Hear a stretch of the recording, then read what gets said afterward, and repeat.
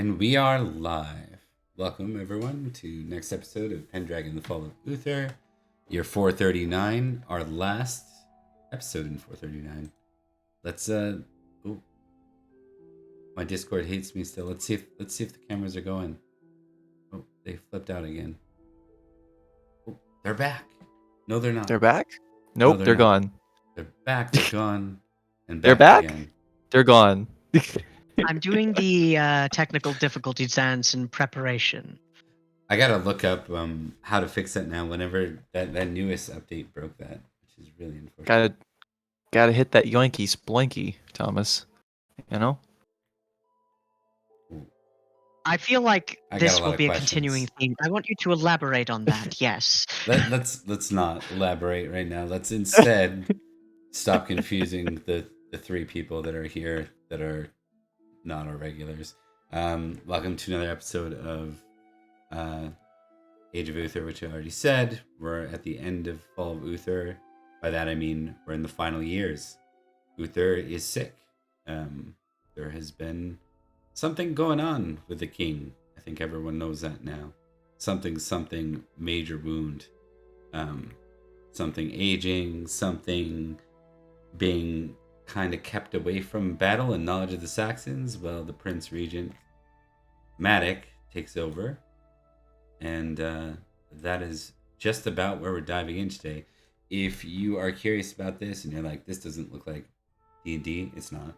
It's Pendragon role-playing game.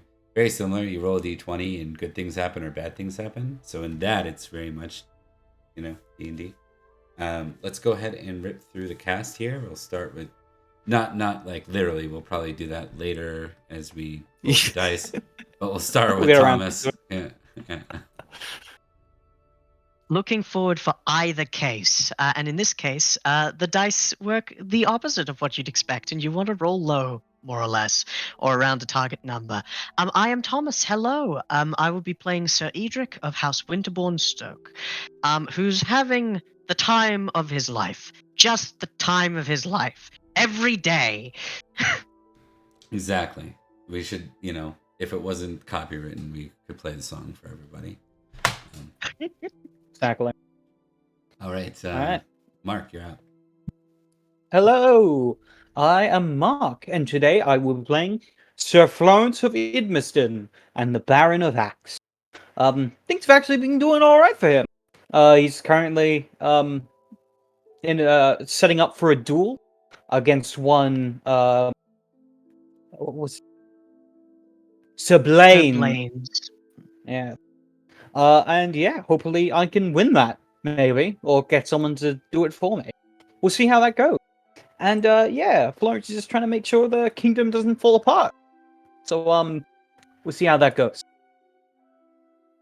I'll note that when you're a knight and you challenge another knight to a duel, you don't get to sub in a champion. That's the whole point of challenging someone to a duel.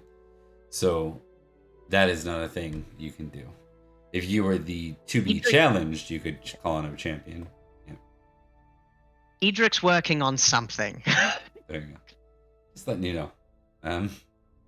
I'll probably win anyway. It's fine. Indeed. And Liam. Hi, everybody. I am Liam. I am playing Sir Perin of Durnford.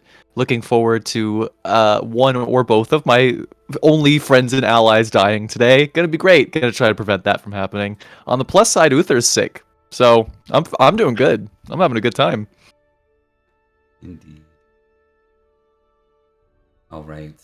So I'm Bob, the GM. Let's kick in. Let's get underway. So, I'm gonna read a quote from Historia Regum Britanniae, History of the Kings of Britain. Ill-fated was the hour, and soon after proved fatal to our whole nation, as much as it was followed by the introduction of foreigners in a long series of disastrous wars. And this was in reference to King Uther's folly after seducing a grain. All right, let's the foreigners, I'll tell you. Let's it's the foreigners. Yeah, damn foreigners. If only, only they'd stop coming to England. Bastards. Okay. And by that, we're talking historical context here. Talking Saxons and more Saxons. And I guess at one We're point not Aurelius modern was day technically one. Tories. Yeah. Yeah, Technical. exactly. We're not Yeah. modern day Tories. We're fine. we're 5th century version of them, apparently. Just kidding. We're Celtic people. The Kimric is so called in this game. Technically not even English. Yeah. Well, they refer to themselves as Britons at this point, with the O and everything. Okay, let's or at least in this game, let's dive underway. So you get news, all of you, that the great meeting of the barons is to take place in the county. What are you looking at? Yeah, just want to make sure you're on the right map. The county of Rhodri, or Rhydikin. Not sure how you pronounce that. It's one of those two. Well, that's not too bad a place. It's not surrounded by Saxons, and we don't have to go through Silchester, probably. What you know about it, Probably. and I'm going to spare you this too. What you know about it, though, is it's an odd place to choose. I mean, central, for sure, right? Like, if you look on the map, it's, like, right in the center of Logres. But why not London? All roads lead to London. And then on top of that, the forest is kind of grown thick, as we established in this part of the realm. Your destination is a place called Oxenford. It's a castle in town, and that is where you are to be heading. Sorry, go ahead. I do have a quick question before we do that. Is there some roll I can make to answer the question, why not London? I can guess. Yeah, I think A couple of guesses. I don't think you're gonna get anyone in the know that can really help you here. So I don't think it's an intrigue. Yeah. Yeah. I think Fair you enough. don't know. Spies and Saxons. Exactly. I'd say the general thing is spies and Saxons, and then the other thing is keeping away from Uther. And yes. I will tell you that neither of those is correct. So, Oh no. yeah. But those are what everyone's speculating. You are going to be meeting in Silchester again. This time, the Earl has been reassured that there will be no issue in passing through Levcomagus, but has decided to go around Levcomagus just to spite that. So, we go up to the gates and then visibly around the walls. So this meeting is the meeting of the barons, great and small. Anyone who's capable of mustering men, warlords as it is, can go. So there will be some people you might not anticipate being along for the ride. As your ride starts, though, in Salisbury, obviously there's the Earl himself and his retinue, and there is a particularly missing, or dead, rather, Sir Lycus on that. There is another minor baron, the only other baron that calls Salisbury home. His name is Sir Duach, and he's a baron of Wareside, which is on the western side of Salisbury. He runs the whole 100 there. He is a renowned poet. Doesn't really, when you meet him, you're kind of like, this guy does not fit the baron. Kind of, it's almost like he just looks really out of place. He's not even wearing mail for the trip. Baron von vibes. As a renowned poet himself, Edrich respects it no matter how he dresses. Just because you're in the poetry realm, make a poetry roll, add +5 to it.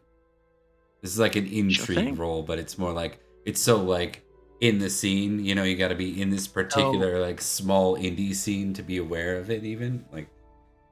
You wouldn't know of it. It's if you've heard of it, it's already too mainstream. When someone's like, oh, you know, when the casualties and the, you know, rancid clash, it's like, 90% of the populace would be like, who?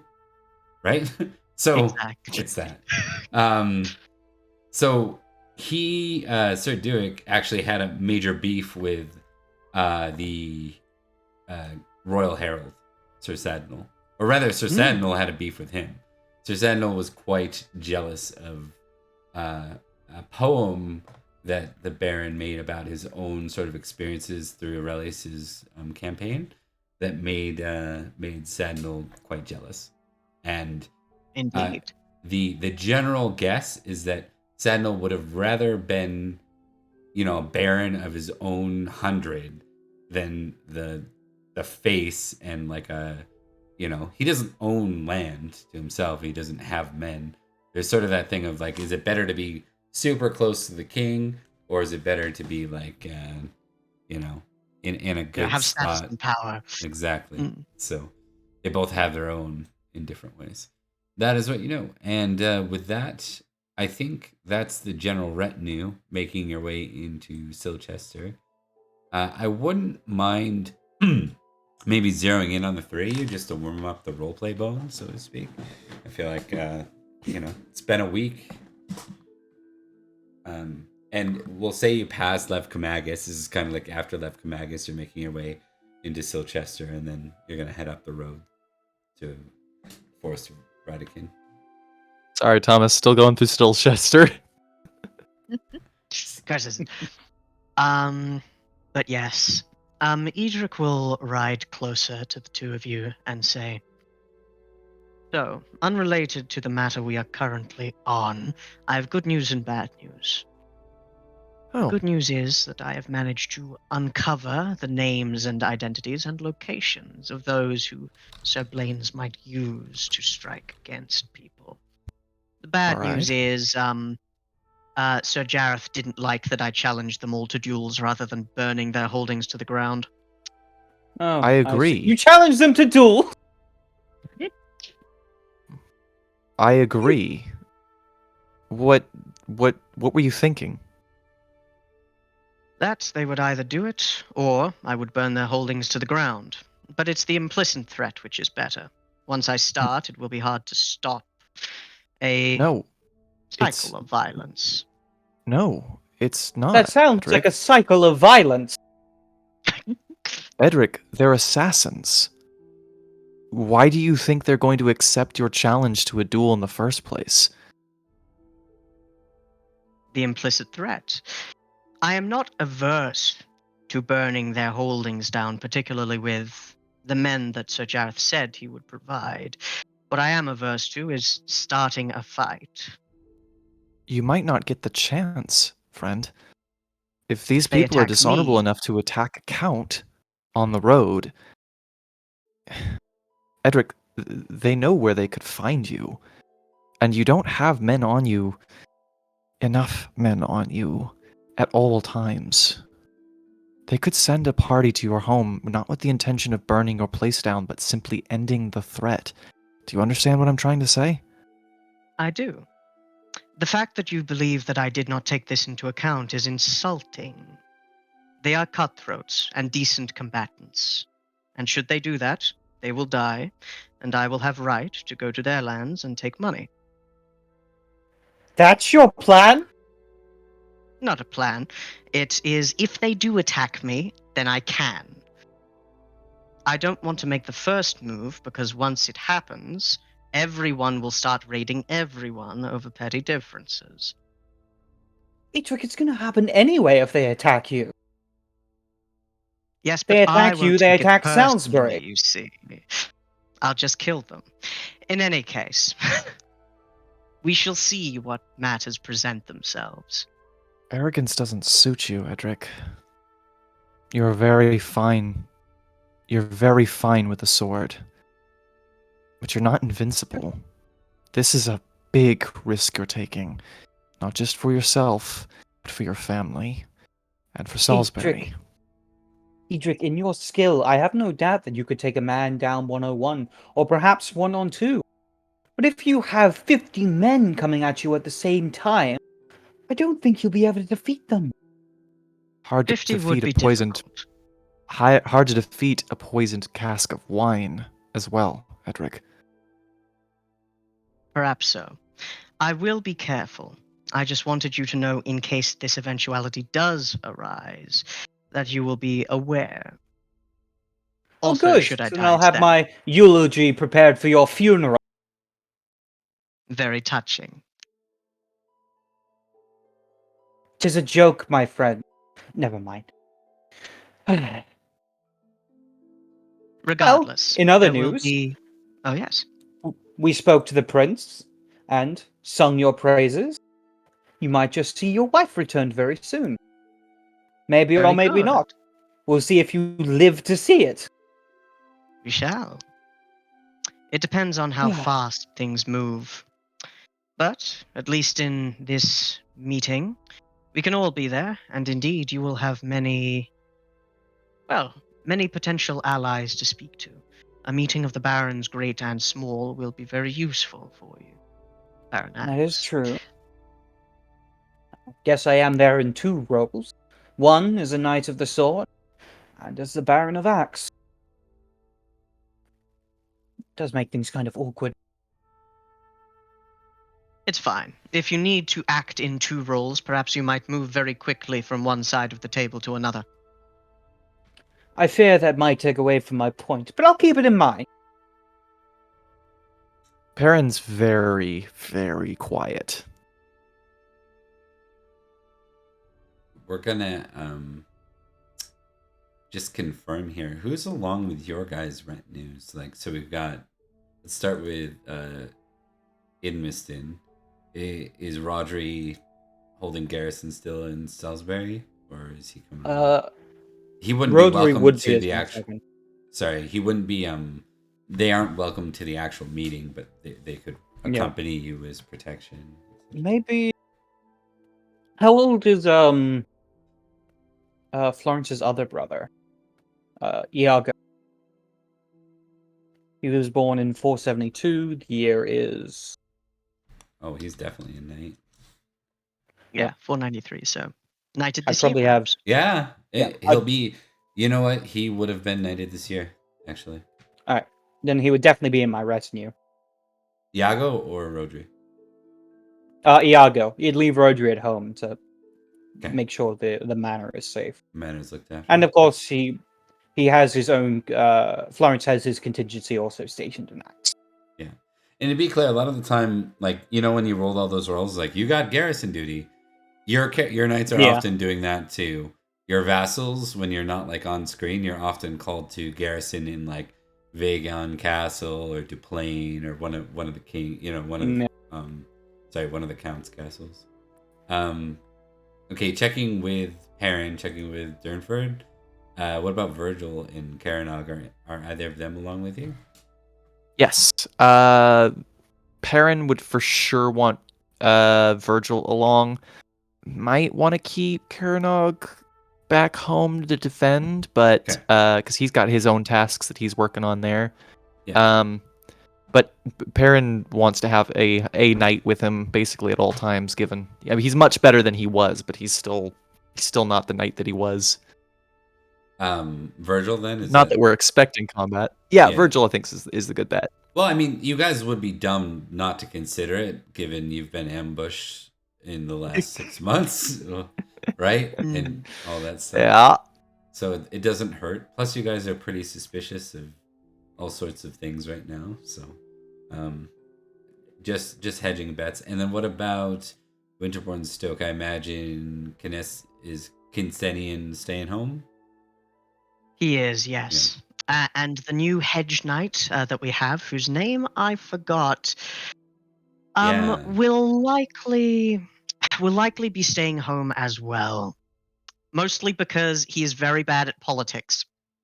The last time he came into a household, he went, "I wish to join your company," and then went from there. Is it Derwin of Silchester? No, that's your new squire. Okay. Yeah. We should add him eventually to your entourage or whatever on your sheet, just so the new hedge. We had him at some point, but I don't know where he is. Yeah.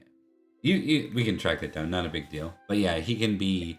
It makes sense that he'd be in a company of you, and then Cynstenian would be at home, since he's been used to that while you were in Tintagel all those years.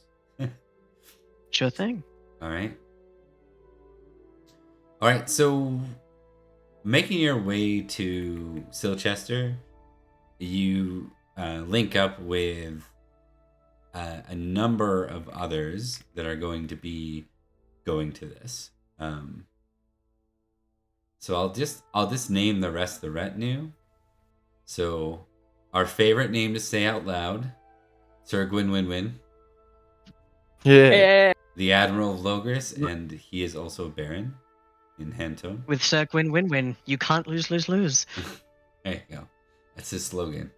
An old, or not old, familiar face, but there is someone in the company that you recognize, also from Hantone. Not this guy.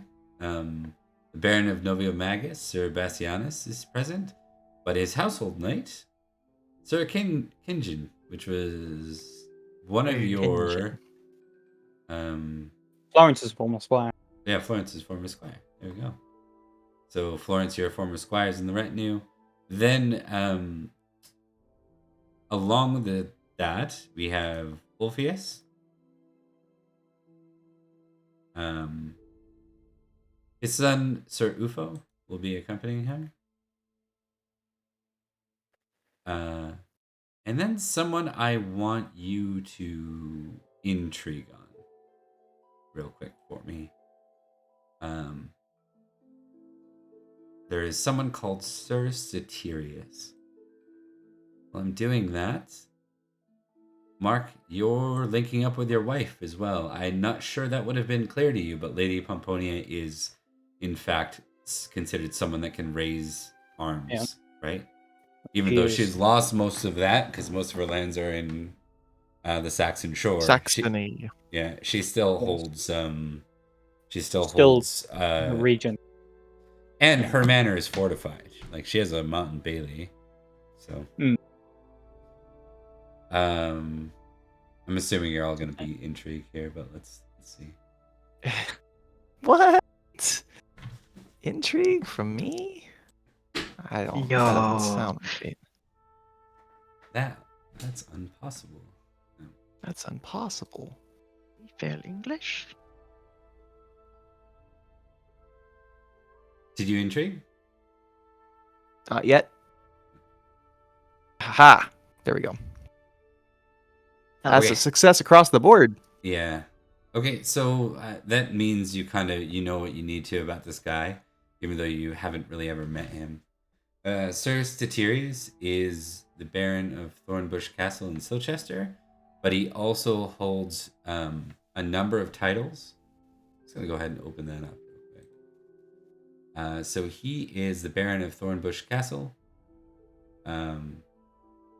He's also the holder of the Thornlin 100 in Silchester, the Swans 100 in Salisbury, the Elmham Manor in Caircolin, Greystone 100 in Clarence, Oxfarm Manor in Hantone, Gleaming House Manor in Riddican, and he's stacked. Ravensman Manor in Caerwent. For a minor baron, he'd be up there, like, you know, there's the baron, or sorry, there's the dukes, then there's the counts, and then there's kind of this guy, right? So, all right. I just wanted to kind of go over that. Indeed. Okay. All right. So, as the group links up, right before I'm going to say the group links up, Earl Roderick says, like in a grumbly voice that you can all hear, he says, "We're syncing up with the Duke's men. Whatever they have to say about challenges and conflict, please mind your words. If you have nothing good to say, don't say anything." Of course. Edrich will nod and consider a vow of silence. Okay. Florence nods, and a pleasant smile appears on his face. She's ready to have catty conversations with whoever is ready. We're all men of Logres, after all. With that, it doesn't take long. I feel like it's like if this were like cinematic, it'd be like the next scene cuts to Ulfius and Roderick with all of you around, and he says, "So, Roderick, all of this talk, these challenges between our lands, don't you think them a bit unwise?" I think at this point, Florence leans over to one of the others and goes, "Well, that didn't last long."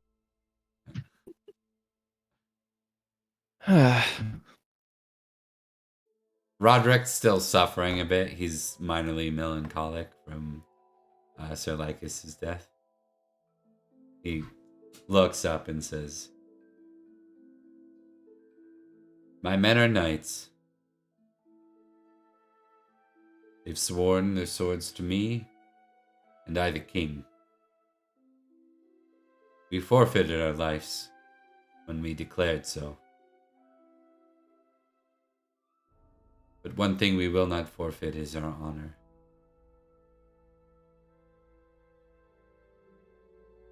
And Ulfius just nods, and kind of there's like a long, deep exchange between the two. Long, like, I wouldn't say glare, just a long stare in each other's eyes. And Ulfius nods and says, "I would never ask you of this. I hope you can understand. We're neighbors, and that won't change."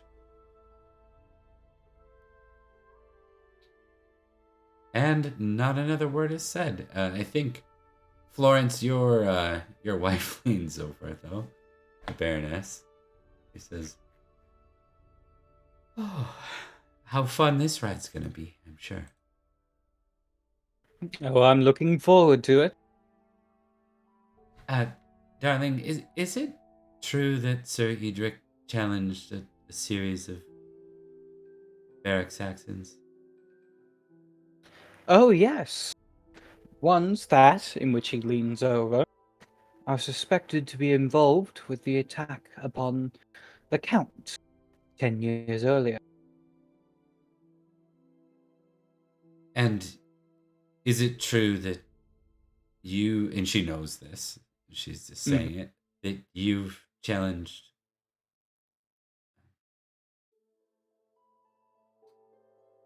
Sorry, I forgot the name. Sir Blaine's? The Blades, yeah. Yes, that was a bit of a misstep. I can tell you it was quite awkward when I found out that Sir Edrich, in his attempt to aid me, somehow took it upon himself to challenge 4 completely uninvolved men in this scenario to duels, those of which you could be quite dangerous indeed. But don't worry, I plan to handle the situation with Sir Blaine, cordially and amicably. And I'm certain you've heard the news of Sir Jaren's challenge as well? To Sir Brastius? Sir Jaren's what now? She smiles and says, "Has Perin challenged anyone yet? Perhaps Cadfile? I know the two are both practicing with their left hands now." I really do hope not. Though, to be honest with the way things have been going, I would not be surprised. I'll be honest, if I thought this would be the outcome, I never would have challenged Sir Brastius in the first place. Sir Blaine's. Now I'm getting names confused. One of those situation's a nights. mess. I don't know, one of them. And then One of the many. The big one. she sighs and says, "It seems the Saxons will have little left to defeat by the time they make it down here." Very funny. Sadly, I don't think you're wrong. Well, let's hope some of these are at least sorted in ways where we don't end up cutting ourselves a few knights down. Especially not the captain of the King's Guard. By God, what was he thinking? If only there was someone with an ear to the prince. We'll have to see how things go. I'll keep that in mind. Hell, I might be able to convince the two to put their feelings for each other aside. Maybe I Oh, might be able to just I get think rid of. I think this one might need to be solved a little higher. Between all the challenges, all the what did she say? All the blood feuds that we've caused in these lands dating back to Pendragon. There are likely many outstanding challenges, and well, just know that I had a moment with Prince Madoc. He may bring that up here, and hopefully he doesn't point to me. He smiles. If he does, I'm afraid some of your friends might not be too happy with me. She kind of like glances over in Edrich's direction, but it's just very slightly with her eyes. Yeah. Well, even if that's the case, you can always say that you were doing so on my behalf. After all, you are my most lovely and dutiful wife. She gives you a look of gratitude, probably laced with a little bit of not being sincere, but that's okay. Yeah. He expected as much. Yeah. He knows who he married. Yeah, he knows who you married. That's fair. Okay. Does anyone have anything else they want to do? Otherwise, we're gonna move forward. I think with this. I'm good. Edrich is good as well. Oh, except some last minute coaching for his new hedge knight. Simply say nothing. Simply say nothing. Listen quite well, but if the time comes for anyone to speak, you needn't yell. Got it. He almost understood what you said. No, I'm just kidding. Right. Moving a couple things around here, and then we will begin. So, there are going to be a lot of faces here, and a lot of these are going to be like, oh boy, because a lot of these folks aren't people that. Well, there's just a lot of people with beef right now, right? So, we'll go around the table and have some conversations about these. There are a lot of NPCs here, and then we'll drag your tokens on and go from there. Let us whisk away.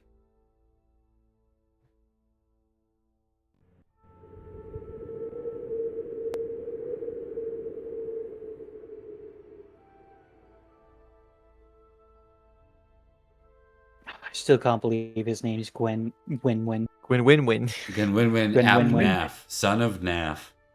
That guy. Narf. Nah. What are we going to do tonight, Brain? Narf. Narf.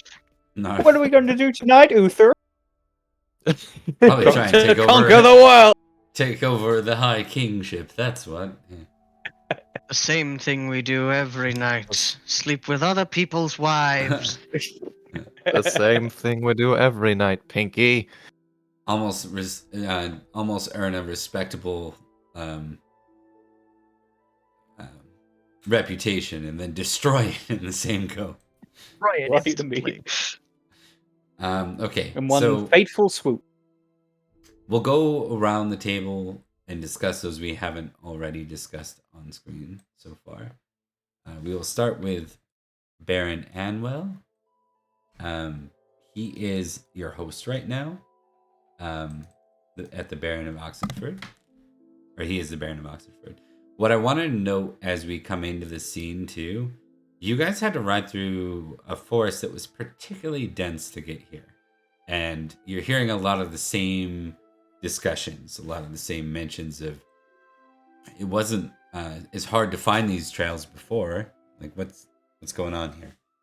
So you're kind of hearing It's that the same Fae. bit.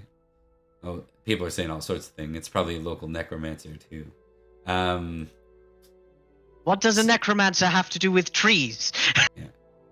So just going around and looking at the beef score, we have Sir Galhut here, the guy who gave Sir Argan his sword to harm the king. He is, in fact, a baron, and he is present. So he's the That's baron awkward. of Castle Brunn. Yep. Adaris is not. He has a low beef score right now, so nothing super critical. Same with Gwyn Winwin, he's okay. His beef is primarily with the Saxons that keep trying to raid the shores. Cadwy and Roderick obviously aren't on the best terms. This is the enigmatic sorcerer king of Summerland, or Count as he's known here. People don't call him king; they call him Count at this table. And this is his first appearance ever that you're familiar with in Uther's court whatsoever. So a lot of people are a bit surprised to see him. There's Duke Corneus. Edrich has nothing against Cadway. Who's still dealing with feeling... Corneus is feeling offended by being, overlooked for the invitation to, or the emissary to Melhout. So there's still a bit of baby feelings about that. Foreigners, King Leo de Grants of Camliard is present. He is in a small kingdom, very close, like basically just southwest of Bedegrin, in Cambria, so not in Logres, right? He's considered one of the 2 foreign kings that's present. The other one you've met before, just briefly. He came with the other kings that were trying to get the daughters of Duke Orlaw's hands in marriage. He was one of the ones invited, King Nanteliad. Now, this is complicated. I'm going to drag you over a map because I think we're going to be spending some future time over here soon. We haven't really spent a lot of time in Cambria, but don't worry, we're going there. Cambria is a place where there are a lot of different things going on. In the kingdom of Goberant and Norgales, that is King Pellinor, the absent king's kingdom. And just to mention, Camliard would be like right over here-ish, somewhere on this map, but it's not in here. Then we have a whole bunch of other figures. We have Estragales, which is kind of the big dominant power right now. It's run by someone known as King Canan or King Canon. I gotta look that up. Canan, Canan probably. And he dominates a number of the hill tribes in other petty kingdoms. He demands tribute from them. He's a little bit more of a tyrant sort. You've met the Archbishop Dubricus and Saint Iltid. They're from this region. And then finally, when you met King Nanteliad, you had met Sir Elaine de Carleon. That's one of his household knights. So just putting a little aside there. That's what's going on in the realm of there. Carleon is kind of the big city in Estragales, and I'll just move over. That's a bit on the chewy, lessony side of things, but it's Pendragon. This happens. Okay. So, diving in here, there is this land here, called Caerleon.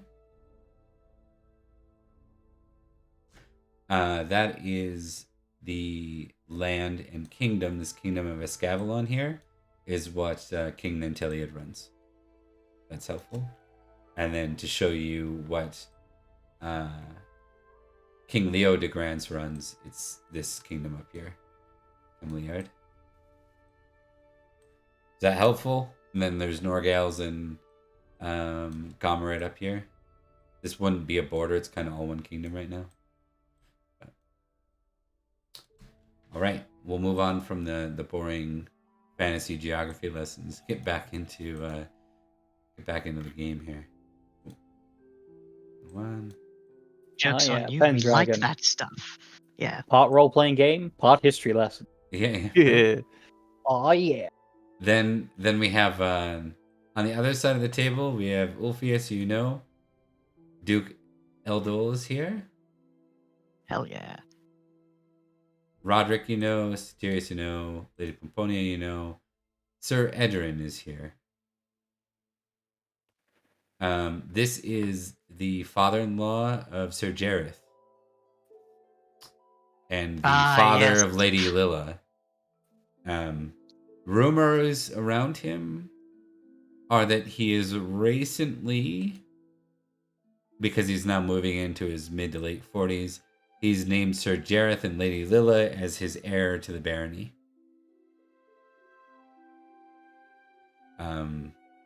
Because he has no sons, so no living sons. All right. So that is the group. There are about 40 people in total here, but these are the faces I wanted to show you. Any more would have been just like really hard to do anything useful with. But there are about 40 people here. The only other name, if I had more time, the only other name I wanted to mention is the Count of Pendragon is here. This is the guy that got basically was the person put in place, the knight put in place in who was a relative of the old King of Pendragon, right? So they killed the King of Pendragon, which Edward Dallin and Goratrix were a part of, or present for, and then they basically put up his cousin, I believe he was, as the count. So yeah, and that is everything. Sir Solian is his name, Count of Pendragon. Okay, now we're through all that. That's important. All of this, as we move towards anarchy, will probably become infinitely more important, which is why I'm going to start getting these things on the map. With that said, if you guys want to try dragging your tokens out, it should work. If you have the new tokens set up.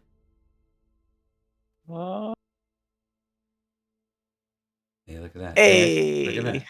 We did it. We did something right. Woo! I don't know what we did, but it's cool. Activate. Form of totem pole. Oh, I form the bottom. Okay. I formed the head. So you three are kind of you've been amongst dukes and kings for a while, but this is the first time you've seen so many significant figures in one place. Logres has never quite come together like this. There's always been the kings of the west are dealing with raids or whatever, or the kings of the south, or sorry, the dukes of the south. The dukes of the south don't show up to the situations in the north and vice versa. This one has everyone, and Madoc is kind of the first to speak. We're not going to run this like a true feast, but don't worry, there will be a feast this session. We'll be doing, but there will be still food. So we have Hazlitt, followed by bream and eel pasties, and then Quince's stewed in wine. Hazlitt, Texas. That can't be right. Oh, it's bread. it's just bread. Yep, bread followed by bream and eel pasties. All right. Oh no, I filled up on Hazlitt, so I can't eat the bream and eel pasties. What to do? There are 3 or 4 lady baronesses here, as well. I wanted to make note of that. It's not just Baroness Pomponia, but there's certainly the majority of the barons are, in fact, the warlords. And the Barons of the Robe are not at this one. They don't. Madoc doesn't give a shit what the Barons of the Robe have to say here. They're not warlords. They have no command of armies, so not his concern. With that said, Madoc will stand and say. Also, real quick, the tone of this one, the reason why we're not doing a true feast is because it's not like a true feast. No one's getting hammered and being merry here. This is the upper echelon. This is your corporate business meeting. your CEO's meeting of the top 100. This is it has that vibe to it. With that said, Madoc does rise and say, "Thank you all for the travel. I know this place can be a bit more hard to find these days. Still, I thought it was important to do something more central. I don't see any true missing faces, at least save for those who are lost, and of course my father. I can assure you that father is doing well as we can expect, and he's under good care. In the meantime, we have a threat, an imminent one. Specifically, I speak of Octa Neosa and Malahut. You might recognize King Nanteliad of Escavalon, or King Leodegrance of Camliard. These two foreign kings, wonderful Cambrian kings, have offered pledges previously to my father for swords should we go to war with Malahut.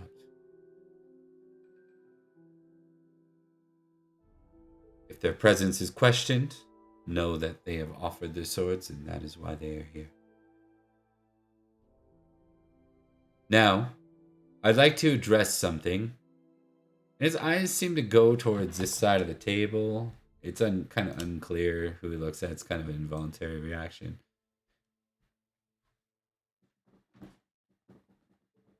I know that there's a lot of bad blood here. And then his eyes look over to Sir Galhood, the man who gave his sword that lost his father the duel. And he says, "Believe me when I say that I have my own. But I would like to announce something this day, and something I have already presented.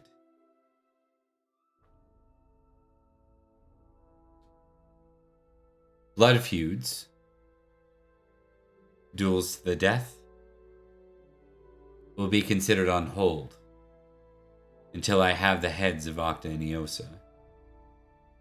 Once all is dealt with, and the imminent threat from the north, we can resolve such blood feuds, but we must eliminate then the ongoing feuds. Once one has met their end, be there no more." Contrary to what one might expect, Edrich does not look displeased or even inconvenienced by this news.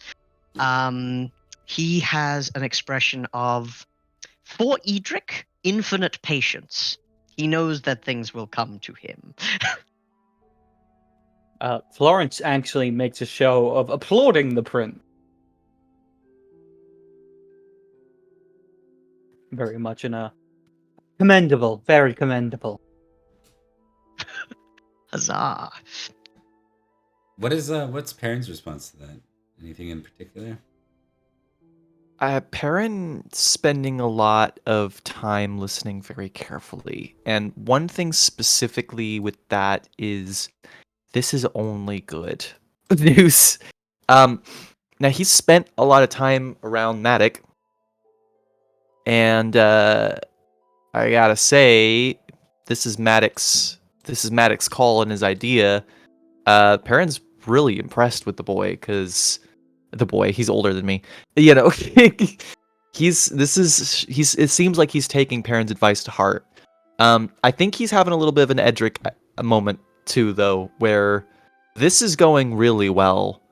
What's the catch? Where's the problem in this? Yeah. Who's behind me right now? With that in mind, Madoc, what was I gonna do next? I had something in particular. Oh, Madoc says, "I call upon you now, barons, petty and great,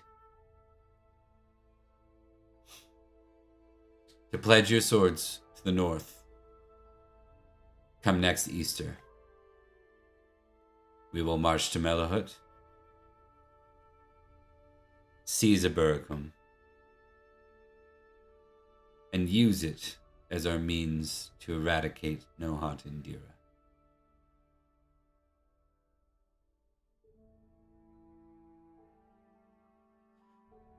Great Dukes, do I have your support? Ulfius being, again, remember, he is the one that that has the highest intrigue. He's the only one with intrigue of any note out of the Duke. He raises his glass and says, "My prince, I will follow you. You are the blood of one of my best friends. And if you say Malahut is enemy, then they are enemy, and they too shall fall."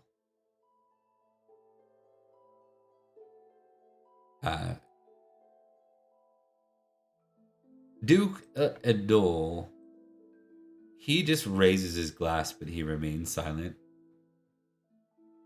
The eyes go over to Cornelius. And Cornelius just nods because it's like, he'll raise his cup, but it's like, I'm already in the north. Like, of course, yeah. Like, I was there anyway. Yeah. He falls just barely short of saying that. Yeah, he falls just barely short of saying that. But everything about his body language makes that clear. And Duke Darius will raise his glass as well. Madoc will frown at that and say, "Where once there were 2 more dukes, it seemed we are down in number. So by that, the rest comes to the petty barons."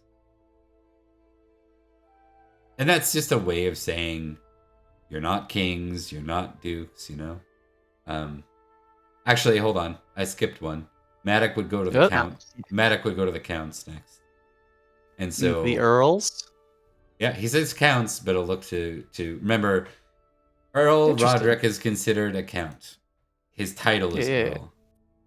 Interesting. Later on, probably in Arthuriana days, we will replace the term count with Earl. But for now, all right. Why? Because they use both in different editions of the game, and at some point Also, just count is French.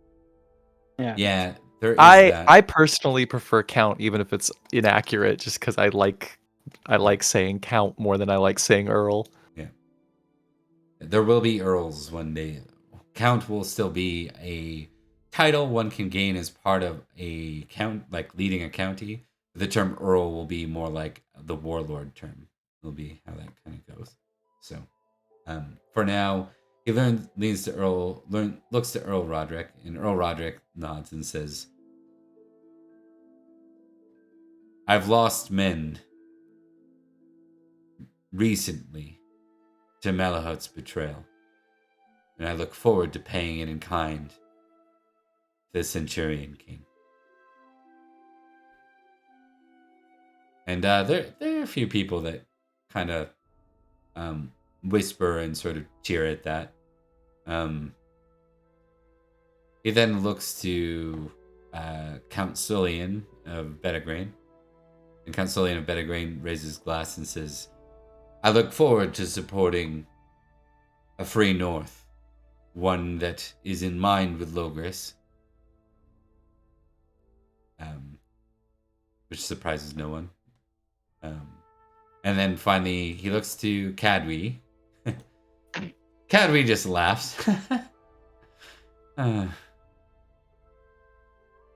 "My boy, my prince, you are what this land needs. If you say if you say war, then I will lend my men."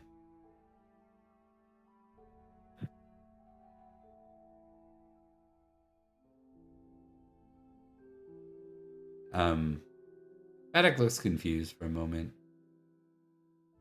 But he's heard of actually, he was present for the invasion of Summerland.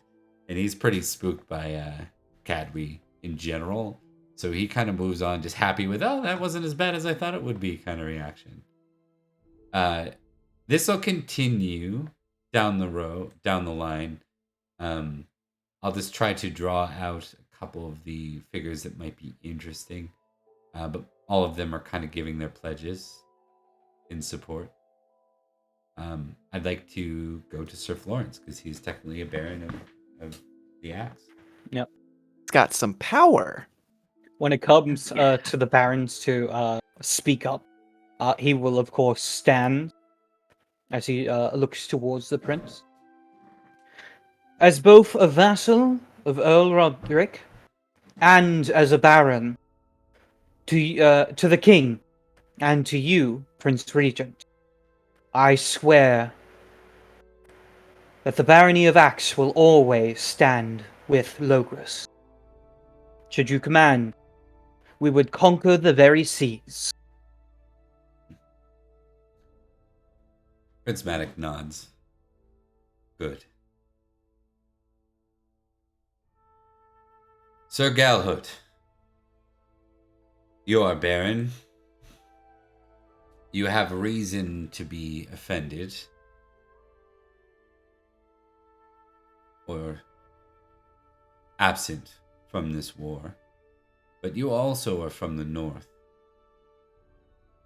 Do you have the caliber to put aside your petty squabbles? And Galhoot says, I have no personal squabble. I like the king. I just like Sir Argan more. Poof. There's a cold stare between the two. And Madoc says, your answer, Sir Galhoot. Galhoot says, of course, my men have always moved to support Corneas, and they will do so. And the king. And you, Prince Regent.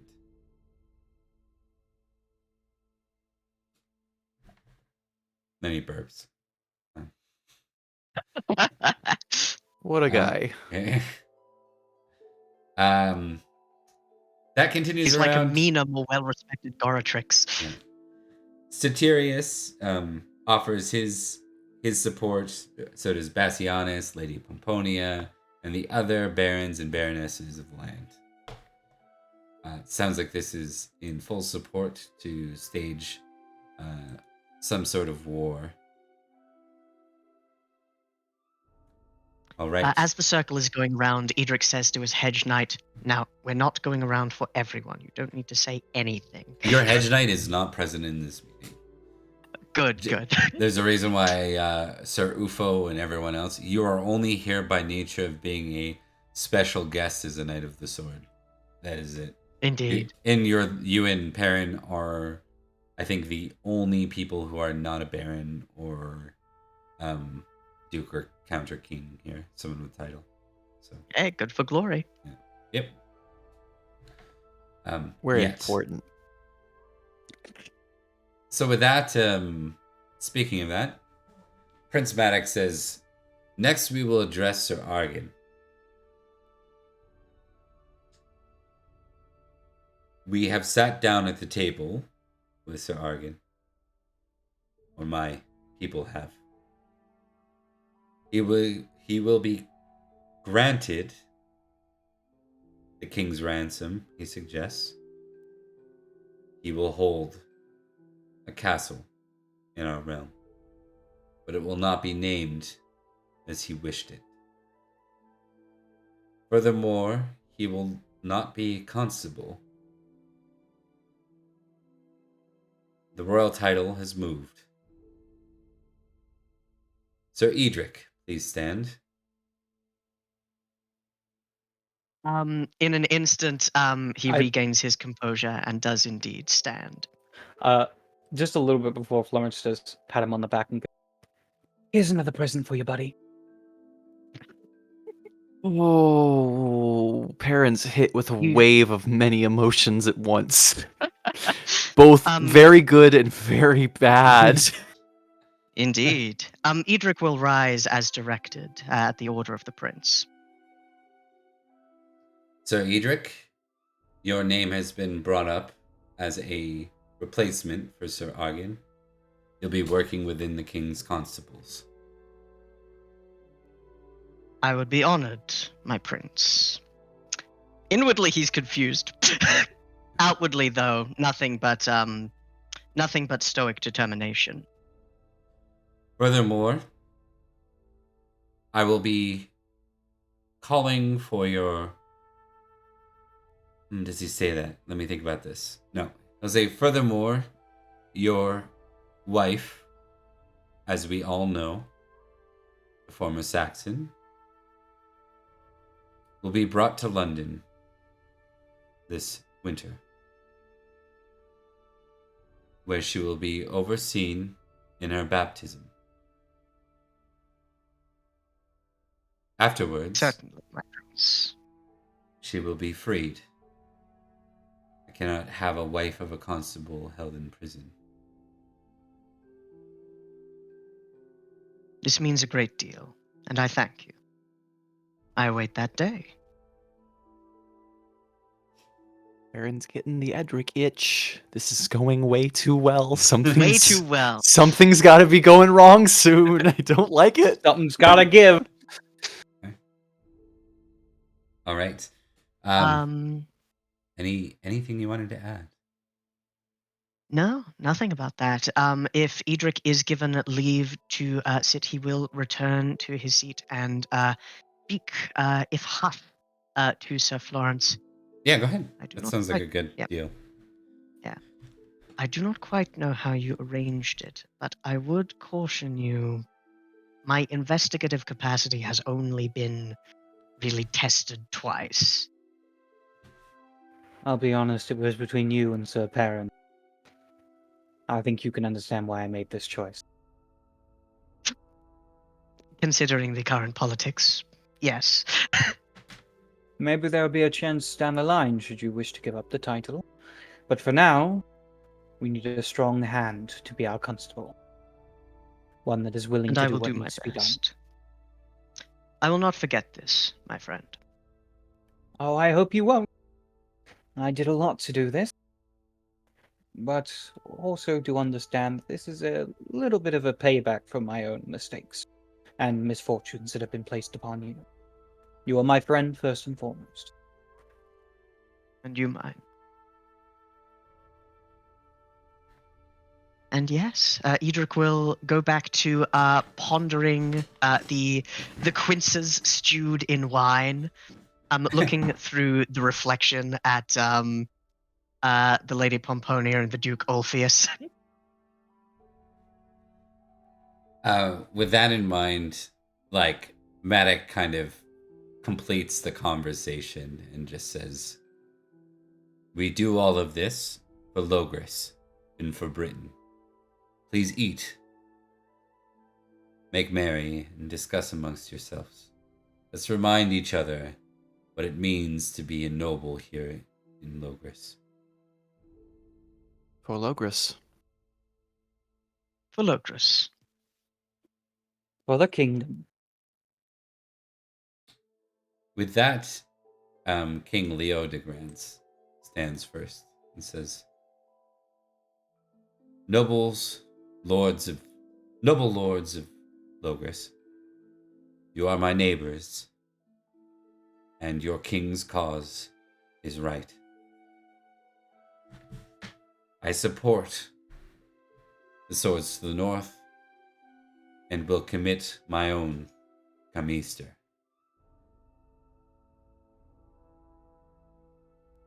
He sits back down. There's a little bit, you can tell there's a little bit of beef between Leo de Grance and the Baron, the Count of Bedegrin. They border one another. It's a bit. With that, King Nanteliad also rises and says, like my father, Mordrin, before me, and my grandfather, Vortimer, I too support swords to the north. My father once called Logres a place that needed its own freedom. And he served with some of you and called upon some of you to support his aid against his own father.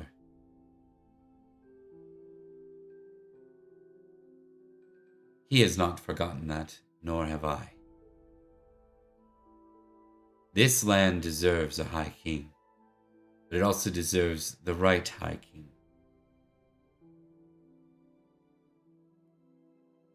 We shall find that, I believe, in the blood of the old high kings.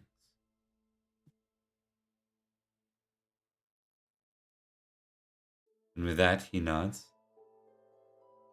And he sits down. So that kind of goes over. There's a lot of cheering, but then there's a lot of people that keep silent. And the people that keep silent are the ones with higher intrigue. Because he doesn't say the blood of Uther, and he doesn't say the blood of Constantine. He says the blood of the old high kings. Yeah. Exactly, yeah. So there's this little thing that happened called succession, where, the kingdom was going along a path for High King Constantine's line, which involved his son Constans, who got murdered, and then Vortigern took over and welcomed a bunch of the Saxons that created the current mess here. Vortimer rebelled against him and was executed, and this Ninteliad is his grandson. Who's to say who he's referring to when he says the blood of the old High Kings? He knows exactly I what he wonder. was doing, being the blood of the old High Kings. Perhaps. Even still, he doesn't seem particularly. There's something about him. I will establish.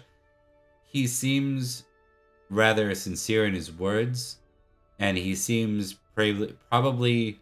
It's hard to put like a pinpoint on it, but those that are closer to what will be chivalrous in the future, you sense that a bit more about this guy. Doesn't have a name, probably other than honorable, but where it dissects itself from like Madoc or Jaren, those who are like true knights kind of thing, is in that like arbitrary and just angle, in that there are some of those traits, like vengeful isn't really a thing you're sensing from him. That's one of the key differences. And with that, The vibes are unique. He is a wimp. yeah, right. What? He doesn't want vengeance for his family? What kind of a knight is he? Hey guys, it's me, your boy with 18 honor. How you doing? Or not 18 honor, 18 just. How you doing? I'm doing good. Yeah, but what's your vengeance at? Oh, it's getting up there. It's been steadily increasing for a while now. I'm right there with you. Is there any? Let's go around the table. Is there anything anyone wants to do? There's a lot of important people here. If anyone wants to have any one-on-one conversations, people will move about a little bit and talk. If not, that's cool. Sounds like Liam's got one. I'll give him a second. I do. I just put M&Ms in my mouth though, so go to somebody else first. Mark. Alright, so Sir Gwyn, what is he the Baron over again, and where exactly is it? Yeah, is it on the other side of the map from where we are? No, not at all. It's a neighboring area. So, I will look up the exact place. But I believe it's the island here. The isle here. Hantone is where. That's where the Royal Navy is, right? Right. I think Sir Florence would want to get to know him and attempt to get in good graces and earn some friendship, maybe.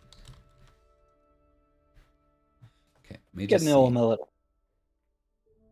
Is Admiral of Logres Baron of the island that was raised, which I believe is the Isle of Wight, but I could be wrong. I don't fully know, but I know he's based in Hantone, so it must be.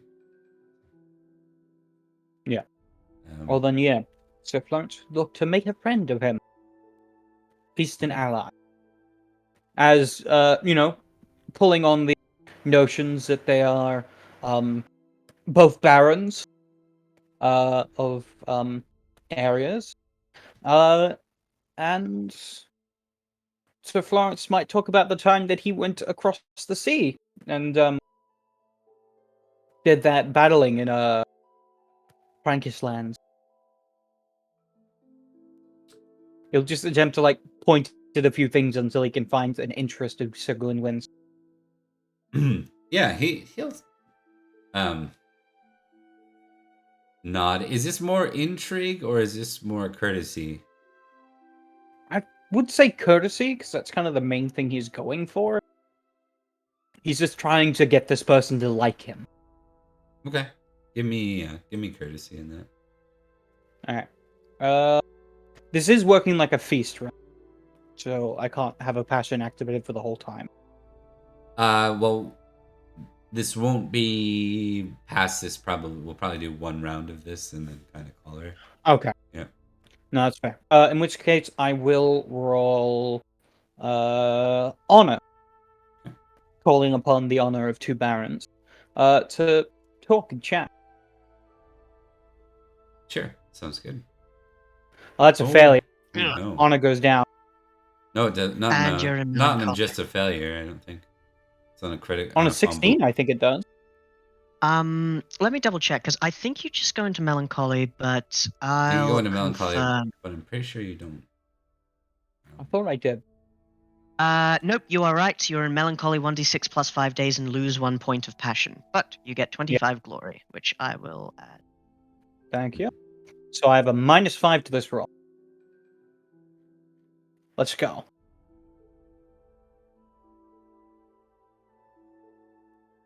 Yeah.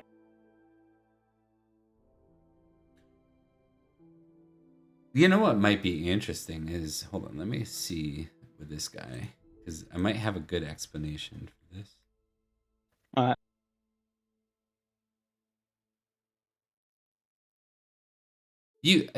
It's almost like you choose the wrong person, because you go out, you're like Admiral, perfect, royal, and then you realize like this is one of Uther's boys, and there's no honor, there's no honor 15 or 16. There's a higher homage Uther still. There's a capable murderer, and that's when you realize like you're like, man, I'm in with a bunch of bros that murder people. That's what being a lord in this era means. Like they're all meant for the battlefield, whether it be water or land. Like they're all, they live and die by the sword. And I'm not sure. Honestly, I think there's a little bit of add to like the melancholy. He literally like takes a step back and looks around the table and just kind of realizes, oh, everyone here has blood in their hands for one form or another.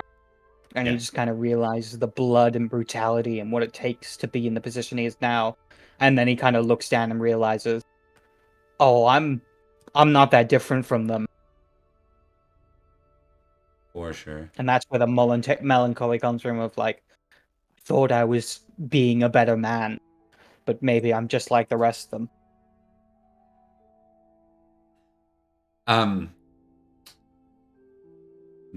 That sounds good. And I wanted to note something interesting here. Oh, you're just like them, you said, right? Yeah. Why don't you, because you went into melancholy and you lost that one, I'd like you to put a point in one of the following. Just automatically up one. Cruel, vengeful, or arbitrary? Oh, all of those are rough. Yeah. I think, honestly, vengeful fits for this. Because he's been doing a lot of actions that have been more vengeful than they are forgiving. He's held to old grievances. And, we're going through the era of no one ever gets their religious bonuses. So. Pretty much, yeah. I think it's mostly because I don't think cruel counts because Florence is forgiving famously... Well, Florence is famously merciful. That's like his thing. He doesn't abide by cruelty. And yeah, I don't think just either. That's gonna drop you out of... Does that drop you out of famously forgiving? It would. No, I'm not famously forgiving. Famously merciful. Isn't that that's the Florence same should still thing? be merciful. Is it? No, No, forgiving they're and two merciful are different two things. different things. Yeah. Merciful is the opposite of cruel. Forgiving is okay. the opposite of Okay, vengeful. I just got mixed up there. Okay. Yep. Nice, fair. But he's a little bit more vengeful, as he's just like, you know what? Maybe they're not wrong. It's about People keep enacting making a the same punishment. mistakes. It's Yeah, about enacting a punishment versus letting the punishment slide. Exactly. What's Yeah. more just?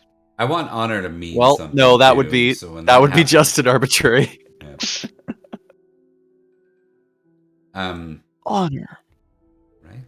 We will go Honor? I hardly to know her. Liam. I think you had a plan next, and then I assume I Thomas did. can have one. Who did you want to talk to? There's one person. There's three potential people that I want to talk to, and I'm okay with just talking to one of them. I'd like to congratulate Edrich on his new position. I would like to be able to talk to Madoc if that is an option. And failing that, I'd like to talk to Duke Ulfius. Because Perin has a bit of a connection to him that he quite likes the man. I think the you and Edrich thing can just happen. Like after we'll do that after this round. Perfect. You can. I think with a successful intrigue roll, you can get to Ulfius. Or sorry, to Madoc. Hell yeah. If not, you'll Madoc. get to Ulfius. Yeah. It's Perfect. more like finding your timing. Oh, look at that. Yeah. Apparently, Madoc goes to you instead for some reason. Yeah. Hell yeah. Well, I am feeling quite insecure because I am now the only person who really doesn't belong here. Yeah, Edrich belongs here. Florence belongs here. Perin's maybe he's coming down to speak to me about that. Yeah. I belong here as of 3 minutes ago.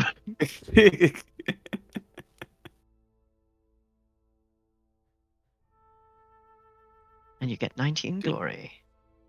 Should put me up to, I think, 230 for this year. Been a good I've got glory you as year. I've got you as 184. I don't think so. I might not I'm have been not su- counting. I might not have been counting the battle stuff because I haven't calculated that.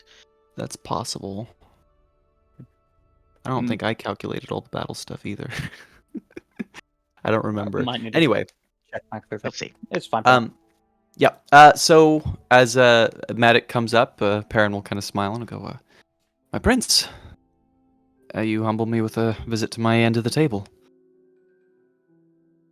Humble you, I suppose. How goes that? Yes. I must admit, I know a bit more about your injury. Mine's not quite as bad, but my sword arm is nowhere near what it used to be. I still have a hand, and for that I'm thankful.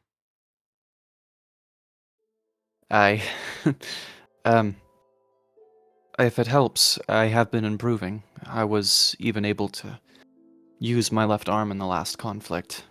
And I didn't prioritize regaining my strength in that arm. I think you'll be just fine, Madoc. If you'd like somebody to spar with, I can teach you some of the tricks that I've learned to compensate. That might be good. I'm in need of more practice, especially with what's to come. I think with Father's ailment. Well, he pauses. You've done a wonderful job. Everyone keeps saying that. Well, they mean it, Madoc. Well, not all of them, but some of them do. I haven't seen Logres this united in years. And I think a great deal of the voices in this room are excited to see what you'll do with it, while you can. I'm one of them. He looks around and says, "Everyone speaks as if Father is dead. He's merely wounded. He will recover and return to his place. It is his right." Of course. And it's smart to keep remembering that. Too many men have lost their heads thinking about what could be, what they could take, what could be theirs, It's a mark of a good man when they're thinking more about how what they have belongs to someone else. If that makes sense. He nods. I have to confess, I feel a little out of place here. With Edrich's promotion, I'm the only one here who does not hold position that feels worthy of me being here. He looks about. I suppose you're right. You sit upon my father's table. That must mean something. I had assumed that you were the one who invited me. No, I mean regularly before that. You sat at the high That's- table in my father's feast. I know That's you're true. without title. He ponders. I'll think of it. I'll think on it, as it were. Do you have a Motte and Bailey back in Durnford? That's an excellent question. What's that, Bob? Are you fortified manor? Yes. We've got the fortifications. Fortified manor. Right. No, I do have both of those two things. I understand what you're saying now. Yeah. Yeah, Yes, my Moat and prince. Bailey. Moat. I thought he said Mont, and I'm like, what's a Mont? No, Motte. Motte is different than a moat, and it's just to make it medieval times more frustrating. Yeah. In a old school, here I'll just pull up Google. So in an old school way of thinking, the Motte was like, to show you, my camera's gonna go weird for a second. I love when your camera goes weird. So this is like your standard castle structure now. Yes. The Motte is this, right? It's the hill. And Yep. The Bailey is this, the town. So it's like the castle on Motte and the Bailey on below is The standards. fortifications have been built. Yes. Perin will go. Yes, my prince. I saw fit to do so a few years ago. I foresaw conflict in Logres. I've been fortunate enough to see that so far the defenses have been unnecessary.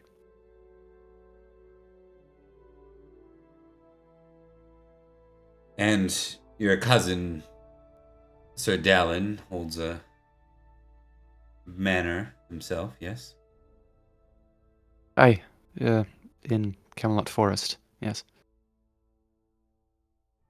And your wife and son are due a title of another manor, are they not? As I understand it.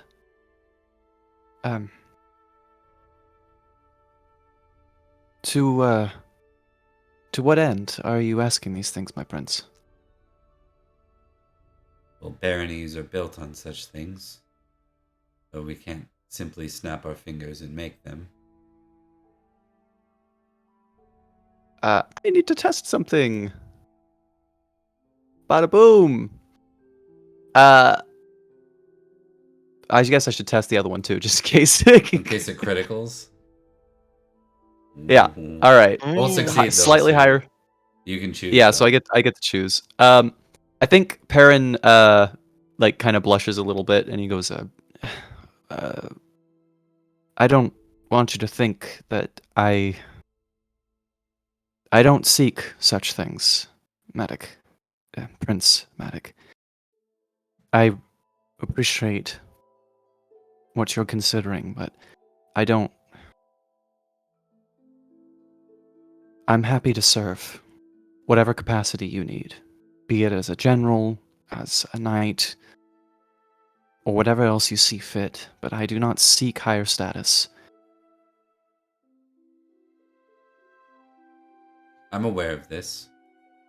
Well, no more than any baron or duke or king.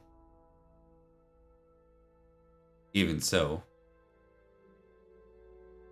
my father, when you look around, these tables are filled with his old friends, or sons of his old friends, or sons of his allies, and in the case of some, sons of his rivals and enemies. You are a loyal sword, one that I've dealt with personally. If the future allows for such a baron, another of Salisbury, then it will be considered. For what it's worth, my prince, I do hope that your father recovers, if only so that I can continue being your friend and not just your subject.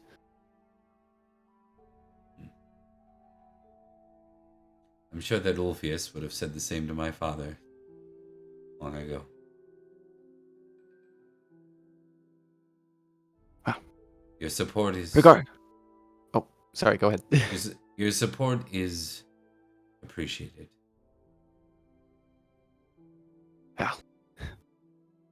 Regardless, I'm happy to see that you've taken well to my advice.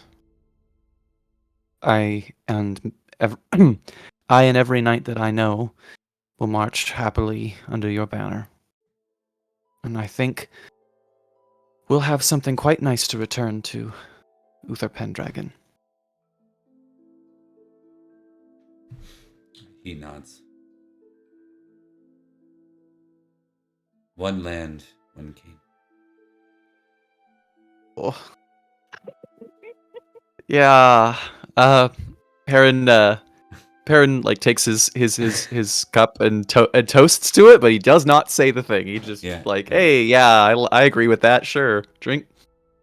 Yeah, yeah. I'll drink. Not to that specifically, but I'll drink. With that, we can give Perin and Edrich or wait, we haven't done Thomas's yet. We'll go to Thomas next. As far as Edrich goes, there are perhaps two people he would like to speak to. One is Prince Madoc, though he's busy with Sir Perin, and the other is Sir Duarc. Mostly through shared interest in their hobbies. It is good to meet another poet knight, so to speak. And Sir Duarc comes here dressed oddly compared to almost everyone around, even in a courtly setting, who is prepared for the worst, shall we say? Mm-hmm. And I wanted to see if I could quickly show you where he is based out of, but I'm not sure. Let me see if I have I swear I had a hundreds map at one point. Like a hundreds of Salisbury. You did, I think. It was the multicolored one, right? Yeah. I don't know where I put it. Let me just see. I'll see if I can dig it up out of stuff here. Let me see. Give me 1 second. Because I can just throw it on this map temporarily and point to things. There we go.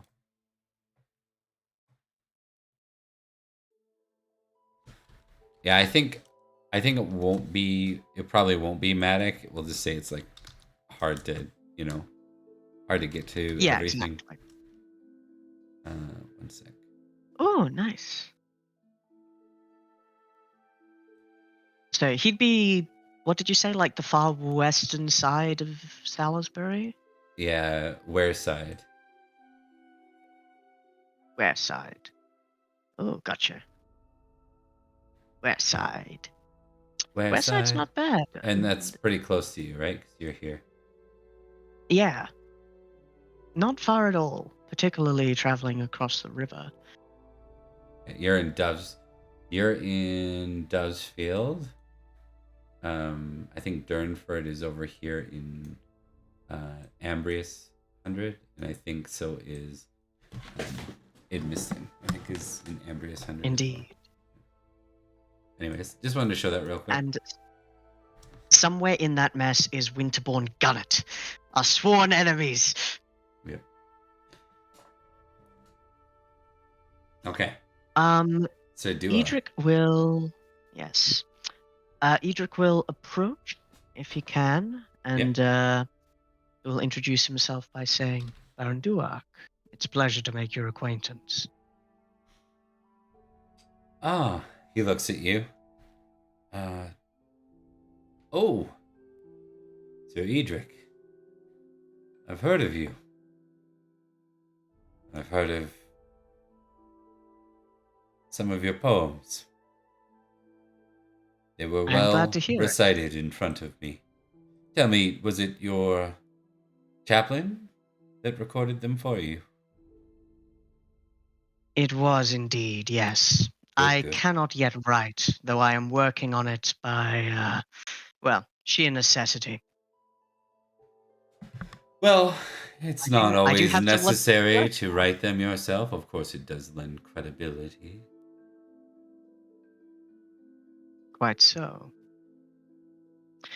I will say that I am glad you have heard of me for that. Others have heard of me for other reasons that I take far less pleasure in. Your And I will Saxon say that is wife, how yes, I it was come. mentioned. I Quite hear that so. she is kept in Sarum these days. Indeed so, though that will change. As was discussed just 10 minutes ago. We shall see how things progress. He nods. I simply wanted to express my admiration of your poems as well. And also, if I might be a little catty, I do not quite see the strife between you or Sir Sadnell, or rather on Sir Sadnell's behalf, seems a bit childish. And this is coming from a man who has dueled people because they have looked at people funny. Has dueled, is dueling, is scheduled to duel. It's hard to say, really. He smiles. At least some of them are on hold.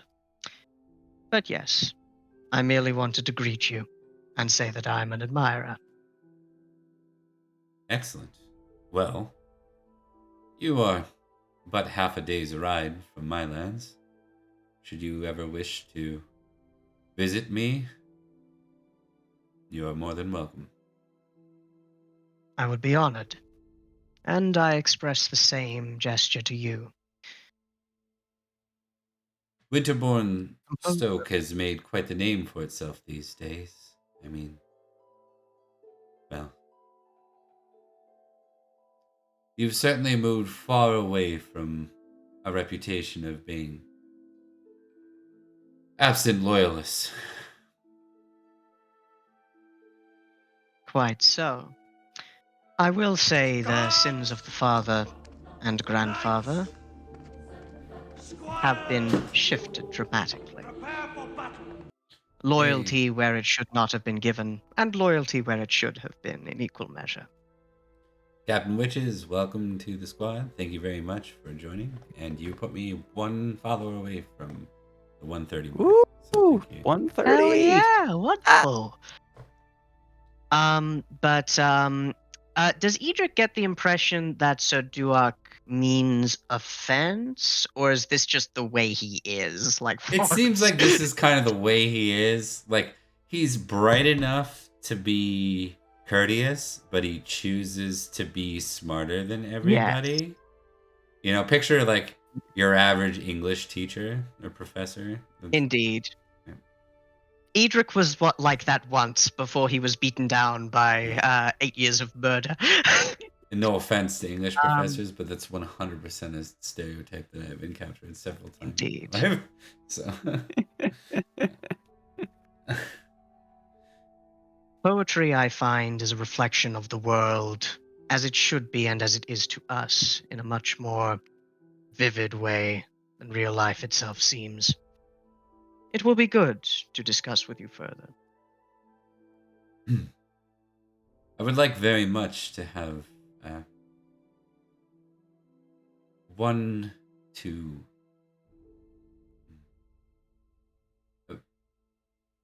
Well, and he pauses, considering the words. I guess I'm getting up there now. I would love to have someone to mentor. This land has enough blood. It has enough swords. It lacks the finer things. Some that can be found when crossing into the Byzantine, into lands not far from here, which is Aquitaine. Why, even London has some of these finer points, but I digress.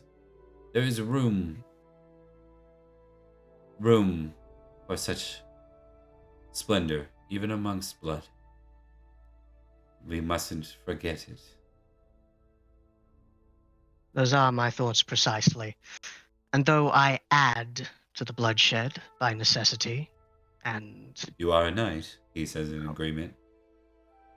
indeed so, it is good to make something more than just that.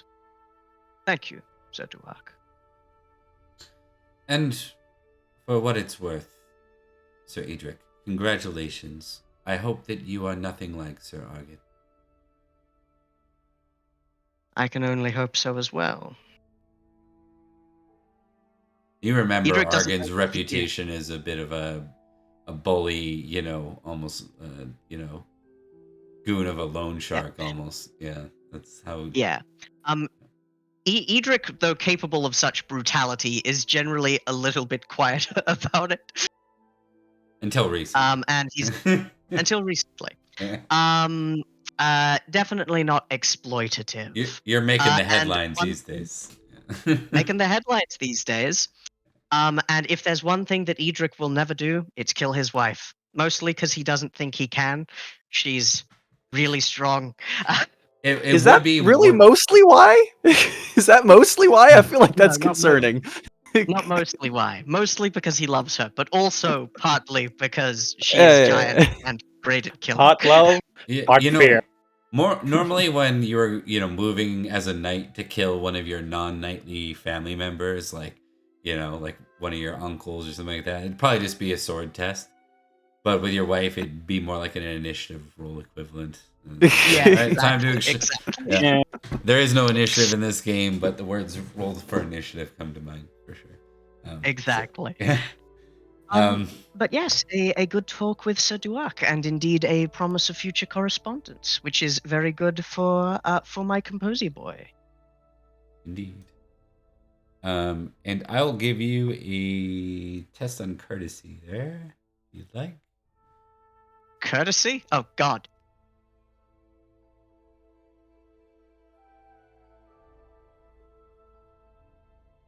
Edrich is not the most courteous, so this is not surprising. Yeah, that's okay.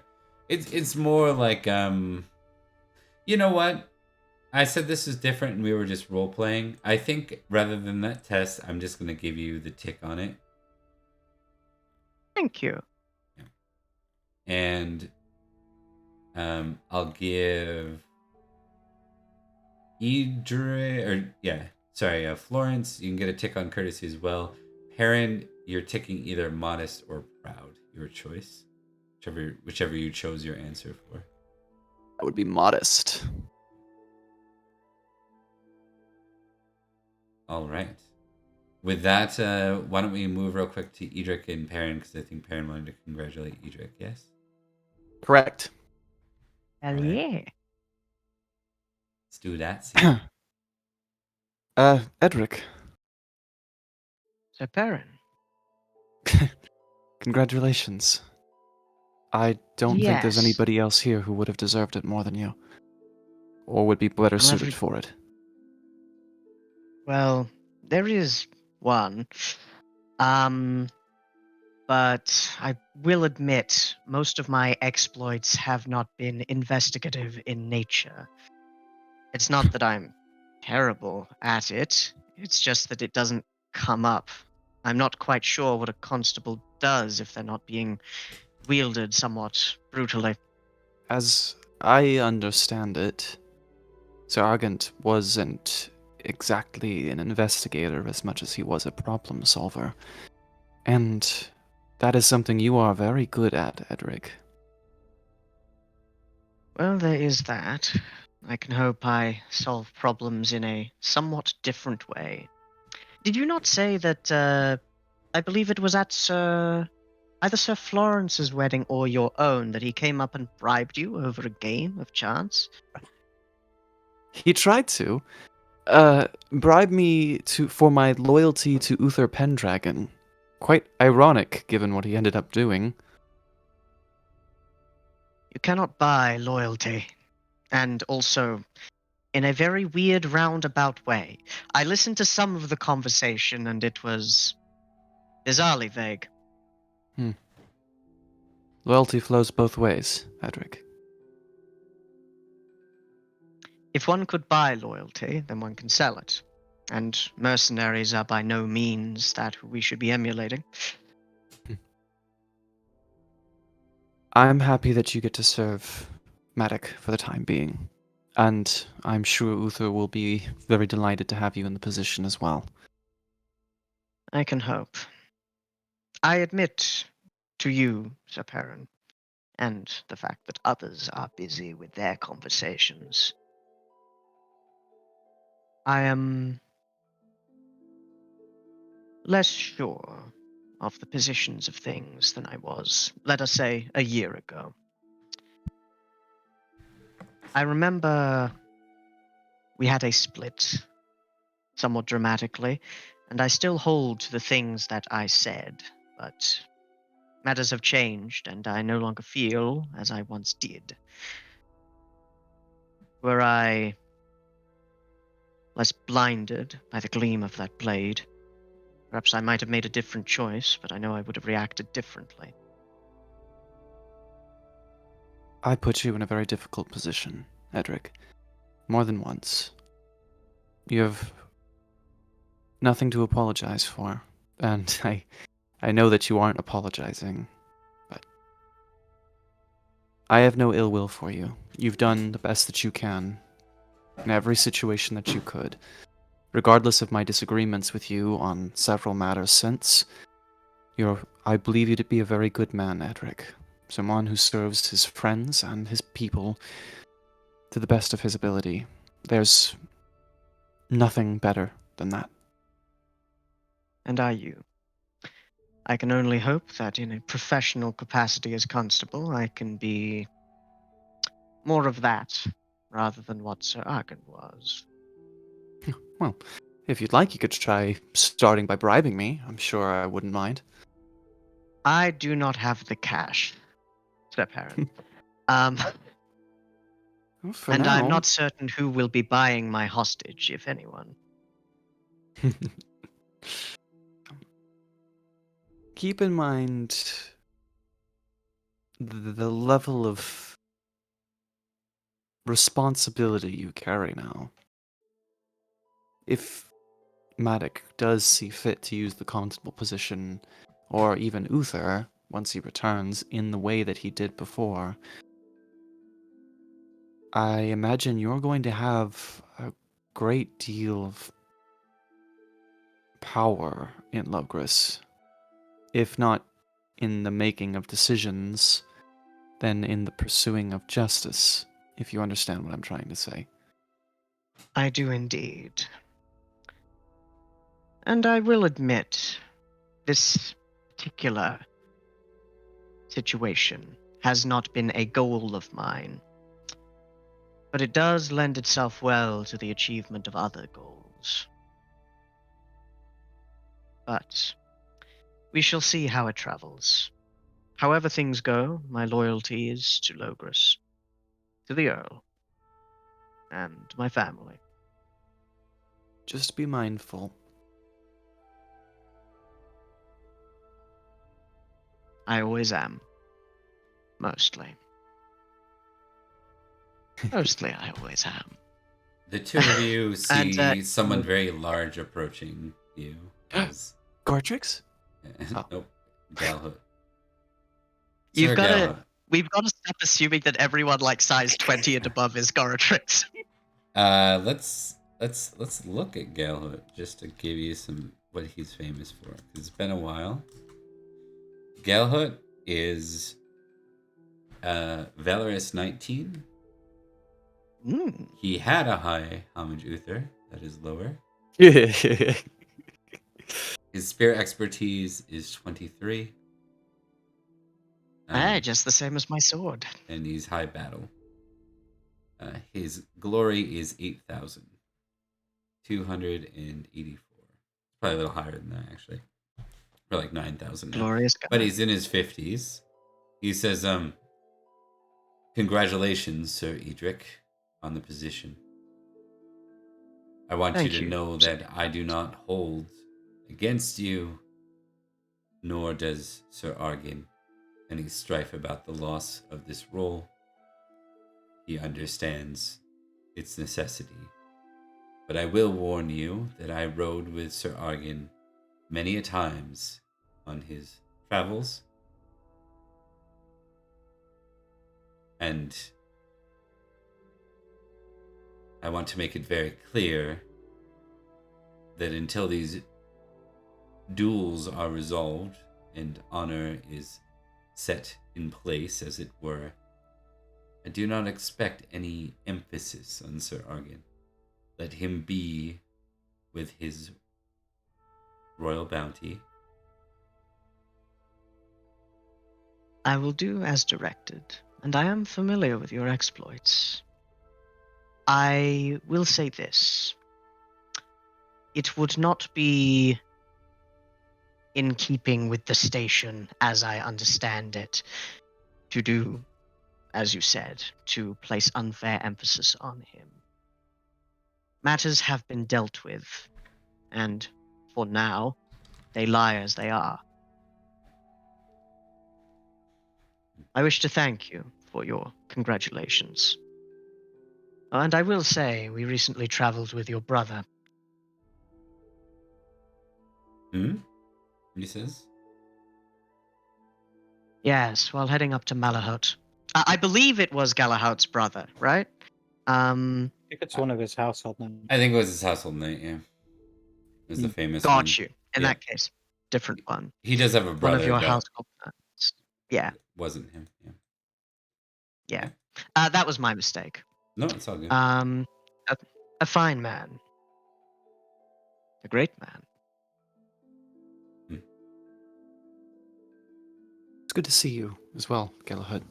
I know we haven't had many opportunities to speak, but it's nice to see that you're still welcomed here. Oh, yes, that too. I'm surprised of it. I'm sure Prince Madoc has more than enough concern and hate in his heart for what took place. Even so,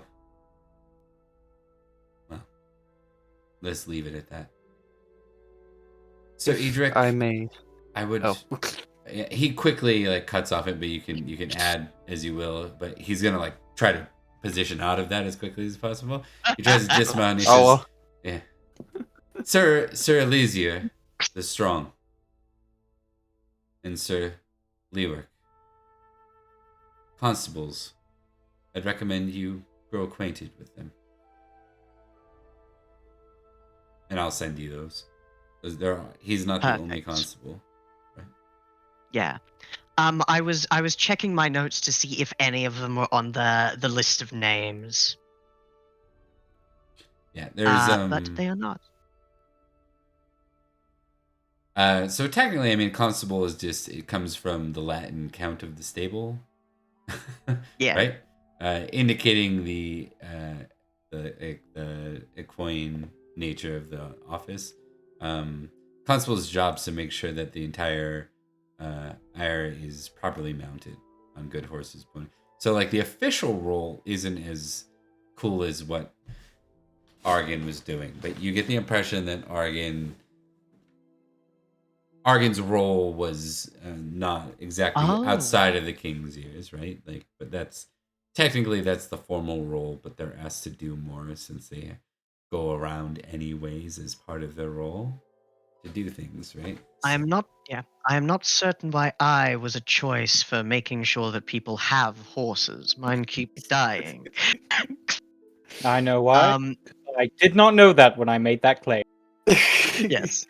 But Edrich will nod in thanks to Sir Galahad and say, "Thank you."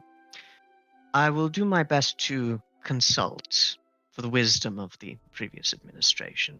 I have some large shoes to fill. Sir Argans, I meant. He nods. Were you gonna say anything, Perrin, or did you allow him to cut that off? Because he's trying to move out of it just because he doesn't want anything to be said. I know. Yeah. I know. Perrin's gonna let him finish, but I think he's going to try to catch up to him as he tries to leave. Just speak to him 1 second after the break. But for now, he's just gonna smile and kind of nod politely. Okay. All right. With that, I think we're gonna go to our first break for the night. And we're going to move on from scenes here. Is there anything anyone wanted to do? Because we won't be here anymore before we go to break. I am good. I think I'm good too. I draw my sword and start battling King Cadway. Well, hang on. I can't think of anything Florence would do. If Sir Galehart is pretty much gone, then he probably wouldn't go after him. Yeah, I'm gonna say Florence is melancholy. So yeah, done here. Okay, that's good. I think one of the more interesting things with Pendragon progression too is like the idea that like you can't always get out and do just like real life. It's like you can't always accomplish everything you want to accomplish, so you're trying to prioritize. Exactly. Yeah. Joke's on you. I'm energetic 16. I'll do everything and collapse for 2 hours later. Right. Okay. Let's go to our break and we'll be back in 5. See you soon.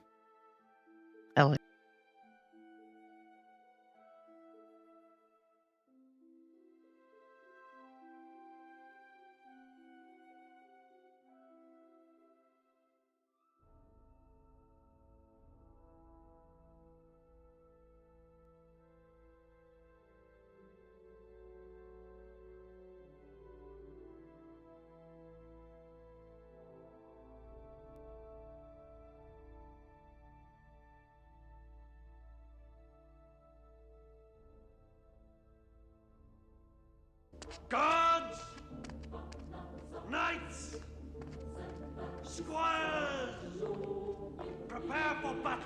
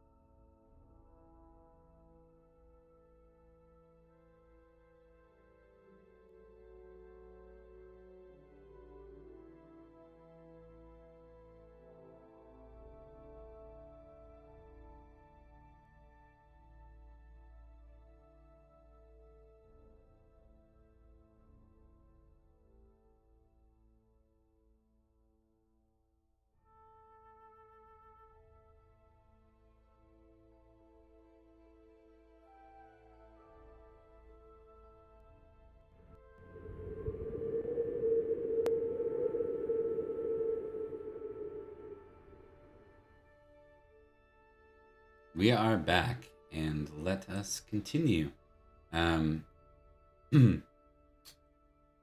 So, as it were,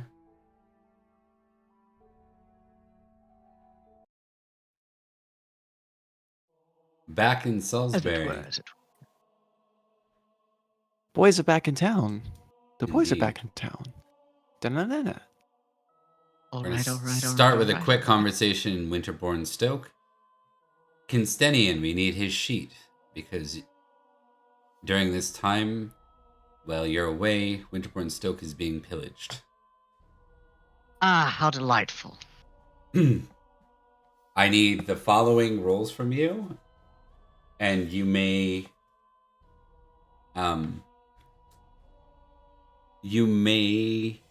impassion yourself, but if you do, the stakes are great for a failure. I will impassion myself. Okay, so you're going to roll the following things. You're going to roll stewardship. You're going to roll battle. You're going to roll your highest weapon skill, or weapon skill of choice if you want to be suicidal and not roll your highest one. And then finally, you're going to roll siege, which I believe for Cynstenian will be 0. For everyone else, Yes. siege will be a 1, because we haven't added it to your sheets, but you all had experience sieging Toulouse when you went with Siagris. That is your only Indeed. siege experience as knights. I have a concept of siege. They Yes, really did we the are- loss. Yes. Yeah. Indeed. And Cynstenian's about to so- have a concept of counter siege right now. Cynstenian's about Of to have a Telos. concept of a siege. Uh, All right. Cynstenian is going to activate his highest level passion, his love of family. His highest level passion is a 20. okay. He loves his Um, family more than you do. Nope, it's the same. It's the same. It's tied. We love our family very dearly. We love our family more than Goratrix does. All Um, family, all three of Clan Winterbourne. So all three of us. All three of us. All We keep three of us. dying, but we're ready. Now I have a question for you.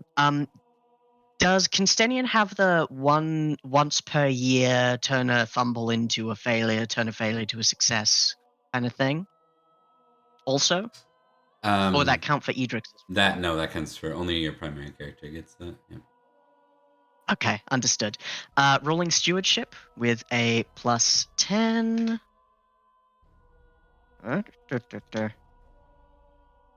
Failure on stewardship. Okay. Rolling battle with a plus 10. Success on battle. Rolling It sword. would have been a crit. Actually, no, it wouldn't because I rolled a natural 4. Never mind then. Critical sword, living up to the Winterbourne Stoke name. Okay. So failure on stewardship, success on battle, critical on sword. We're running the gamut. Was there anything else? Yep. Siege. Siege. Siege.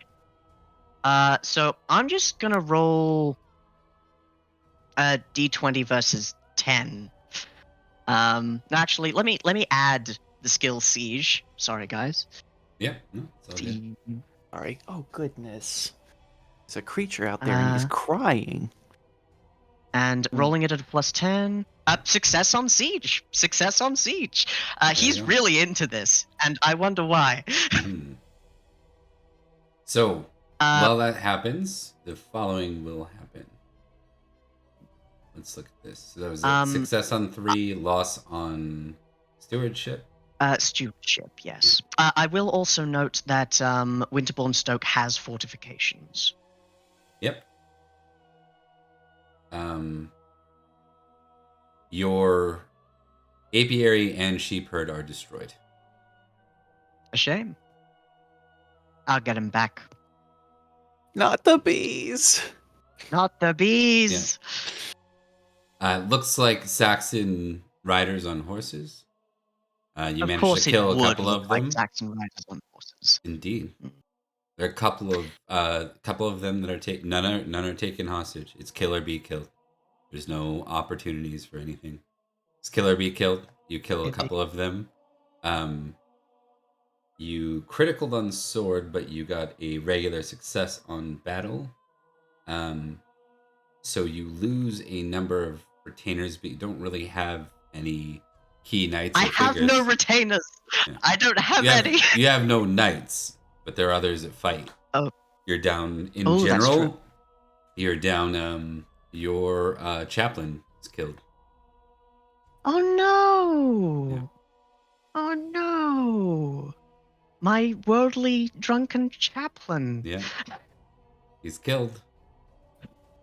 And furthermore, you're going to face, as a result, even though you're quite successful in all of this, you're going to end up with an additional +6 to your trouble this year when you roll at winter phase. Like that's different. But yes, very much so. It is a long and trying time for Cynstenian, who he has been in combat. He is a knight, but this is quite a bit. By the end of it, he is tired. He is covered in blood. He is a little bit wounded, but the critical in sword means he comported himself well. You did not. The critical means that you took no great wound. If you had failed, you would have Yes. taken a major wound there. I figured. But I you figured. still probably suffered about 10 wounds. Yes. So just for clarity on that. Yeah. Wounded, bleeding, after the Saxon on horsemen lie either dead or retreating, managing to kill some, killing some of the retainers, burning some of the lands. Cynstenian says a silent prayer for the dead, and then says, "This must be how Edrich feels all the time." Give me an awareness test too for Cynstenian. Absolutely. Success. Okay. Oh, should I have impassioned that? No, I don't think so. All right. I'm gonna will roll work out again. impassions because I think I'm too Yeah. soft on from what I hear from other DMs, and I'm not really satisfied with the. It seems a little meta power gamey with its ability. Like it's really risk reward till 20. Then from there you're just free be able to kind of just win at a Well- bunch of things you're not good at, which to me doesn't seem like it doesn't have enough edge to it. I'm told that That's it should why- be used yeah. as a negative more often against the players, and we kind of did that a little bit with Homage Uther, but it's hard to turn love family into something that's negative. Like Yes. Well, so, there's for instance, that's what I was doing with Edrich when he was like, "Give me back my wife or I kill you." But here's one thing you can also do, because there are consequences for failing that roll. You just ask for a modifier of -5 if you want it to be like high stakes or something. And then if you fail, you're insane. no, I'm not looking for a house rule. It's something I just need to work out because I'm not very satisfied with it right now. Well, I think it's not quite a house rule. There's already failure built in. Yeah. I mean, when you're at 20, not really, not unless I'm modifying everything.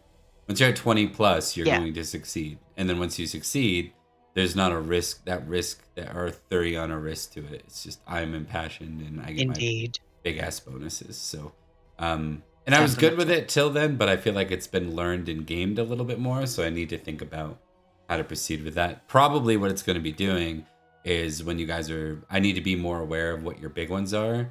So when you start to go, well, I'm going to be modest in this scenario, I'm like, no, you're not. No, you're not actually. Definitely. You're going to do this instead. What? Why? Like we did that with Edward. It lost his life. Like, it's like, I'm going to go kill Saxons right now. Yeah, all right, 100%. buddy. Good luck. And that killed him, So I want to see that, like the famously high passions, for example, spoiler, Lancelot's famously high passion of his love for Guinevere kind of worked out to be a flaw in Indeed. the long run, right? Turns out. Definitely. So, like That is a great way to do it. yeah. So when we get into the 20s, it Um, shouldn't just be a freebie. I need it to be crystal clear that we're crossing a threshold of that you're asking for the DM to kick you in the face at some point. Absolutely. So, yeah. Bob, this is me we're talking about. I love that stuff. Yeah, It I would have know. been a natural rate. Excuse me for one quick. Yeah, and to be clear, like this is not a rag on Thomas moment. This is more like me. This is supposed to be a learning game for Pendragon, so it's just me going, this is the first thing I've encountered that I'm not super cute, like big on. Right? Definitely. I think there are a lot of people that wouldn't just. The other thing I've noticed is like watching other streams, they wouldn't allow passion to be rolled off screen. So when you're making these rolls, they wouldn't even have given passion option. Oh, I follow. Yeah, so it'd only be for these big moments where it's on screen where you get to do impassioned things. Something I'm considering. I mean, Cynstenian can die. No, I've got a son. with a critical sword. That's not required. What we'll do is we'll simply say it played out as is, and I'll make a note to think about how to change the rule that I think sucks. Otherwise, we'll continue. So. Roger Dodger. The game's really good till 20, and then I kind of don't like it as much because it removes the failure factor, which I think should always be a thing. So, but it might be me relying on more negatives, like if you failed this, maybe for example, I could have put a -5 on those rolls, right? Those sorts of things. So, anyways, bravest side, you're left with a major kicking. You kill a couple of the Saxon riders, as it were, and we'll leave the outcome of that for after and off screen because we're going to be moving into the winter. By the time you guys get back, Indeed. it is fall, so you only have about a season to kind of react. And I think it's time to do some Christmas. So let me ask you guys. Christmas. You guys would be invited to both. Is it a Salisbury feast or a royal feast this time for y'all?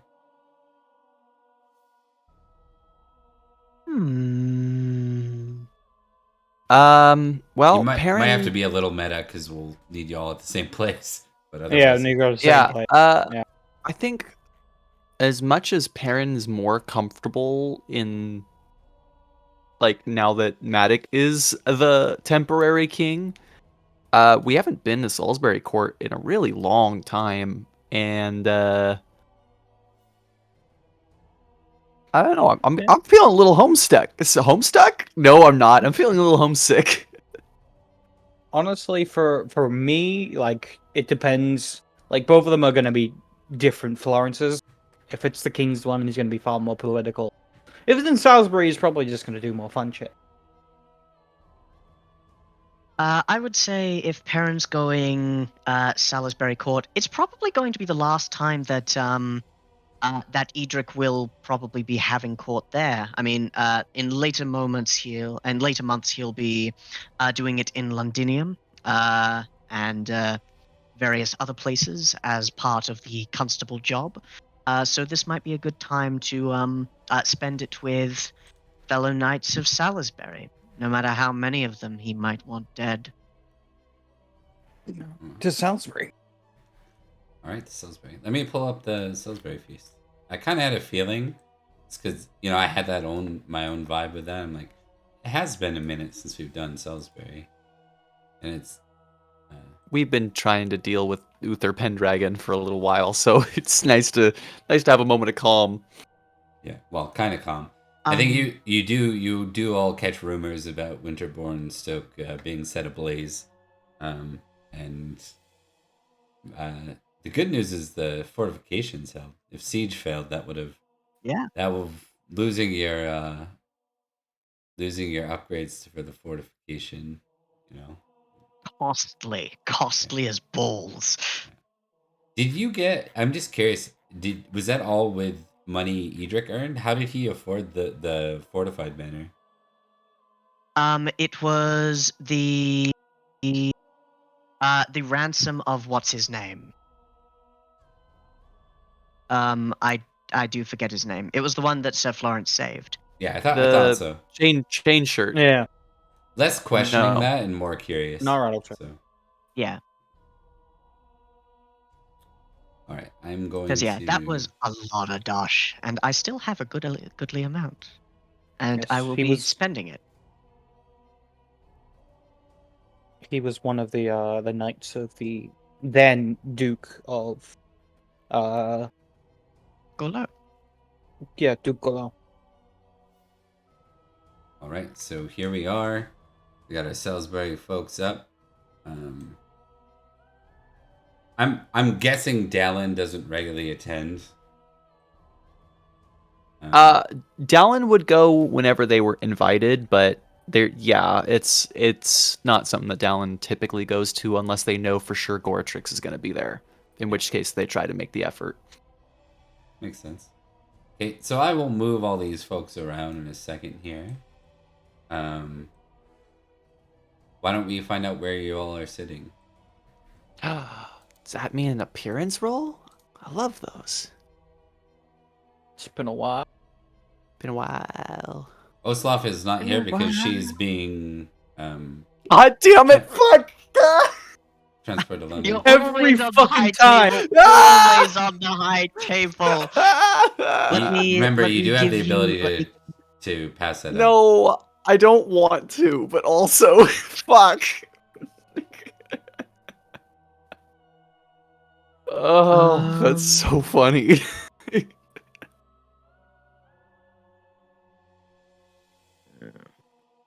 This is something like Lady Ellen's like, don't worry, Perin. We know that we appreciate that your presence is here, and we know that the king seats you at his high table. So we thought we'd go through the effort to make sure that you receive the same here. And you're like, God damn it. Here we go again. Right. All right. So I will move people into place.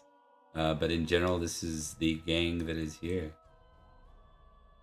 Hey, You who's pass that that Sir up- Leaf guy? Like you that pass- guy. He seems like a cool dude. Yeah, right. You pass that awareness roll to as Cynstenian, right? Even without the passion, it would have been an 8 versus 16. Cynstenian would have recognized that Blackwin was present, but he wasn't Indeed. one of the ones assaulting you. He actually killed one of the two Saxons that was there. Well, that was nice of him. So he was just like helping. He just like came in. Yeah, and weirdly, he was there at a good time to do so. Almost like you're being spied on or something. I don't know. Almost like I'm being spied on. By Yeah, I wonder someone by that who. starts with a Jared. Yeah. It's almost those as if two. Sir Blackwin is a mercenary knight currently employed by Newton Manor. Yeah. How would we ever know that? Yeah. Exactly. JAR. Possibly other R. Okay. Well, I guess in this case we start with the person we are typically used to starting with, Perin. Top of the Perin, round hi. this time. Yeah. All right, let's do some Perin things. It's Perin's turn. Well, have I been informed of Edric's house burning down?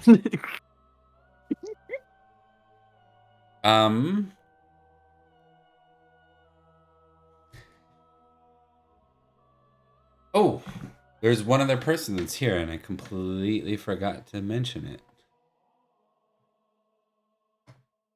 One sec. Give me a second here. And then I got to switch to the map anyways. I love switching to the map. It's so bad. There is a guest here. Someone that came in from the bitter cold. Hmm? Someone that wishes to take refuge in Salisbury. Got such anticipation for this. King Pellinor is present. Oh! Hello? The missing king? Well, we found him. Found him! Oh, those poor open Pendragon Knights spent a whole period of time looking for him, and we found him. We weren't even looking. Yeah, he's I think not. somebody's Whether got your. that's the sword, maybe. think somebody's got your horse, buddy. Yeah, he's here for the bitter part of the winter. That's it. And on to the hunt Huh. again. I don't know if Perin even Should- remembers that somebody was looking for him. Yeah. Should You we would- stop him? Like, Yeah. You would probably at this point you probably would hear like he's the big buzz of as you start the. I'm not even gonna make you roll intrigue. You all have it. Like he's the big buzz of the court right now, just being here because it's a bit of a surprise. You can tell Edrich and Ellen they set him at a guest spot, but it was clear they weren't like ready to see him at the guest spot. Like they had to move people around and stuff. Might be why Florence and Edrich are displaced slightly. And not at the above the salt.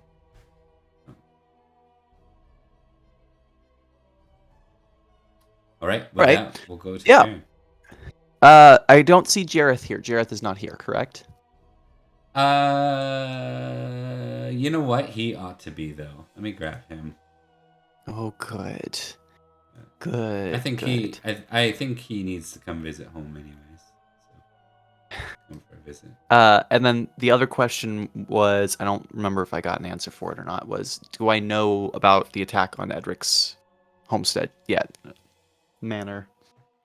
Yes, everyone's heard about Perfect. Winterbourne Stoke going Then- partially up in flames. So Then I know exactly what I'd like to do. And that is my first thing. I would like to intrigue with Sir Jareth and plan a retaliation with him. okay. Let me roll them action.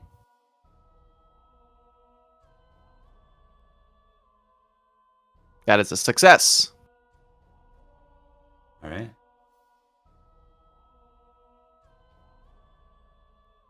With this, you managed to find Jareth. He is probably near the salts at this point.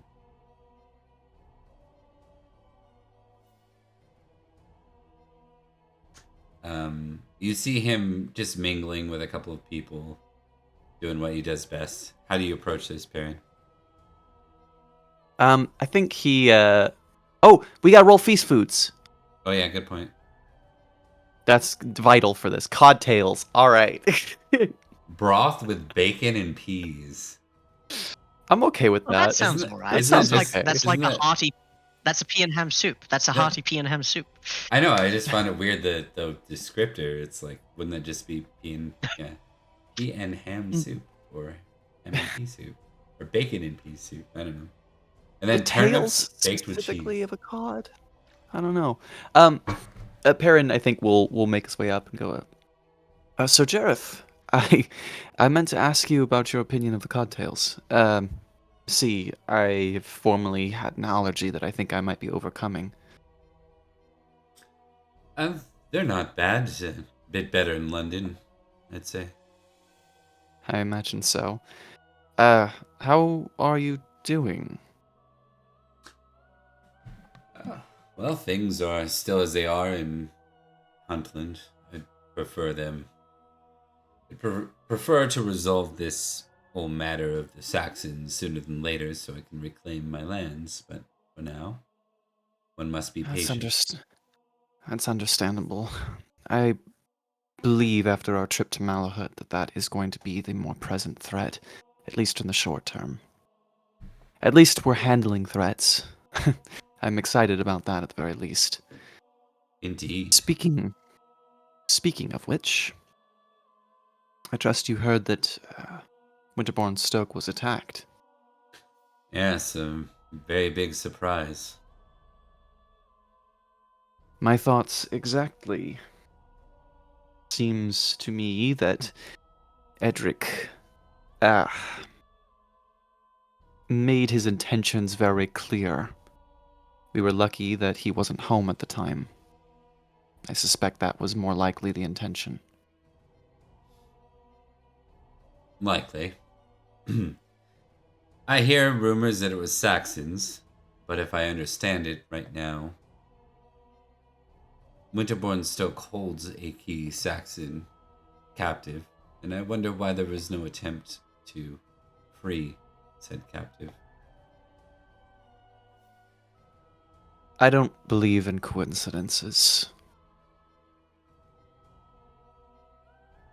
Edrich mentioned to me that you and him disagreed on the path to take towards resolving this matter.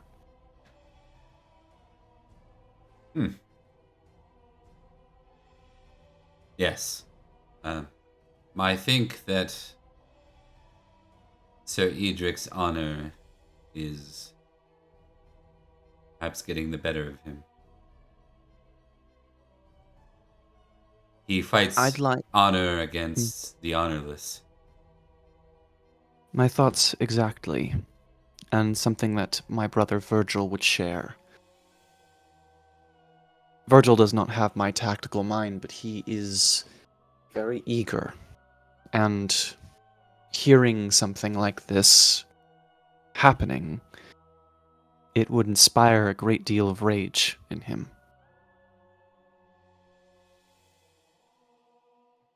I see. I imagine so. Yet, duels are off the table until Octaniosa's head, as I hear. Though I only heard of that second hand from my father-in-law. I hear that you were present, so you likely heard it directly. It's true. And under the circumstances, given the timing, I would say the order to march on Edric's lands were given before that was made public decree. I think the Knights of Durnford Manors specifically believe in fighting others on their own terms, not just on the terms that we should be standing by, if that makes sense.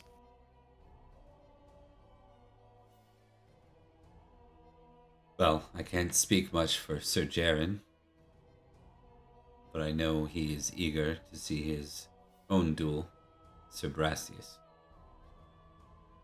I will say this, though.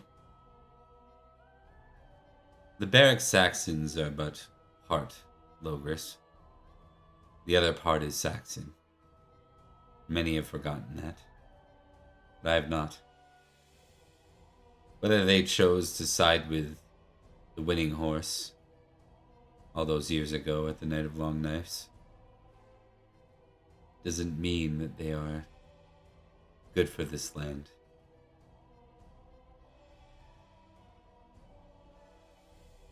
Take these ones, for example. These hounds of Sir Blaine's.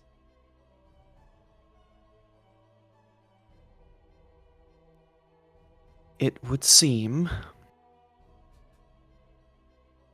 the only way to ensure that strength is heard is if it's met with strength.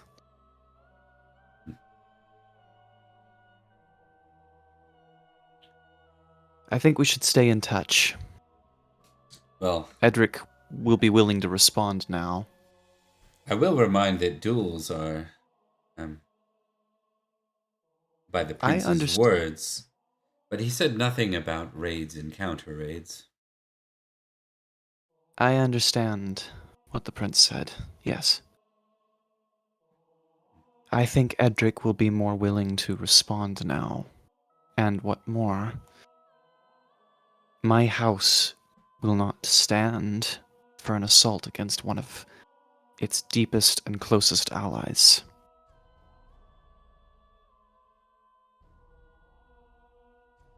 Should you say the word,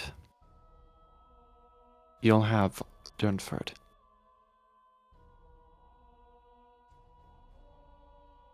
Consider me interested. Or rather, Good. Perhaps my brother. We will see. Good. In the meantime, You should get acquainted with Virgil. I think the two of you will get along very nicely. I And see. Perin kind of bows his head and goes, "Enjoy your meal, Sir Jareth." You as well, Sir Perin. Always a delight. All right, and we're going to move to Sir Florence. I'm going to add one other person that I forgot. We're going to bring Statirius in as well.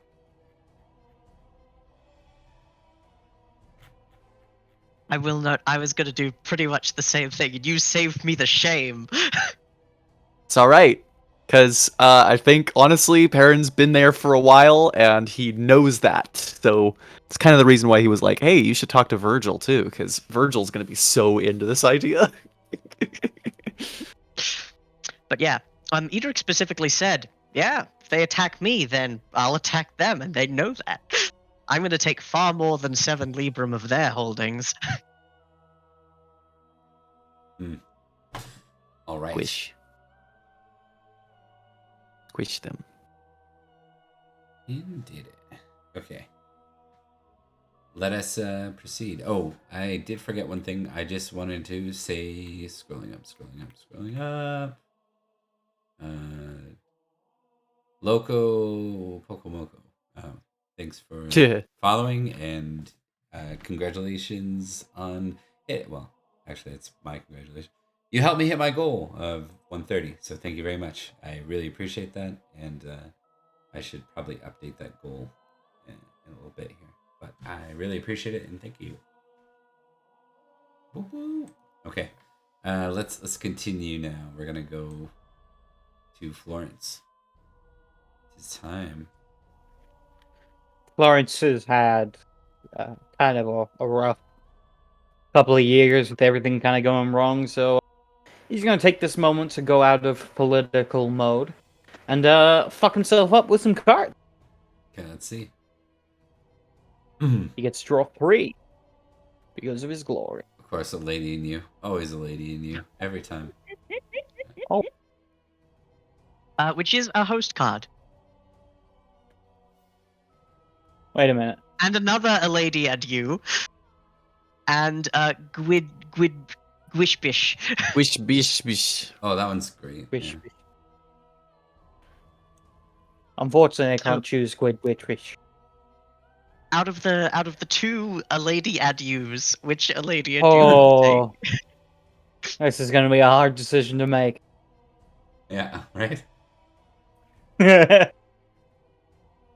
Important lady spends time conversing with you, or an important lady spends time.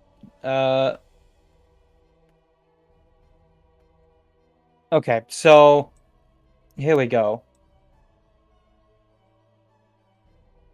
You interact with a lady. At the start of each round, you can keep this card or discard it. If you keep it, +1 geniality. Cannot draw cards while you have this one. If you have this card at the end of the feast, you may petition the Lord for permission to court this lady. There's only one How issue for this. awkward would- How I'm awkward married. would that be? Yeah. Yes.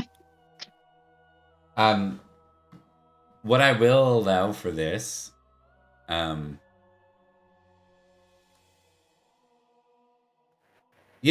I think it'd be interesting in this case if a lady new kind of transfers to this might not be someone that's taken, or it might be someone that's still interested in you. So even though you can't court Alright. them, you could romance them instead.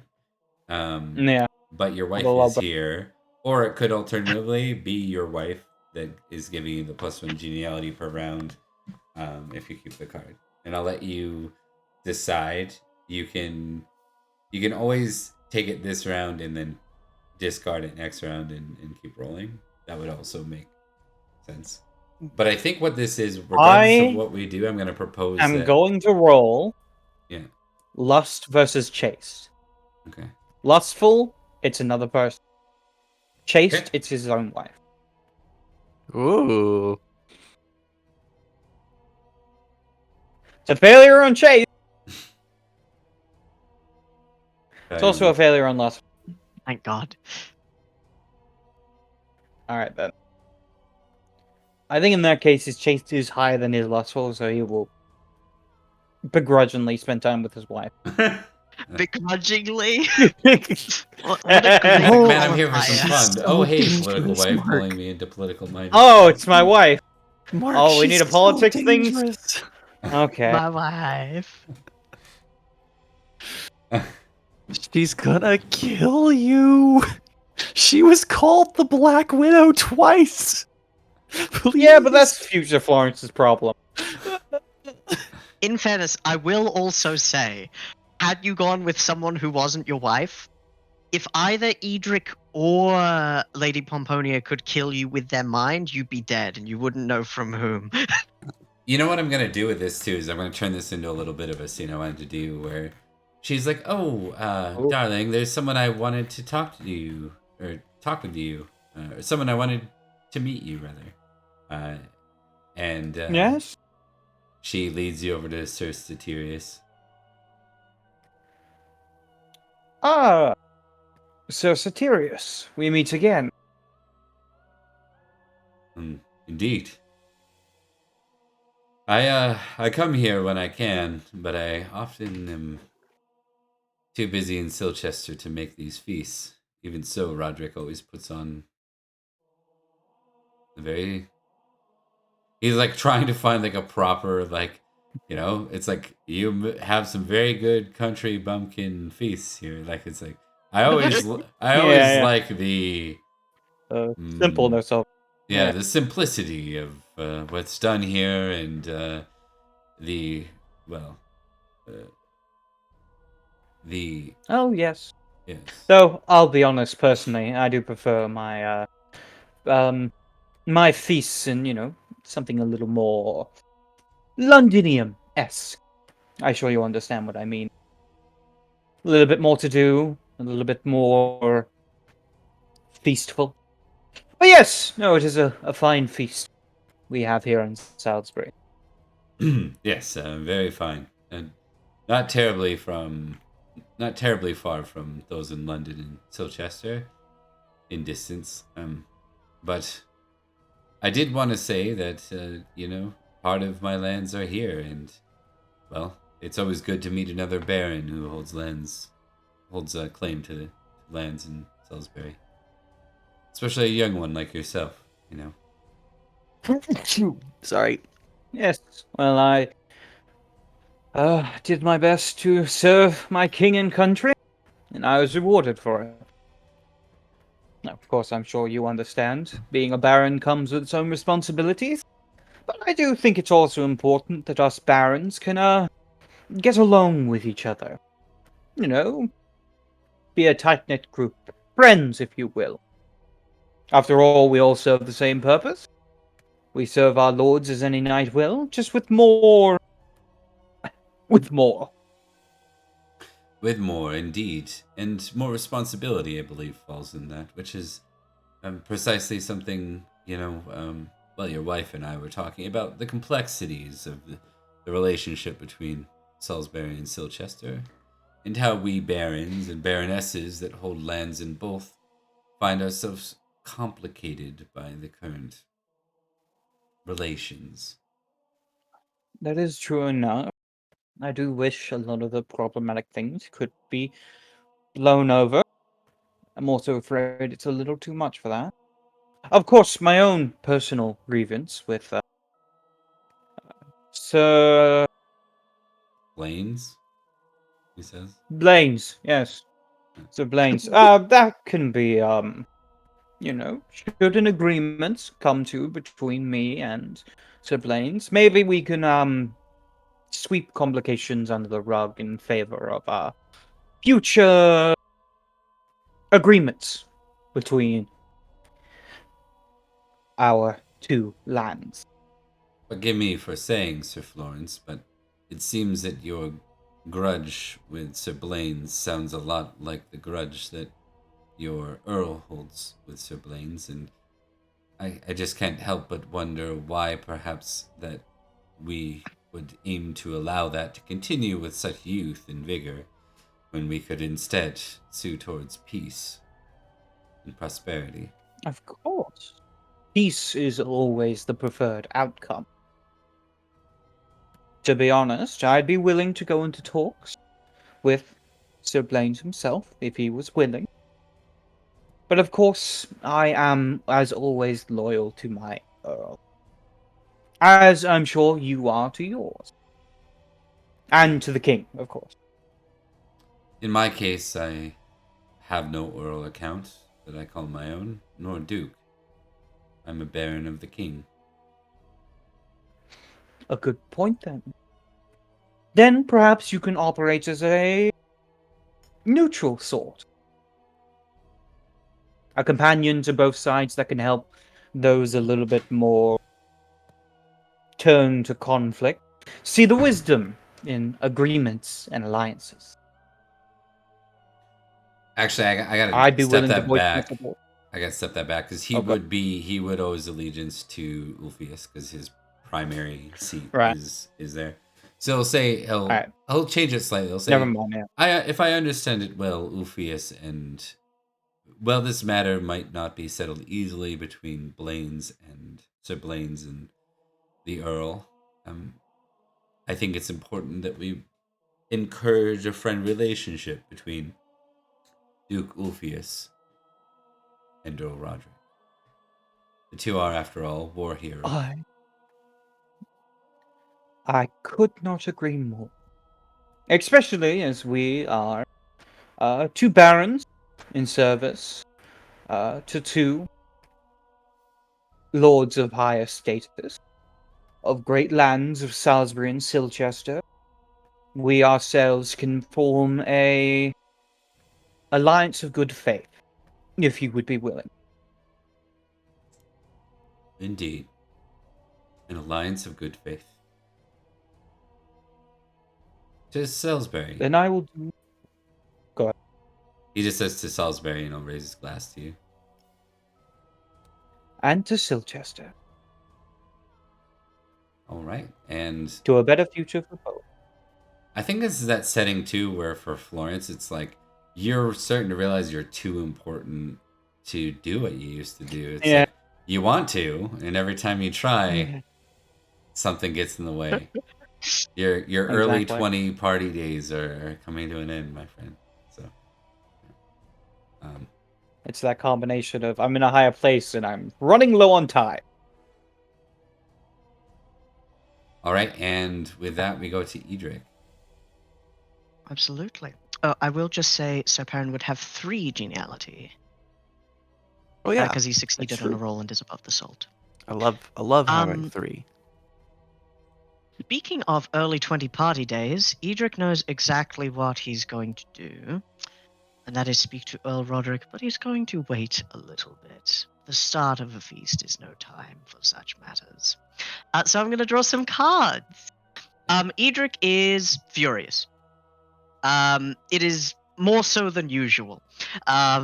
It is plain to see he's not fun to be around. Let's draw some cards. A dark cloud. Wayward wife. Oh. I know where my oh, different one. She's been captured again, arrested for a different crime. What? Okay, so I've got more drink. Another jug of ale is brought out. Everyone rolls indulgent. More food. Another platter of food is brought out. Everyone rolls temperate versus indulgent. If indulgent wins, we make a con check, and if we fail, we miss the next feast round. Does anyone have indulgent above 16? I don't think so. I will say that as a GM I'll add, I think that if you're not all here to do politics, if your goal was to have a good time, more drink is the most appropriate here. If your Indeed. primary goal is to do politics, then but I know it doesn't bring out the most like with temperate or indulgent, you get a tick. I get all that stuff, but you also risk missing the feast. And I'm gonna stop allowing geniality on traits most of the time, so it's only gonna be on skills. Courtly skills. Very fair. So, That fits. The thing I'm going to be picking is Wayward Wife. Another knight is looking for his wife, who just walked away after propositioning me. Interesting. Yep. So I'm going to be I mean, rolling it's been- my honest, which is not amazingly high, versus my lustful, which is pretty dang low. Deceitful, If I not lustful. Oh, it yes, says sorry. honest versus lustful. Wait, hold Oh, on. but it then says deceitful under the card. I think it's less about. I think lustful makes sense there because if he wins lustful, there's a reason to lie.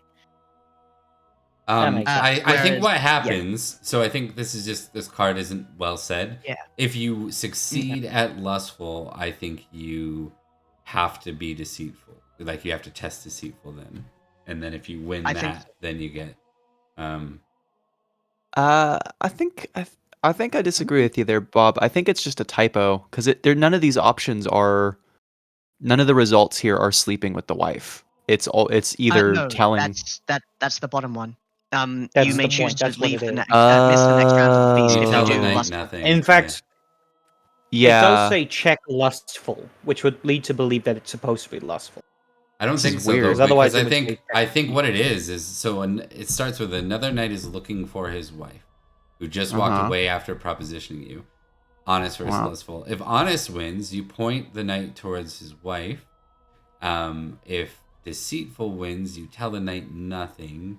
You may choose to miss the next round of the feast. If you do, tick lustful, roll for childbirth next winter phase. What So, doesn't make shall sense I to me roll is this honest? someone is this Yeah. someone that's into you then? Like why would Yeah. they were eyeing you before they left or something? Is that the idea? They're giving you the eye? I Like, think She I think propositions that's the you. way. Yeah, she Yeah. propositions me and walks away, and the knight goes in looking. I'm going for over her. here. Yeah. oh, walks away after Um, positioning. Yeah. Okay, so Yes. so in that case, I think the risk for me is like Here's God. what I'm thinking. We can make Hold on, it. hold We on, can hold make on, it hold honest. on. Let me Yep, let me yep. just tell you. I think this is important because it's not going to be the only time it comes up. But let me throw out both. I like the risk of there is no risk in lustful other than illegitimate childbirth, which we've seen that lead to lots of things. But what I like about this card though is the knight comes up and says, "Have you seen my wife?" And it's like the deceitfulness in that leads to tick on lustful. So I actually like honest versus deceitful because it's like you going. Absolutely. I get it. I get that something about it is more like, are you tempted? I like that, but I also like the idea that you have to lie to follow through. Yeah. You know what I mean? Mm. All right. Because if you point I it follow out, then otherwise you're like, I haven't seen her. I'm just gonna go over here and do this Yeah, thing. I'm gonna powder You my know? nose. Yeah. So I'm not sure. It's tough. And yeah, no, I think honest versus deceitful does work there. And if you have the choice to miss the next round of the feast, and if you do, tick lustful. I agree. I agree with that. Yeah. Yeah, All right. 'cause- So let's do. You go. I will say that rather than the choice too, choice is not a thing when you get lustful 16. You'd lose that choice. You just go. Oh, Right. straight up. Right. Fortunately, I am lustful 7. Yeah, and if you choose to, I'll allow you to roll if you want to just play it out and role play. But I also understand that Winterbourne Stoke has been through this before, and you might not want to repeat a storyline so close to the last one. So. Oh, who knows? Trust me, if I don't get a success on honest, I'm using my yearly thing. Mhm. No wait, I've already used it. Never mind. Rolling honest. Yes. I think Liam's the only one who Yeah, hasn't I used yet. it on the hunting roll. Oh. Okay. That is a failure on both. A larger failure on honest. Yeah, I'm going to. What I've done with these cards in the past is I allow you to reroll Absolutely. because there's such a All right, significant outcome. So Yeah. rather than choosing for you. Okay. Success on honest. Failure on deceitful. Yeah, it makes sense. You're going through a lot. Edrich's in a different Yeah. place than other people are. I think with this. So Very, very much so. his wife is currently not in the picture because she's being held prisoner. Again, he has other things on his mind. So if a lady of the court does come flirting with him, I imagine the reaction is staring dead in her eyes and wishing so hard she would go away that she leaves. Okay. Let's move on to the next round here. We're gonna skip Absolutely. I don't think anything significant happened with the talk between the three. That can always happen at the end of the second round if we have to, but I'm conscious of time. We're gonna get down to those quick 5-minute exchanges. We did have a lot of conversation figuring out cards, so I'm not worried about that, but we'll try to keep things on a timer. So starting with Perin round 2, we Perin round are 2. starting now. 5-minute timer. Let's Okay. go. Yeah. Starting now. There was something that I really wanted to do. I'm trying to remember what it was. Oh, yeah. Let's figure out what the Pelennor situation is. I'd like to roll an intrigue about Pelennor. Satirius was already here. That's hilarious. I got 2 of them. Okay, go ahead. Sorry. Yeah, double Statirius. I would like to roll intrigue to try to talk to Pelennor and see what's going on with him. Yeah. Okay. Yeah. All right. You wanna approach him? Ooh. Wow, that hasn't happened in a long time. That's a fumble for Oh, intrigue. man. Did you add your geniality though? I did not. That I would have did been a not. critical So it then, would right? it wouldn't yeah, it would be a critical then. Okay, Thank God, yeah. I should say. We'll allow that. I'll allow it. Cool. So yeah, Perin makes his way kind of over the area where Pelennor is seated, and he goes, King Pelennor, right? Yes. Your name, Sir Knight? Perin of Durnford. Oh. Well met, Baron of Durnford. Well met. We're graced to have you here in our presence. Though, do you mind if I ask you a little frankly? I don't like the Franks, but you may do so. Huh. He smiles and then he actually takes like a big swig of his beer. I've heard that you're missing. I've recently heard the same. Very interesting. Well, you're welcome here. I'm curious. We ran into, me and my companions, the Knights of the Sword. We ran into a companion of yours. Was it his younger brother? Yeah. No. Your younger brother was searching for you for apparently quite some time. Which one? I heard that one of them died, unfortunately. Sir Elaine, but I heard news that Sir Lam was he knighted? Because I believe Palace is not yet knighted. Or perhaps he was just knighted. I can't keep track of Pellis these sounds things. right to me. Tell me, have Was it you Pellis? been in the woods around here? I'm curious if you've heard any strange noises, perhaps ghastly sounds, almost otherworldly. Really kind of raises the hair on your arms. I see. And Liam sees out of character while you were asking about Dallin. Farron goes, I see. My cousin is the expert on that. Dallin of Blackboar Manor. Are He's- they here? Not to my knowledge. They don't come to very many of the feasts here unless Sir Gortrix is. It's not important. I could give you directions if you'd like, but it might mean you have to brave the forests again. Of course, yes. Once this cold spell is over, I intend to. Good. What manner of quest are you on, King Pelennor?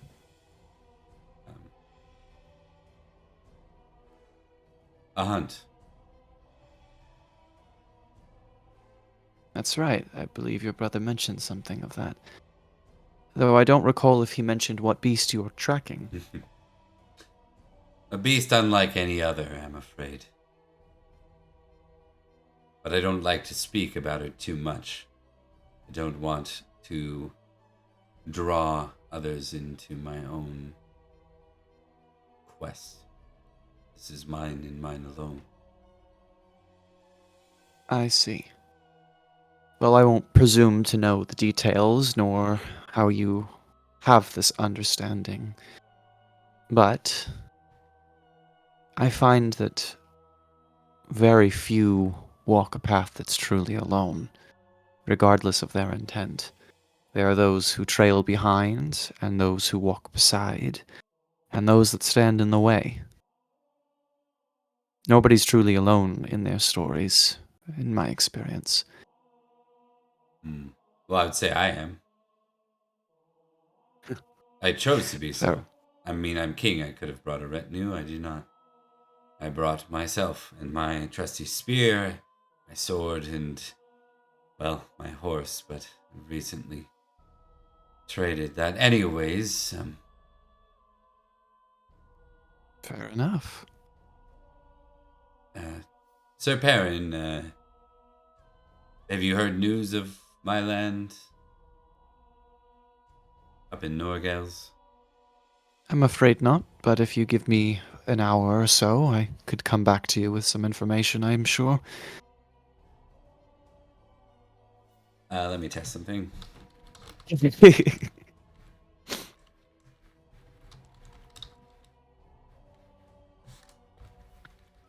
I wonder what happened to his horse. If only there was a handy-dandy recounting of what happened. If only there was like an episode that you could watch of Open Pendragon where that Right? this goes down. Yeah. For example. Yeah, exactly. His mind, you watch his mind quickly move away from it, almost like a man possessed. Like he's like considering Norgaz, and he's like, no. What would suit me more actually is those directions. This Sir Dallin from Durnford.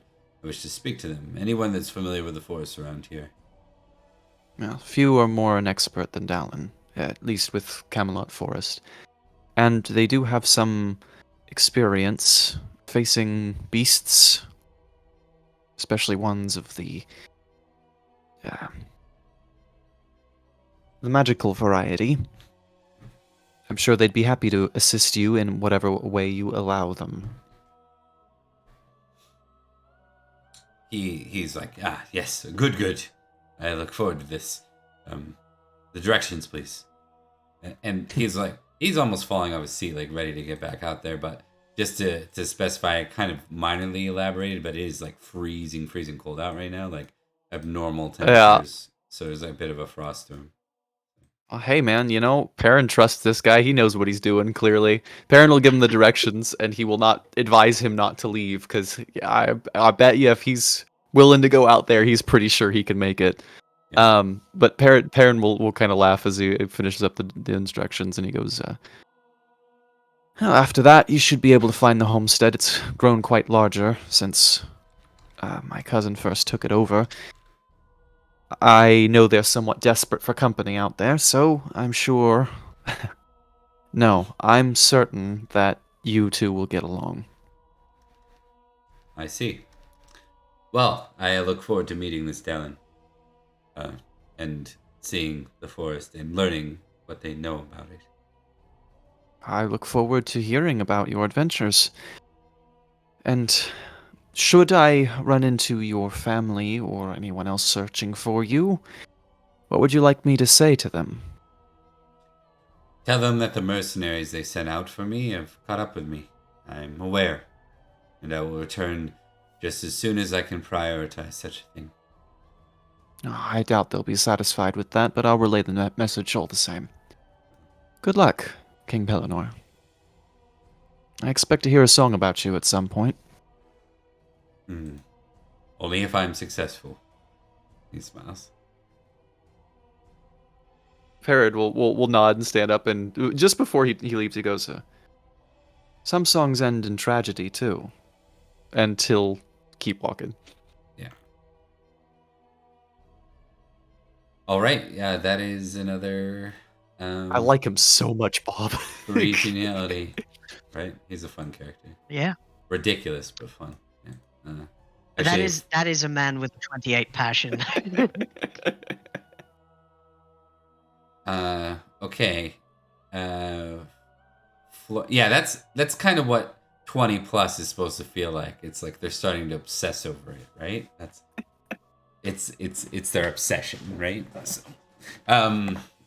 Florence, your go, round 2. You I'm dropping gonna that do a card? roll to see what Florence does. Okay. I support that. I'm gonna prudent versus reckless. This is whether he's like, okay, it's politics time, or if he's gonna actively sneak away from his wife to partake in the events of the night.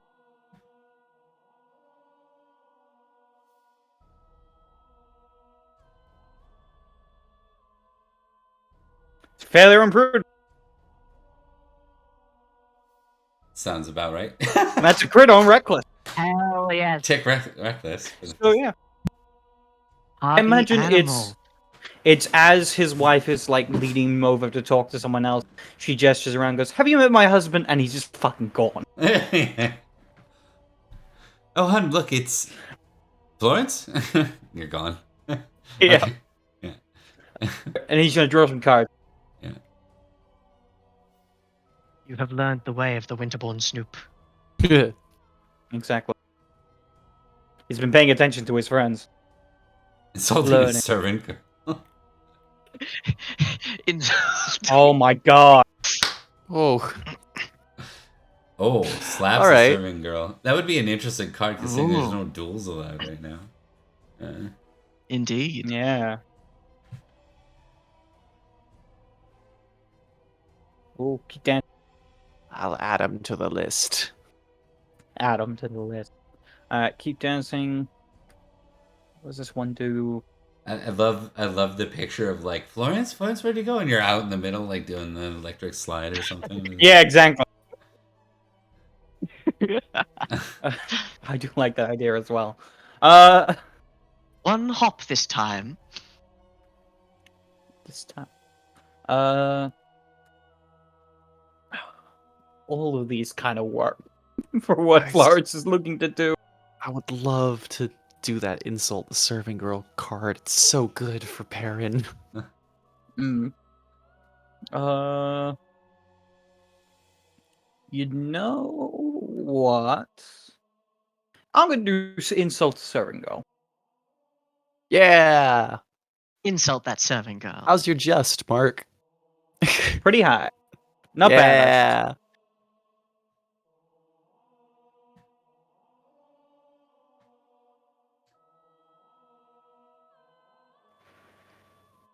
Yep. All right. I'm ready. I'm ready. All right. Just up first. Yeah. Oh no. Oh no. Hold on. Oh. Okay, never mind. Oh, He does not give a fuck. Oh Nelly. god. On the bright side, you still get that glory for both those criticals. And you Wow. only tick indulgent, not arbitrary. Okay. Incredible. Is that true?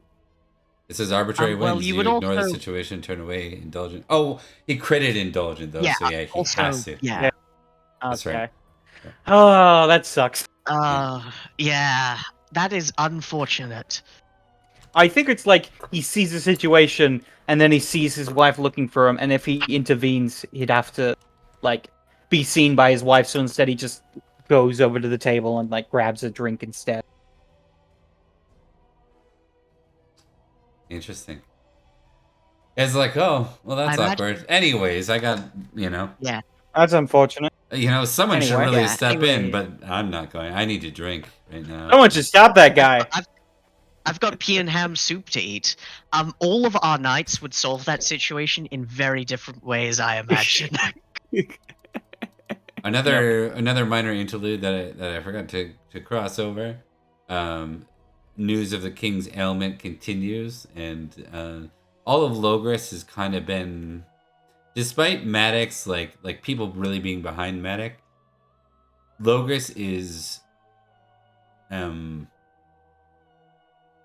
kind of like low with the scenario, right? So the lords really like Madoc. Madoc has a good name for himself, but Madoc isn't king yet, and the king's ailing, but he's not dying, and it's doing something to the atmosphere in general. In that case, Florence, Edrich, and Perin, you may continue to lower. If you have homage Uther, you can lower it by another 3. Not you can. You will lower it by another 3. Oh, look at that! We got a raid. Hello, Insomnia. raid. Hello. Thanks for Welcome, you wonderful nerds. Yeah. Welcome. Absolutely. I would love to lower my homage, Uther. Yeah, fuck that nerd. I don't like that cat. Nobody likes that man. He's probably gonna I'm be losing dead faith soon, in so- him. What- Yeah, One of these days, it's a lost cause. Yeah. one of these days, one of these raids is gonna show up, and I'm not gonna be sitting above the salt. They'll get to see me do some stuff. You're like, one of these days. Not today, though. Today is Not today, that though. day. All right. All right. Alrighty. Oh, I will say this: I have one less geniality than you have on me. Oh, really? Okay. Yeah, because I just got 2 from that successful card last time. You get one Oh, for no, wait. being one Never for mind. near the Never salt, mind. yeah. So it You're is right. correct. You're right. That Yep. was my bad. Yeah, I just don't believe good things can happen. Did you get any geniality for that last card, Florence? For the arbitrary? Do you get it just for pulling the card? Nope. 3. You still get 3. I don't get. I get 1 for being above the salt. I don't That's get not good. anything for pulling the card. Yeah, okay. Yeah. Rip. Okay. Rip. I know what I will do, and that is Edrich would like to approach Earl Roderick if he may. All right. Yes, that'll definitely be a successful intrigue. Add in +3. I thought for a moment that I rolled and his character thing appeared. That is a success. All right. Intrigue success. Yeah, you reach the Earl. Edrich has been stewing quite furiously for the first round of the feast, and which occupied the entire time the lady was trying to flirt with him, and the knight was getting the directions. And he stalks his way over above the salt, giving nods to those set up there, and he would approach the Earl. All right. Be right back. You reach the Earl. He's there with Lady Ellen. The two of them are together. It's worth noting that Robert now, their boy, is in Lady Ellen's arms for this one. He is, what was that, 492, so he's about a year and a bit old. Yeah. It's grown. Right? And of course, Jenna, which is their daughter, is like pretty up there now. Indeed. I want to say she's got to be up there actually. I'm trying to remember. She 483? No, he got married in 483. I forget when she was born. It might not have been too long ago. I'm not sure. Yeah, that's right. Because I think they were kidless for a time. They were kidless for a time, which was a lot of what Sir Blaine's was saying. Yeah, that's right. I'll look it up. Not important. Sorry, it's a bit of a side. Yeah. Continue. It's all good. Edrich will approach and bow. Earl Roderick, Lady Ellen, Robert. He isn't quite sure of how to announce. Right. She smiles your way. But he will, and he will return the smile, though it is a somewhat forced thing. Doesn't come quite naturally to the face. And he will say, "By now, I imagine you, as well as a number of people, have heard about the troubles plaguing my house. I have my suspicions on whose feet the blame can be laid at." What do you wish to do about this, Sir Edrich? He says. I wish to engage in a counter raid against those who attacked me. I would prefer to do this with your blessing. Stop. I would need. Stop. He says. There will be no raids of our neighbors. Come for a walk with me, Edrich. Yes, let's.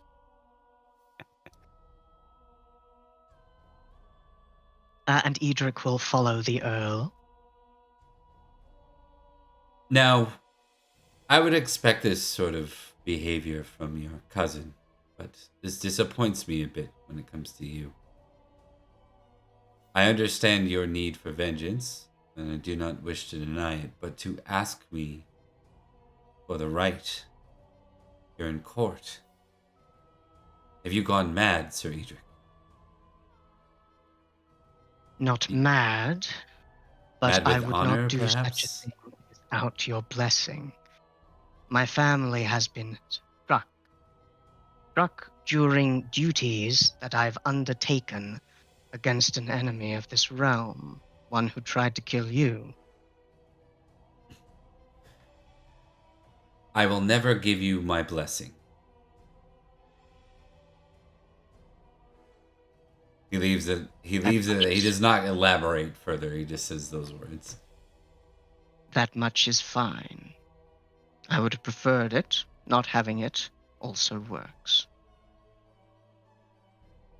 I trust that everything news of your wife's trip to Londinium is not of great offense. I believe this should finalize her being brought into the people of Logres. If one might imagine the past 20 years, imagine a boot kicking the house of Winterbourne Stoke until only a few rocks remain. Does it make me happy? No, but it is better than the alternative.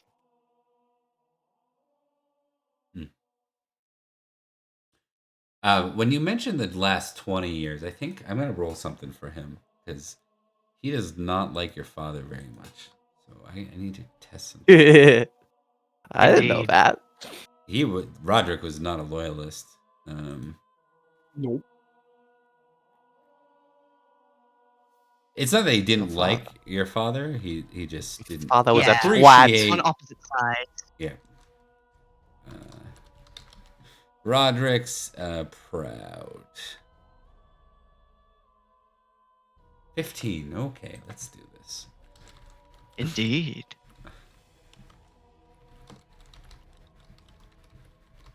Bungle. So close, but not like. So he just says, Sir Edrich, what you just said there about 20 years. You need to understand the following. Your choices will always have consequences. And I'm starting to wonder if between you and Sir Goratrix, if that isn't quite clear. So let me be clear as possible. You will do things. They will have consequences. Some of the things you do will be very honorable, and those honorable things will still have consequences. Challenging those knights. This is the consequence you faced. I hope you understand that. Is it wrong? No. Would I have done the same in your shoes? I would have sought vengeance. Will I try and convince you not to go on the raid? No. But you will never have my blessing. Because an earl Thank you. cannot give his blessing. He's just making sure you know, like, I understand you're gonna go do your thing, but go fight outside. Like, he's like, I don't want to know about it. Indeed, yes. Yeah. He's like, I don't want to have to be the arbiter of this thing, is what he's saying. Definitely. And he is even with just and arbitrary. He's 10-10. So he's not Indeed. famously just or anything. What he is known for, valor and energetic, which is probably, the energetic's so. probably fading a little bit in his old age. So. In the age. I will say this. I am aware that actions have consequences, and I am aware that this would have been one of them. The lack of your blessing is fine, as I have said. I will sort it out.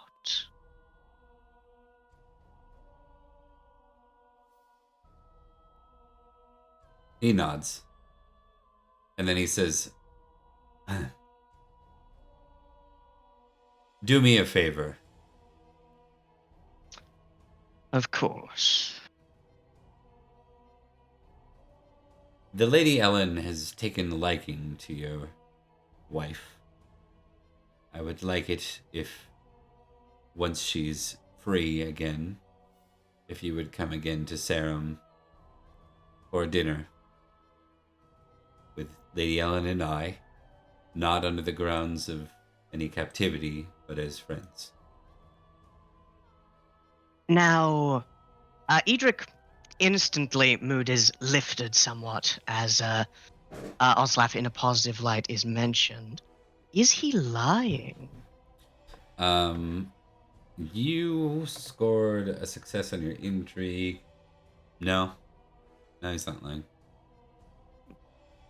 Pleasantly surprised, Edrich will say, "It would be our honor, certainly, if, of course, Oslaf is willing.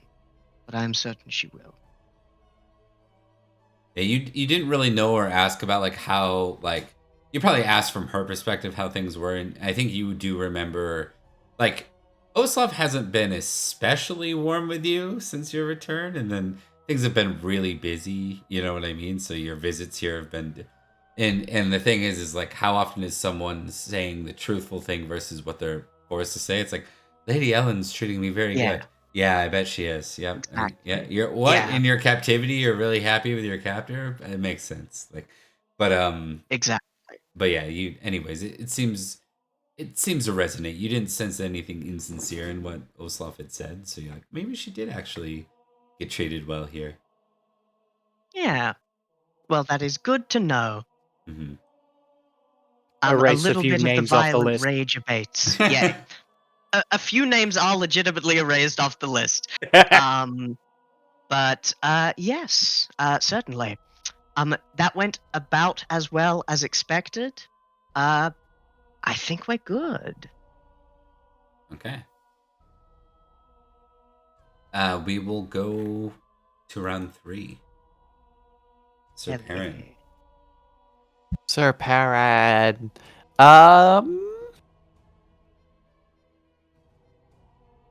I'm looking at the cast we got here. I think. Let's see, how much geniality do I have? I have 6 now. That's right. What is my? Will do nothing for me. Where is it? It's still not good. This guy's the sheriff of Salisbury too, by the way. I keep Oh, forgetting cool. to add him. Yeah.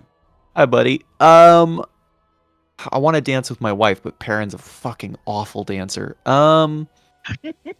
Let's do. Impassioning with geniality, is that the goal? That would have to be. Yeah. You know what? Fuck it. Let's see. Let's go. Let's go. Take a final bite of Oh. your turnips baked with cheese. Oh no! Oh no! Oh boy. Let's go. Why do Give me these a very always? quick moment. Why do these always bite so hard? Right? Especially on trivial things. On trivial things, indeed. You are It's in great. madness for 1d6 plus 5 days. You lose 1 point of passion. You gain 100 glory as you go mad. So I've got good news for you. This year, even on conservative estimates, you got 319 glory. 9 days. You know what I'm gonna suggest here? I think this would be fun. So you're impassioning to go dance with your wife, and what if maybe I'm not thinking Perrin's a jealous sort, so I'll take it in a different direction. But we'll say that she is actually dancing. What? Chat is saying you specifically have not used your once a year Yes, I did. like shifting thing. Yeah, Oh, you you did. I have? did, In the unfortunately. fight. Yep. In the battle. Oh god. I needed to My not mistake. die. Yeah. Yes, Thank you, though. fair Thank you, enough. chat, and I thank you, forgot. you. Okay, so I could So have I'm sworn thinking- one of us didn't use. Never mind. all of you used it. Oh, I'm almost positive, Um, or maybe Edrich didn't, but everyone else did. I remember. I did on the hunting roll to turn a failure into a success. To go That through battle was successes on- brutal. That's what I remember. And Perin, I think, had to Yeah. use it first, and then had a better run at the end, if I recall. yes, that is correct. But so the madness is very different than melancholy. Mhm. You are out of play, and I think what this is you go. Who do you not like here? Oh, anyone need to Jaren. Is Jareth your most like this character is I'm least liked, or I think of the people that are actively here, he Yeah. likes everybody here. Like Salisbury's his place, you know. Yeah, I Could think I I put think forward Serge- something? Yes. Is there anything in Perrin's mind that might have any disfavor towards Florence? and Edrich too. We've both done things that would be weird. Oh, both of you have been extremely erratic lately. I- Again, let me check my it loyalty could be sword Florence. of victory. Yeah. Yeah, let me double check my loyalty sword of victory. I have a 15, so it has gone down recently. Yeah, recently he has actively been a little bit bummed on you guys. Could be something. Could be something. Yeah, I'd say of the people that are actively here, Sir Jareth is probably the best, like, person that he dislikes. Lady Pomponia is here as well, so there could be something with that as well. It's Oh, up to you. God. It's up to you, Bob. Yeah, out of play. I put Florence forward as a possible problem. yeah, 'Cause he usually Let's- gets- Likewise. I think the problem. Give me a test suspicious, Perrin, real quick. I love suspicious Perin. I am No, suspicious this of myself. suspicious okay, you failed As a it. No, fail. I'm not gonna. I'm gonna make it that route. I'm gonna make it more like maybe you and Bronwyn had promised you a dance like earlier, Yeah. and then you go to find her. You're like, okay, now's the time, and you see her dancing with Florence instead. And there's this thing at the same time you're hearing that, at the same time you're dealing and like processing that and going, this is no big deal. You're hearing a few of the knights talk about Uther and how, they're like, Damn you, Bob. yeah, Damn you, Bob. yeah, they're like, if only Uther would recover, we'd have our king back. The prince is good, but with a king, we could force our way into other lands. Perhaps if we were the most loyal, he would give us all the riches. And like they're just, you're realizing that this realm is pretty broken right now, and a lot of it you're putting that on Uther. Now you have like, don't you have a suspicious towards Uther or something like that? I have directed trait suspicious Uther 23. Yeah. So, Do you want me to have an outburst? I'll have an outburst. Yeah, please do. Please do. Okay. I think he hears those knights talking and he's watching the dance, and I think like just like it's like a moment of like you're seeing like the camera kind of like swirl around him as it's just like all of a sudden he's overwhelmed by everything that's been happening. And I think he legit like just with his arm clears a whole table and then slams his hands on the table in front of those knights, and he goes, "You should be ashamed of yourself." They all just like silence and they look at you.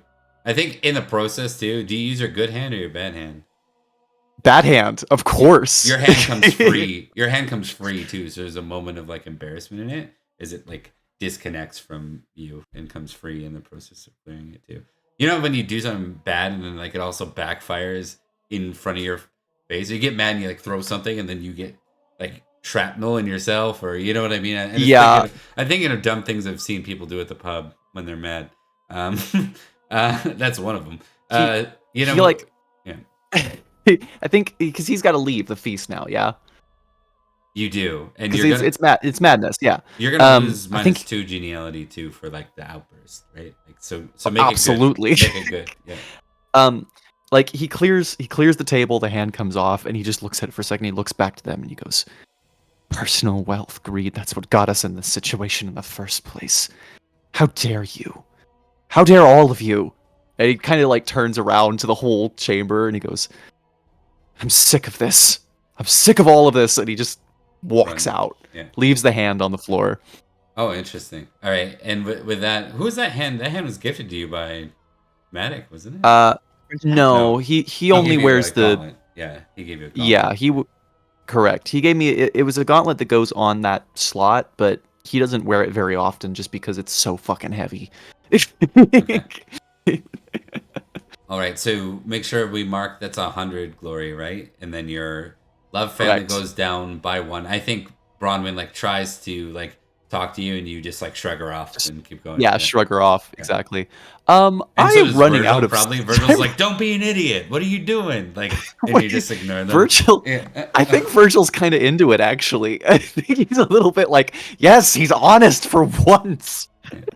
This is how he really feels. Burn down the system. Yeah. I am running out of famous passions. I've lost 3 of them this year. Yep. Rip. Oh, goodness. Such is the price. You are going to get a new passion right now, actually. Please give me 3d6 plus 6. All right. Oh, man. 3d6 plus 6. This one's We're going to falling be... apart. We're falling to pieces. 17. You got a new famous passion. You may add on your sheet, hate Uther. 17. Fuck. Yes. That is my highest passion now. Yeah. Good gracious. Indeed.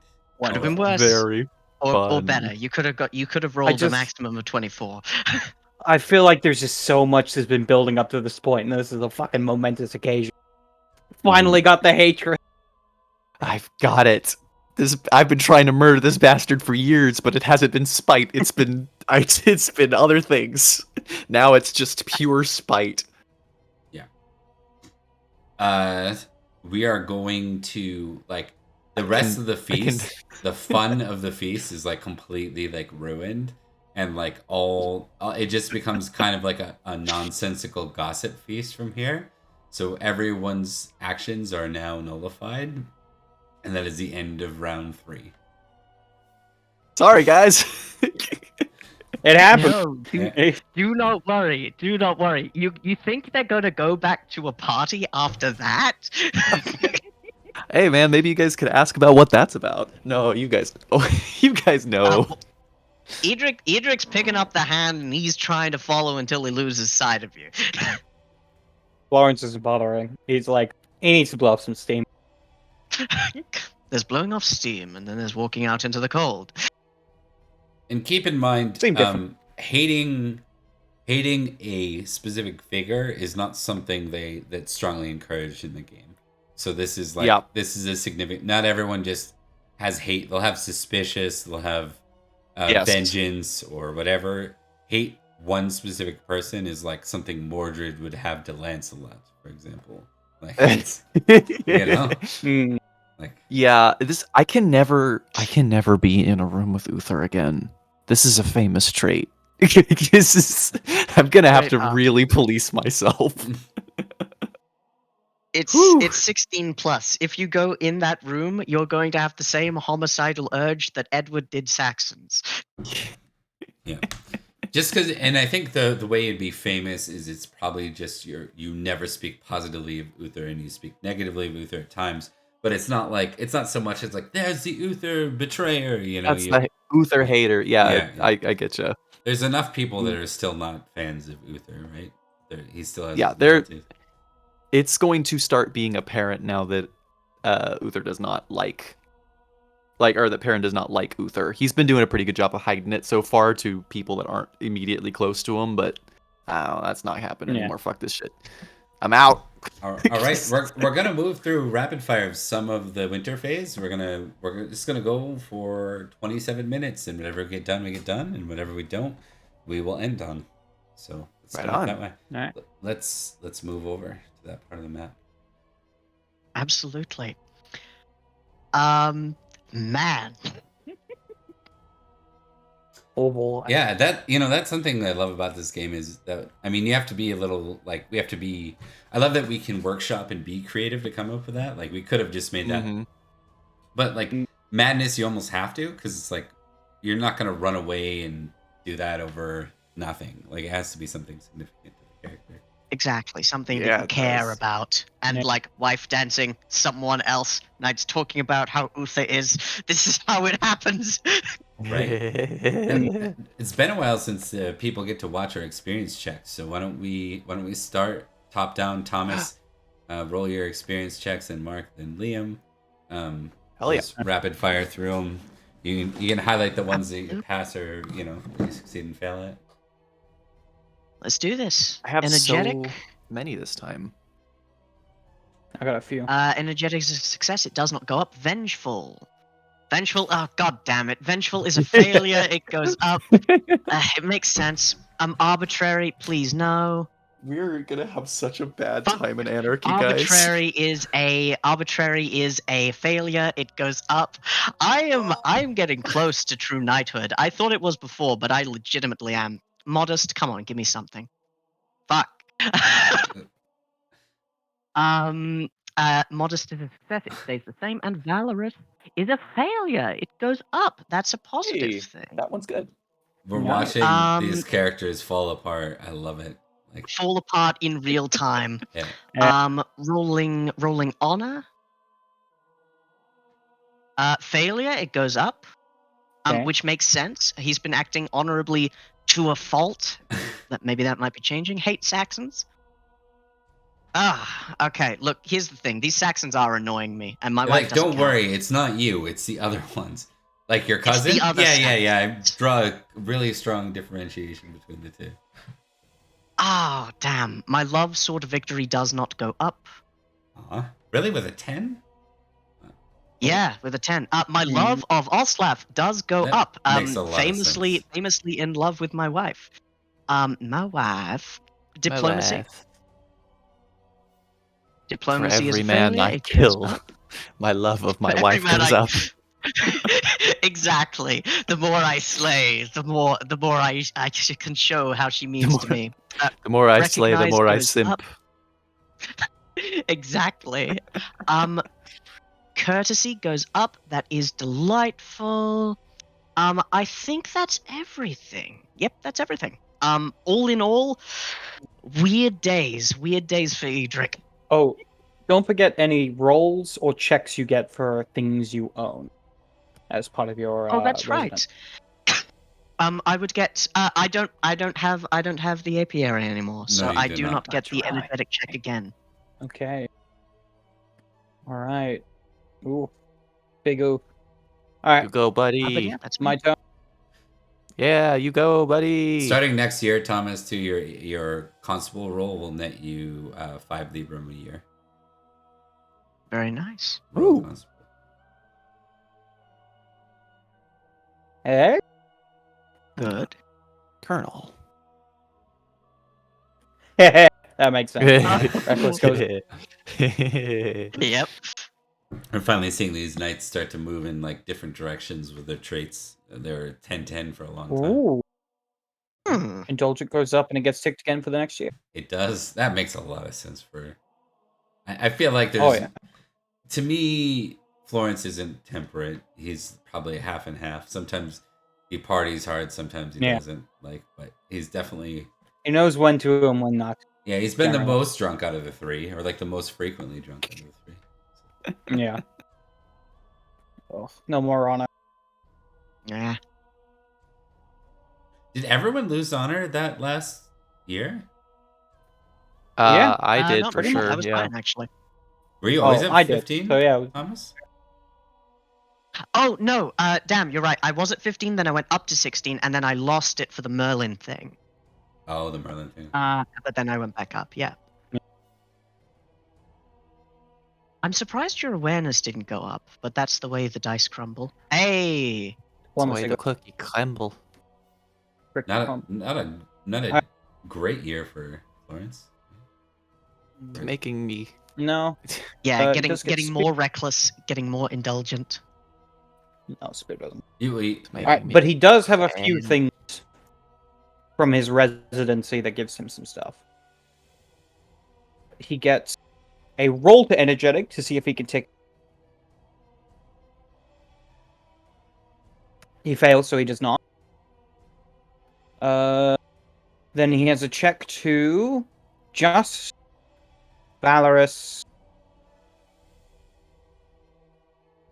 courtesy, heraldry, or rate. That's something else. Hell yeah. It's almost like being rich comes with benefits. I know, it's almost like that. Just like real life. It's playing so with cheat immersive. codes. Yeah.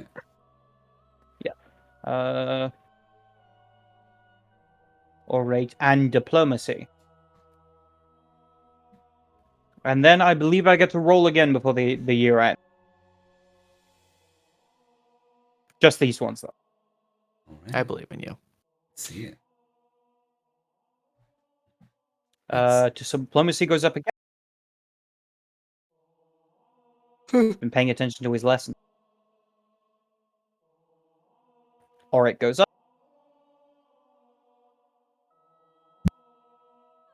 Heraldry does not. He's been slacking on that one. Yeah. Oh, he's already pretty good. That used to be your thing, you know? Ooh, courtesy goes up. Oh. Courtesy 17. I- That's it. Officially have 17 courtesy. Makes a lot of sense for Florence. And just because he's trying to become a better person, or go low. Hey, He look at actually that. succeed. Because Yeah. No, you didn't succeed at arbitrary. No, that's No, I did succeed on arbitrary. I just no, I failed the roll to see if it went up There you go. or That's cool. succeeded. So now you're 14 just. Yes. That's big. And now Valorous also goes up. Hell yes. Valorous 16. Just gotta say, guys, having a scholar is really good. I'd suggest looking into it. I'll see what I can do. And he gets a roll for flirting because of his gazebo. I have so many questions about He that. succeeds. I cast So it gets magic ticked. missile at the gazebo. Okay, And then so I if it roll gets- again to see if it goes up. Go ahead, sir. The only thing I'll say is what I noticed, and it's okay for that one because it's so low, like you rolled diplomacy, but I see you can't check and uncheck and recheck and something you're already checked in. So like in the future, if you do have a natural flirting check, Okay.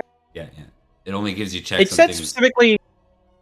It said specifically in the thing if you have things that cause multiple checks from your homestead, they still count as ticking over. Oh, So you okay. do them again. Okay, as long as I mean, we'll verify that, but yeah. I mean, ultimately, yeah, the rule set comes to you. If I'm wrong, I'm wrong. But that's what I got from it. In either case, I'll roll flirting because I did succeed for the roll. Oh, I accidentally rolled twice. So Roll twice, let's go got the up. same number twice, and succeeded twice. Look at that. Or well, failed, but Is what it wants you to do. Exactly. 16 is the hottest number. No, wait, hold I on. That also sounds very have- wrong. I also have a jousting area for my estate, and it says Lords and Knights check lands. I assume that counts. Yeah, for your You little are a knight. training area. I am the Lord as well. You are the Lord. The lord of this manor. The Lord of board, more like. Even if I do, it's unlikely it'll go up because it's at 20 already. Got him. It's up to you, Bob. what was it? What was the check? To Lance from my estate's jousting area. Yes, because it's not truly like tilting. You're practicing how to Yeah. charge, right? It's not like you're Exactly. not. the sport of tourney hasn't really been invented yet, but Fair enough. the idea of lancing exists. I don't check anything. Okay. Right. Right. Oh, I get one more. I'm sorry to keep doing this. From my Go for patron it, to buddy. juggler troop, I get a tick to intrigue. Which I can then roll. How do you take down a circus? Success. You go for the juggler. Yeah. I could see someone being like, "Hey, listen, Florence, you need to learn a little bit more about this intrigue thing." Yeah. Exactly. 10's not Oh bad. yes, please tell me about it. Okay, that now goes to Liam, right? Hello. I think I love that's it. I love doing things. All right, cool. So, let me real quick check my holdings and see what I'm rolling for because of that. If you guys could all kindly too just transfer your holding stuff to your sheet. Discord? No, to your sheet. Oh, yeah, I've got Under holding. all Sure. my holding stuff under holdings. I get one energetic, one indulgent, and that's it. Okay, cool. So I will roll those ones twice. Energetic first, because this is I've already got this one ticked. That's a fumble. What do we do for a fumble? You succeed. Oh, you succeed. You just increase in succeed. ticket again. Do you? Is that was a Suc- critical? I thought. I thought Um, that's how we've been doing it since the That's a critical critical. would be a success technically. Okay, cool. No, I think Alright. that's just a failure. Just a fail. All right, and then here's the other one for the bees. That's a success, Bees. so not any higher. Next up is modest. Here we go. Bam! I succeeded at modest, so no up. Okay. Now we got my Wait. passions. What? Also, just to say, Yeah. with the APR, it's roll to energetic. You have to roll to see if you succeed. If you do, then you tick. Oh, well, I That's what the succeed, book so I will says. pick it. Gotcha. Okay. Okay, cool. So There's a difference next, between check and roll. check and roll. They're two Gotcha. different things. Gotcha. Okay. Cool. Well, I outran those bees, so I'm ticking it again. I will not roll it. Here we go for my passions. This is honor. That's a fumble on honor. Thank God, I'm back up. hell yes. All right, cool. Next, loyalty, Sir Jaren. That's a success. Fuck you, Jaren. Next, loyalty, sword of victory. That's a success. Staying unfamous. All right. Oh, I forgot a trait as well. Indulgent, and I get to do this one potentially twice. That's a fail, so that's going up. Yeah. And then, is that one, Bob or Mark? Would you check for me the winery? Is that one a check or a roll? I'll have a look through. Thank you. I'll move on in the meantime. What we should probably intrigue. Yeah. I'll figure it Well, out. No, go ahead. Yeah, intrigue. I can only get this higher with a 20 as a success, so nothing. Well, you could have got a higher on a 19. That is the only skill that I had checked. Oh, battle as well. Here we go. Ah, close, but no cigar. Oh, close. You should have Alright, you and- should have a sword or whatever you used in battle. You should have checked absolutely. In battle, I don't think I got Oh. any. I don't think I got any crits, Oh, okay. I thought you did. That's fair. and I'm at 10 now, so I- I don't get my yearly bonus to it anymore too. Well, that's what I was thinking. You And guys all critted in successes, did you not? Like when you were hitting. people? I don't think I rolled a natural 20 on those. I Nah. would have taken note of. Not required. Does it not? Nope. Oh, in that case, It's just crit. I don't think I got crits regardless. What is your sword at right now, Perin? oh Jesus Christ! My sword is at 10 currently. So is it 10? I rolled a 19. I think that means it doesn't go up. Correct. Yeah. Has to be a natural 20.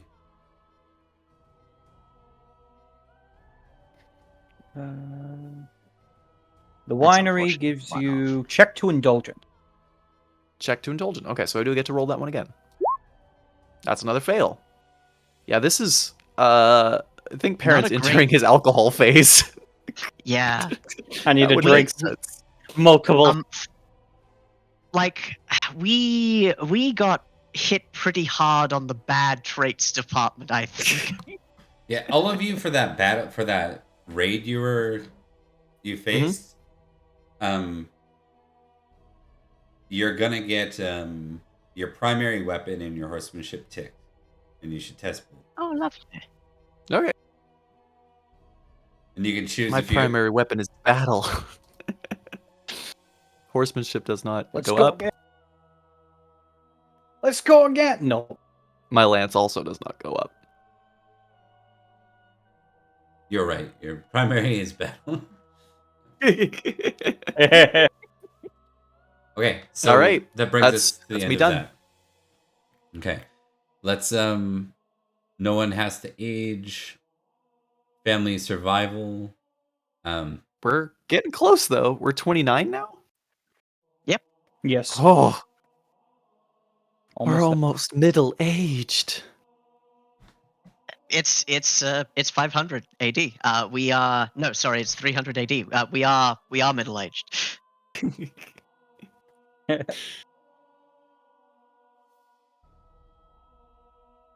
Oh, it's close to 500. You were right the first time, Yeah, cosmically speaking. cosmically speaking. 20. Yeah, you should be 29.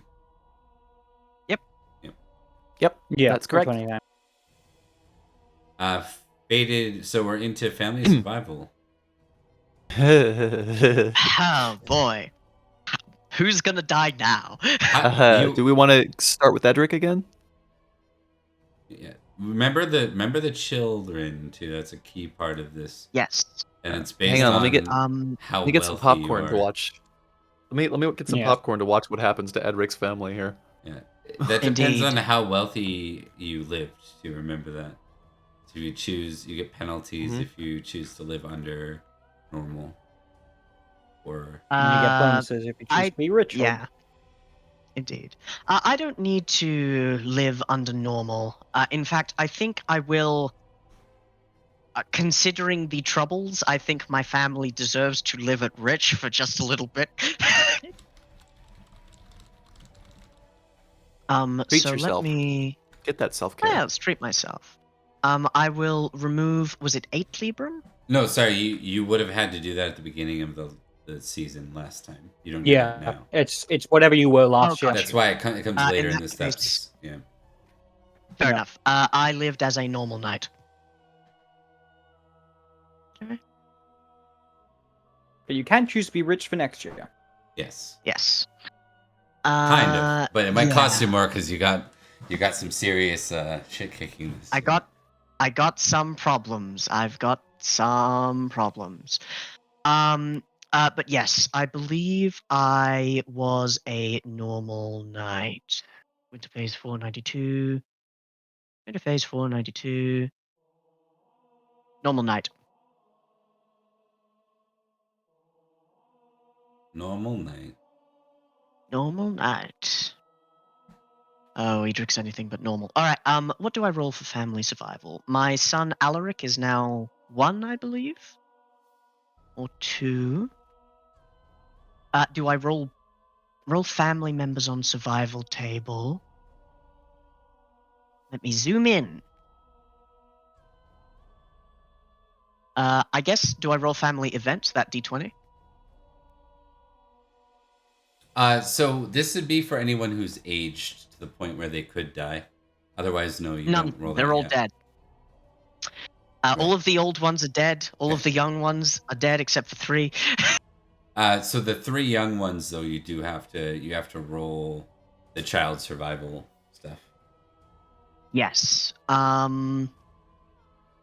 Which is the fated birth table.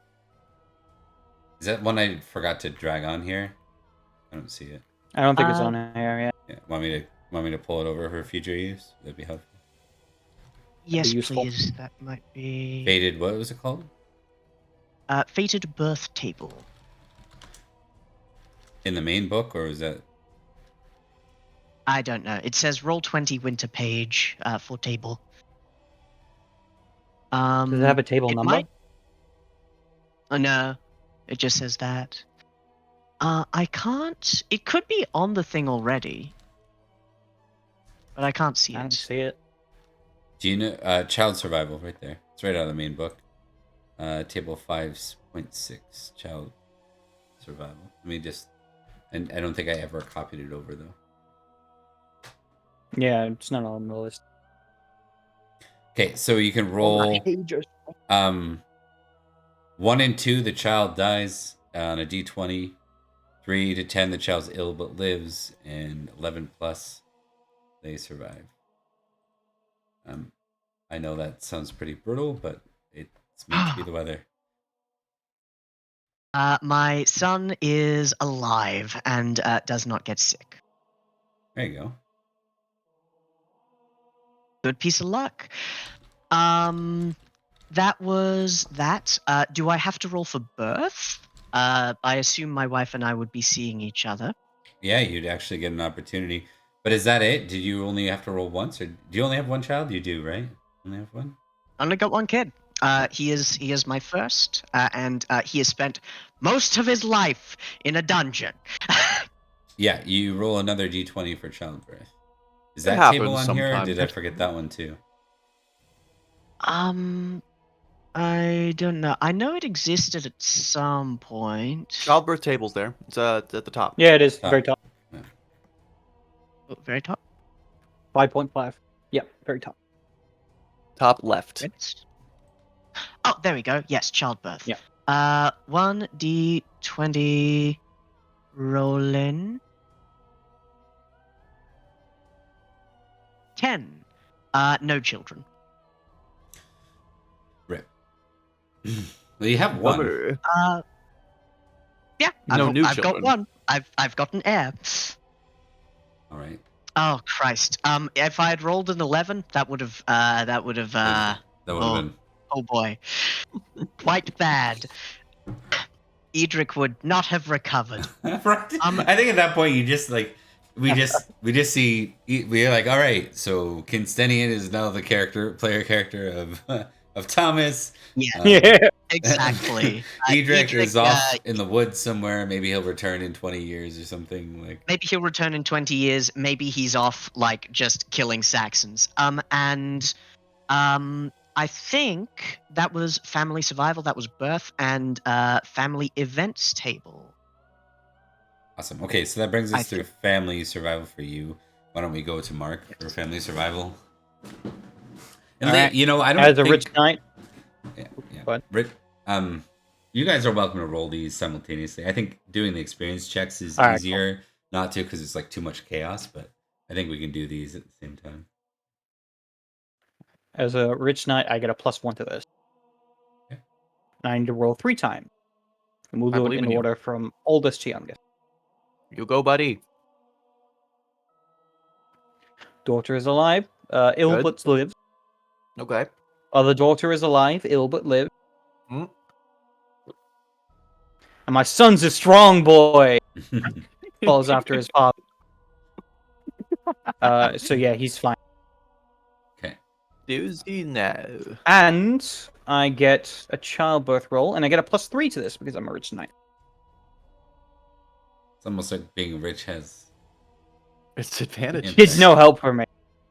Yeah, not there apparently. So, it's fair. Yep. That's Florence. Okay. And Liam. All right, Mr. My Turn. Mark, roll. We just need to see. Give me a roll real quick for Bledig with that bonus, Oh, all right.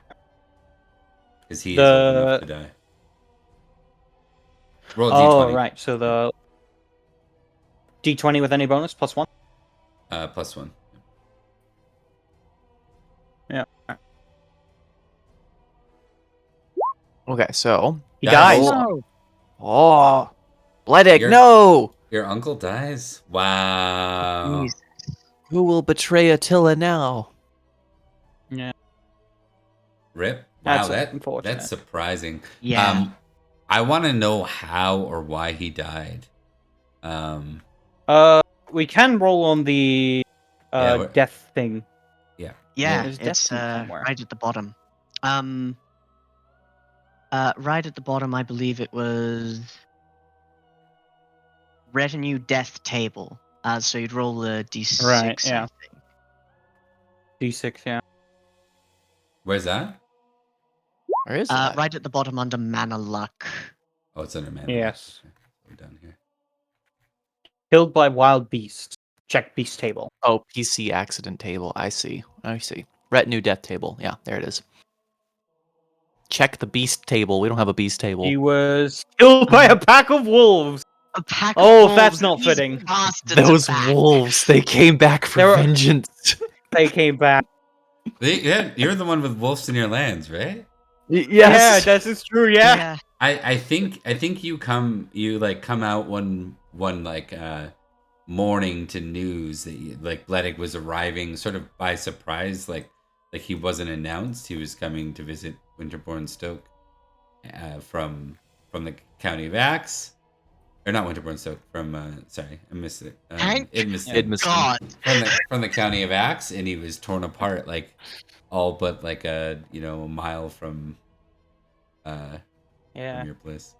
Well, we gather up his remains and we give him a proper burial. Not an open casket one, of course. That's really bad. That's really bad. Yeah. Am I able to get a replacement Steward? steward in time? You're gonna have to fill in, but yeah, you have money, so we'll talk about that in a minute when we get to there. All right. Why don't we go to Liam, let him do his family survival real quick. All right. So this is D20 on the family events, right? That's the Mhm. same. Yeah, cool. All right. Here we go. 1d20. Bam. That's an 18. Family event. If it's odd. Oh no. You're doing No. the survival Family first. survival. So first Yeah. thing you're doing is Family survival. You're Problem determining solved. how old, or sorry, how did you live last year? Did you live richly, normally, poorly? Oh, I rich normal. Normal. I rich normal. I Yeah. lived rich. No, I lived normal. Fuck's sake. Yes. Okay. So you live normal. So now you're rolling for each of your children in your family, Gotcha. Children first. Yeah. Cool. Yeah. So All right. roll a d20 for each. And should I do the other ones as well? No, that'll be covered by family member table. Like something bad can happen to your other families, more like your immediate heirs. We roll for. That'd be the family event. Not entirely what I was talking about, but okay. That's fine. with me. Okay, yes. Yeah. The, Yeah. the other ones. Yeah. The other ones. Yeah, yes. Yep. Absolutely. Okay, cool. Just thought I'd double check.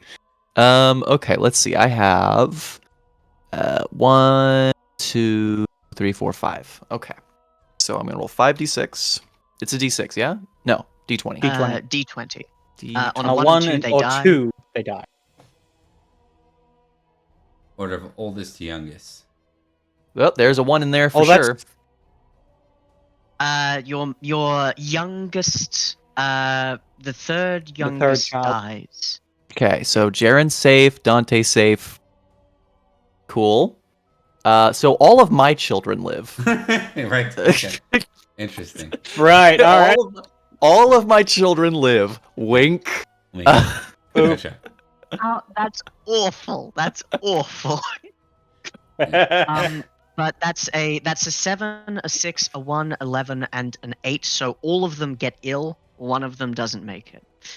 The 11 doesn't get ill. Yes, The 11 the doesn't get 11, ill, the yeah. 11 is safe. Gotcha. Ironically, that's not my child either. So all of my children are ill. Oh, All right, cool. Good to know. And then I don't think I have any older family. You do. To be. Your aunt. I do.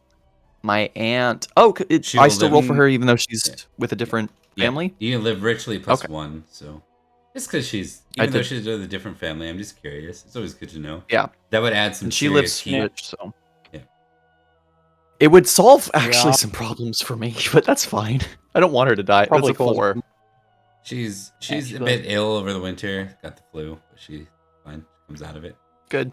Okay, cool. On to the events, yes? Yeah.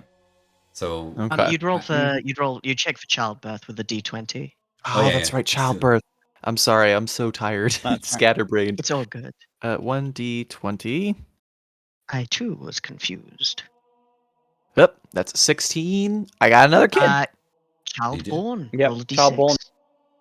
male or female? With whom? That's a 2. With my wife, of course. What are you Right. talking about? Shut Another up. boy, Fuck you. Another male heir is born.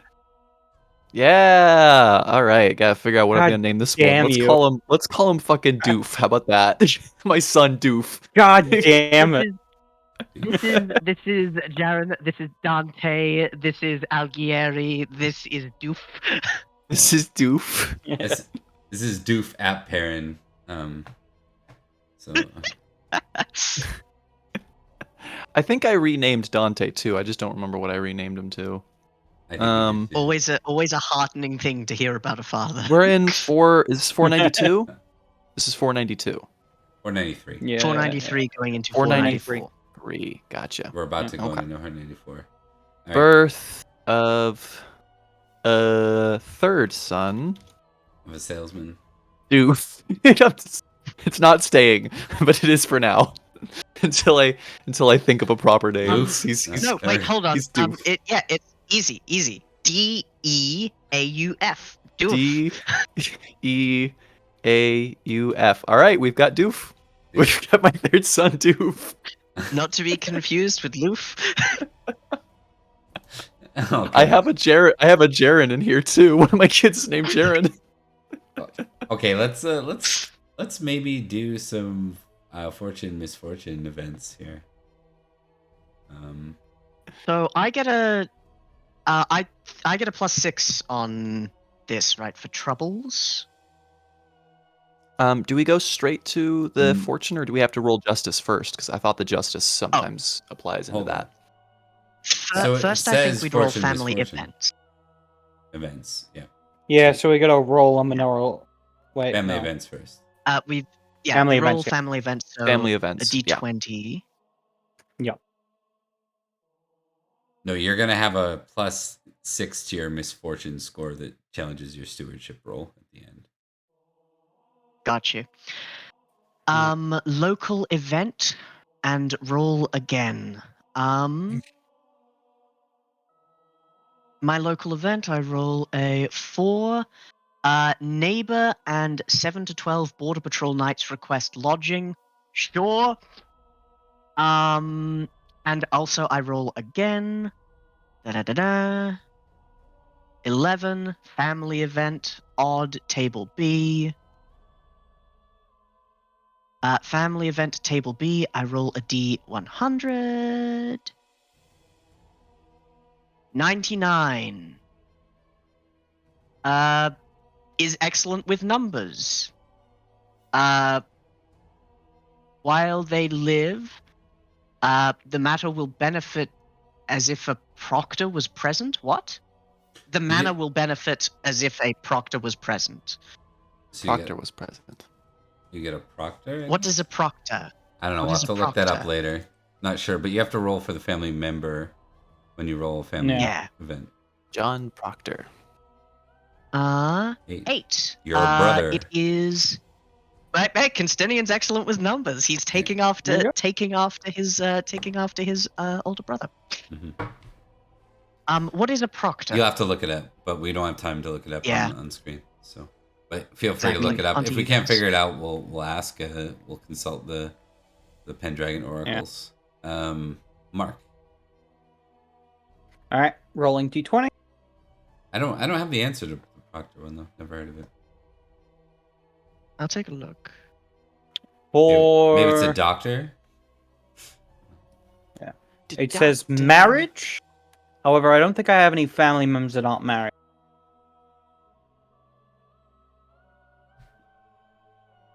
Except Cadfile, you can marry him off. Yep, that makes sense. Oh, wait. Yeah. Hold on. Pause on that. Hold one. on. Yeah. Well, no. Let's roll the outcome. I think that'd be funny. That could inform. Yeah. I like this. All right, D20. 11. Sister or wife? My wife is already married, and I lack a sister. That's fair. So in that case, it's you roll again, which is what it calls for anyways. So you just ignore that one. Marriage for a Christian, roll again. Is that what that is? Father. What? That's another sister or wife. Oh man. That's father again. That's sister or wife again. You're doing it, man. Sorry. Father again. No. What I'm saying is you get a marriage for Christian and roll again, which means roll again. Oh, all right. That makes more sense. Yeah, so you just ignore the marriage one and you roll again. Okay. Yeah. Once all your people are married out, you just ignore that part of it. Right. In which case, it would have been 11, which would be family event. Just roll again. Okay.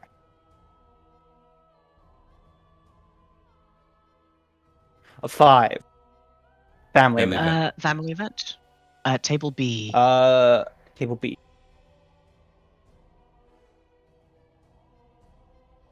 36. Marriage. Fan-fucking-tastic. Marriage. Marriage is what brings us together today. To whom and to why? I don't have anyone to marry off anymore. Well, I think this tells us that at some point in the year 493, Cadfile will be married. We'll put a hold on what the details of that are. What the details are, yeah. Happy what endings. A waste of a year. Yeah. Could have been worse. Sometimes you could have got neighbors' lands are raided or something like that. That happened already. But my steward guy. Yeah, that's true. Who's eaten by wolves. Yeah. All right, let's make. Okay, so we go to Liam. You get to do the family event. Yeah, let's do it. 1d20. Zing, that's an 11. Which is family event. All right. Zing, that's a sister or wife. Interesting. Okay, cool. Wife on a 13.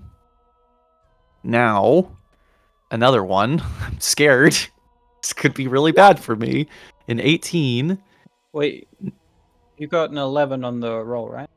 I got an 11 on the first one, yes, which would be a family never mind. event. That makes sense. Yeah, Sorry, then I got confused. Yeah. Table A. If it's even. Table B if it's odd. So I'm on table B. Yeah. Birth. And is this happening to Dallin, or do you have other cousins? I don't. It's not affecting a cousin. It's affecting a wife or. I swapped them. I rolled the wife one first. I rolled the family member that it affects first. My bad. So an 18 is A birth. Oh. All right, I've got another one. Does that mean I got twins this year? Birth. Or wait, wife. wait, potentially. No, well, it doesn't specify necessarily that it has to be twins because it's your wife. Yeah. You're not gonna have two births in 1 year with your wife. That's true. Like that's your wife true. can't have two children in. That's true. That's true. Yeah. All right, we're good. I mean, we're not. I'm not absolved of anything. Literally impossible. So the real question is who is the twin of Doof? I don't know. Let's find out if it's a boy or a girl first. Doof and food. Yeah. A 5 is odd, so it is a girl. So I gotta find a girl name that goes with Doof. Doofette. Oh man. Actually, Let's not get too in the Kinric ridiculous. naming These scheme, characters it might would be it would- someone you actually have to put up with. Remember that. Exactly. it would be Dufa to make it seem feminine. Go back to my Let original me comment. see. Yes. How about Um, Gwynedd? Is that acceptable, or do we have too many Gwynedds? No, that's fine. Not by the time that Oh! person's old. They'll all be dead. Scratch that. It's Elaine. We're going with Elaine. Oh. Doof and Elaine. Definitely. All right. In the meantime, I figured out what a proctor was. It was in the Book of Manners. Essentially, I rolled 2d6 plus 5, and that's the stewardship skill of Cynstenian. Nice. 12. He is better than Edrich by 2. There you go. Got some backup. Okay, let's rock through this. So that gets us through the fortune, misfortune, right? So we're into commoner, justice, and such. Is that accurate? Yep. Yeah. Or no, we haven't done the manor table, the manor and misfortune yet. The manor. Oh yeah, mana type. No. Yes. So It's so We get weird. to We've roll been doing D6. this. We've been doing this over the Discord for ages now, and now that we're doing it Yeah, in we don't person know- again, we- we're all we like, don't know how to "What do the it in fuck real are we time." doing?" well, it's not having time to read through the books and stuff like Um, your own leisure. yeah. Right? all right. You gonna All roll your right. d6 first, Thomas? Or are we gonna all roll them together? Let me roll the d6, and I get a +1 to this You because all of can roll my D6. yeah. Do you get a because of my +1 to the calamity, or is it to the No. weather? Because the weather is a different roll. I get No, a +1 is to menorah luck. Gotcha. It is Okay. from the not that it cross. matters. It's still a calamity. one more point away from a no goal. result for me. I'm good, boys. Yeah, I didn't get anything either. I really could have used the benefit, but All right. here let's- I'm having. On top of everything else, let's see what your bad luck is this year. Yeah. Let's roll mana luck bad. D100. Manor luck is bad. D100. 51. 51 is your mana. Your miller ruins much of the grain. +3 fate, so I'm up to a +9. Plus Food 9 is fate. scarce. Keep income the same. Check selfish and +1 hate landlord, or shift income down 1 level. I'll shift income down 1 level and live as You a sure? normal knight. I mean, it would just be 8 Libram? Well, that's an insane amount Well, of you cash. start by but- shifting down to whatever level you're at, which we have yet to determine. Because you might already be living poor with a failed roll in the future. And it would shift you down to Even further. And then you have to impoverished. buy yourself back up. Then you have to buy yourself up. I think I would be fine with buying myself back up. And I can't have my people hate me more than they already do. I'm at 10. Okay. I just want to know the childbirth roll till they're age 5 or whatever it is. Just calling it. I'm with gonna. your luck. I know. Yeah. With my luck, I understand, but Yeah. I've got the cash. Hopefully, I can make that happen. But yeah, that was my calamity, and I've got a +9 to whatever misfortune I get. Okay. Let's second here. A miller's getting fired. Okay, so with that, we are on to. Was that just Edrich? Did everyone else? No, no one else had to roll, That- right? No, Yeah, that was just me with the calamity. Okay. No, maybe I should have kept the cross. I need it, even though it doesn't do anything because I get calamity each time. Okay, guys. Let's Okay. let's do this next piece. So, are we on to? We're officially on to justice events, right? I believe Yes. so. Commoner justice. Yes. Yep. Okay. We're gonna start with Thomas top. Impassioned Something poor about old a child murder. widow. Yeah, ordinary tradesman. Something about a child murder. Color is someone is the murderer and grandmother. So murder of a grandmother between a passion poor old widow and an ordinary tradesman. Oh, geez. All right. I'm going to test my just is not high right now. I'm at a just of 7, and that's not where I want to be.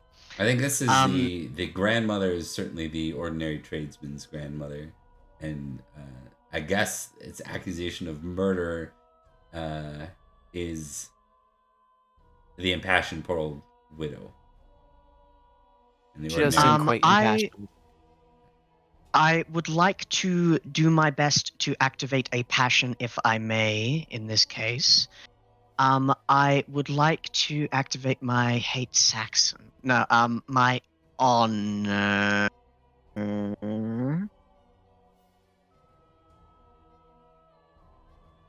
Success. So I rolled just with a +5. Ah, still a failure. Are you that low in just right now? Yeah, my arbitrary's been increasing because of the Merlin stuff and the Uther stuff. Yeah, rough. Interesting though. Yeah, it's not looking good for me. It's not looking good for me. All right. So what does that do for you? Well, they roll a 2d20 for the case. Yeah. And if they win is bad. The poor miller. Okay, so 9 versus 13. That is a fail. My hate landlord is increased by 1. Yep. And I test my concern commoners. Yes. Please do. Success. There you go. I reduce my misfortune by 5, so I'm at a +4 still. +4 misfortune. Okay. And that's me done. Okay. Alright. So Me turn. Yeah, your turn. Let's see. Mark, we're gonna do this real quick. Justice event, impassioned farmer, impassioned poor old widow. The use of villages plow, horse thief, and a grandmother. Man, that one's great. Okay. God, fucking grandmother's getting around. This impassioned poor old widow is like county hopping, like bringing up like she's being very litigious. There was an argument over the use of the village's plow. As a result, the impassioned farmer is being accused of stealing a horse by the grandmother of an impassioned. No, that doesn't make sense. Impassioned poor old farmer is stealing. Yeah, is the grandmother? Is his grandmother? Yeah, that's great. It's his own grandmother.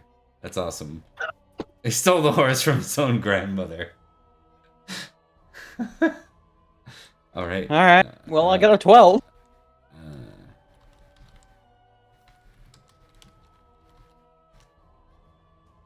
They fail, so you succeed. Yeah, you reduce hate landlord by 1.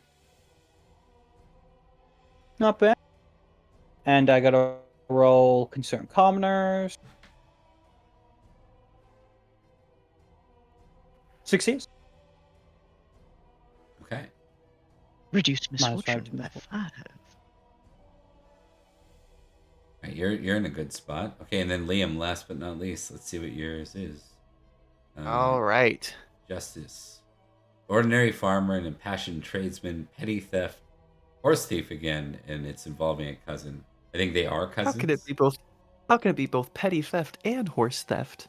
All right, let's solve this problem. Only took a little bit of the horse. I'm It thinking must have been a good horse. I'm thinking the ordinary farmer was once accused of being a horse thief, and now this is over petty theft. So it's like you did that thieving once. I know you did. You got away with it or whatever. Yeah, something like that. Yeah. Okay. All right, that is You not see the ordinary in my name. I am an ordinary farmer. That is a just success.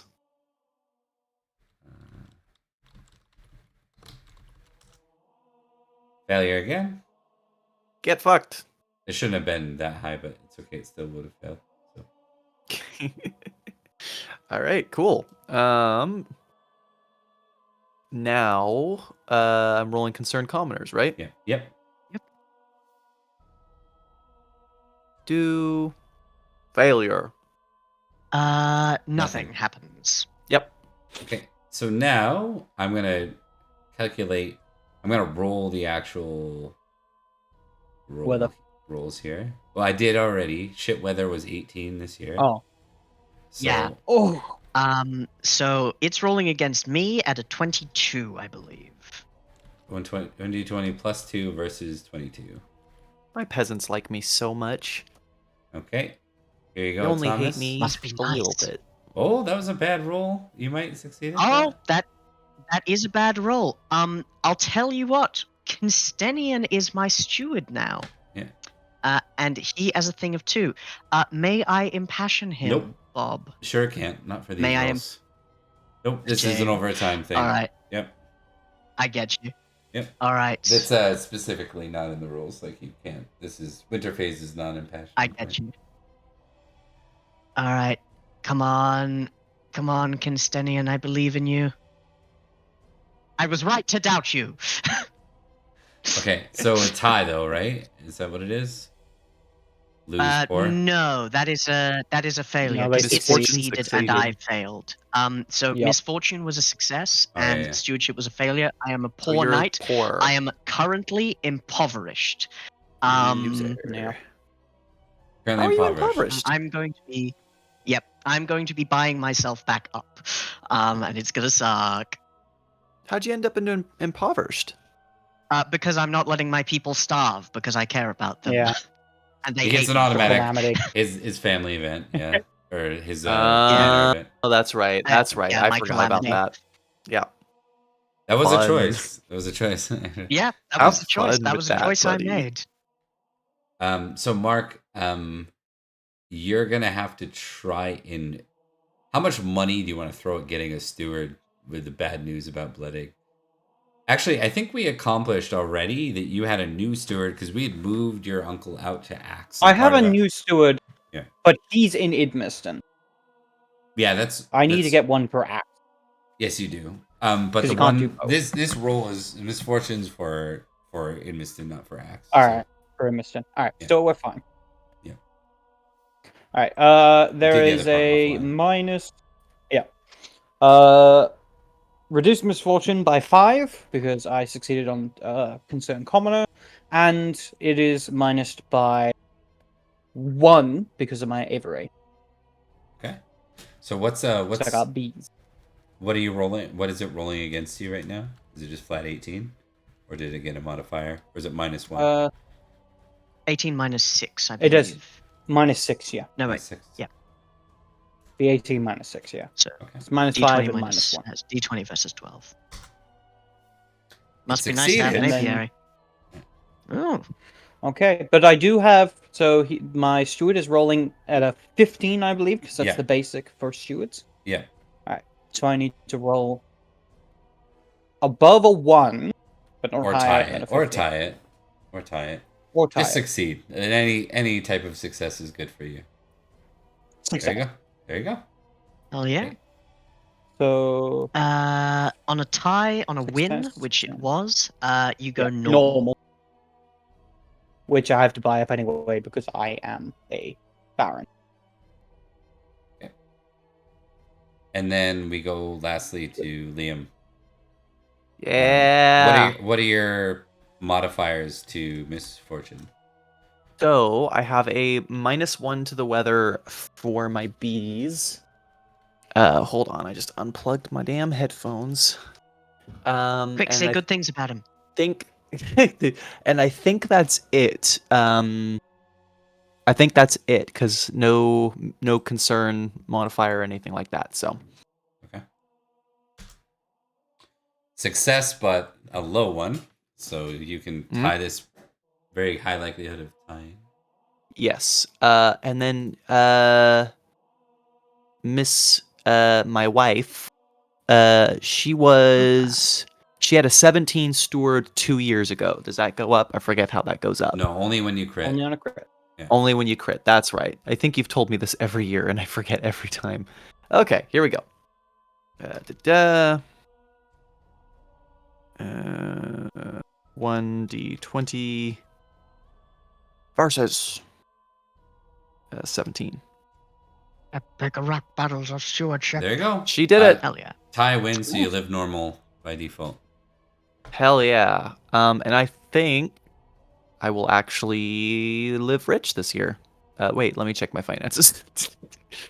All good. Oh, I only have 8 Libra. Maybe. We'll see what my income is this year before I decide that, I think. Okay, we'll put the pause Do you there. want to load? Right? We'll Yep. put the pause there for the session. So steps 5 to 8, we will do offline, and then we'll just announce what happened, what changes took place. Did you want to do one more thing before we call it with our squires? Because I know that was part of the reason you wanted to do winter phase was get I some do squire want to time. do the squire time, but I am conscious of the time. So why don't we just plan to start with squire time at the beginning of the next session? Sounds perfect to me. Okay. Works for And me. Hell yes. I want to leave with one last thought as you move into Easter feast at the beginning of next year. There's news from the north. A great army moved down south before Easter in late winter. Lindenpool has been sacked and the north has fallen. Oh, Yay! joy. Rumor has it that Mellahut was amongst those marching south. Mm. And We'll That's be not marching great a little news. earlier next year. right? So we are in a pickle, guys. That's what we're in. Are we? No. It's good. It's all good. We're fine. Are there any words on whether or not the Duke is still alive? He's missing. Duke Corneus is missing. I'm not that Oh, broken no up great about loss. that. Yeah, Yeah. I know. He's like, I will mourn the loss. All right, I'm done. Is that a reasonable amount of time to be mourning? Because if so, I'm done with it. So, with the fall in Lindenpool, obviously, Bedegrain, Lonazep, all those other places in the north are pretty panicked, and London's not terribly far along the way. So, 494, things heat up, and we keep moving, steaming along that wonderful track. Let's see what happens. All right, Indeed. thanks for playing, guys. Thanks for being wonderful players. Thanks for all the scenes. Our pleasure. Thanks for the dice, always hating you guys at the right times, like Perin's fumble there. That was great. Yeah. All right, we'll go to we'll do our outros. We'll start with Thomas here real quick. Hello. My name is Thomas. I have been Sir Edrich of Winterbourne, Stoke, and very briefly Sir Cynstenian of the same. Things are happening. I think I said it as Edrich best. The boot of the gods are kicking Winterbourne Stoke down, unless we do something. In the next episode, we will kill God. But yeah, that's me. You will not find me online, or you might, but I won't do anything important or interesting. That's pretty much me. Awesome, Mark. Oh, I'm sorry, I didn't see you there. I was just checking out our handy dandy Discord. By the way, did you know we have a Discord? Come check us out. There's plenty of things on there, such as links to the episodes, us are on there, of course, and also open Pendragon and memes and shit posting. Come join us for the fun. I have been Mark, playing Sir Florence of Idmiston. I also run a mass campaign on my own channel, The Cat's Meow Show, and hopefully I'll be releasing a new episode soon. I've just been dealing with some editing issues in terms of music, but hopefully it should be all fixed soon, and I will have episode 3 and quickly following episode 4 up. As well, this week Exciting. we'll be recording episode 5, and that will be released probably the week after. Hopefully. Remind That's me to me. talk to you, Mark, because I am out this week. So That's good to know. yeah. I'm sure I can come know, up with something. I know I told you, but I didn't tell you in the context of mass. So I told you at EP or at the. That's right. Yeah, Sorry about that. that's right. Okay, that makes sense. Yeah. No, it's all good. I Yeah. probably should have put it together. If you But can it's fine, proceed I'll figure without something. me, though, you're more than welcome to. I will not be sore about that. Yeah, all good, man. We'll All talk right, about it's it. me. Liam. Hi, everybody. I'm Liam. I played Sir Perin of Durnford. I had such a wonderful time, as always, in this game. Uh, and I also have something to announce.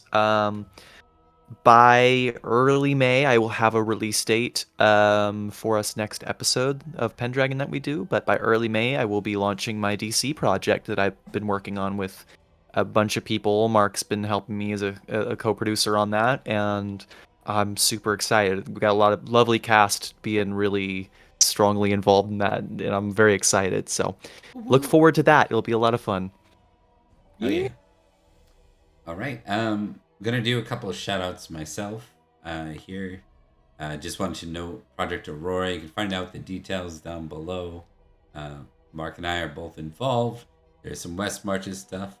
It is a professional DM experience that comes with money stuff. But it's still some cool stuff to watch on the streaming and the connected MMO side that they put together with D&D 5e and a whole bunch of creative ideas and custom races and all sorts of things. So check out Project Aurora if you get the chance.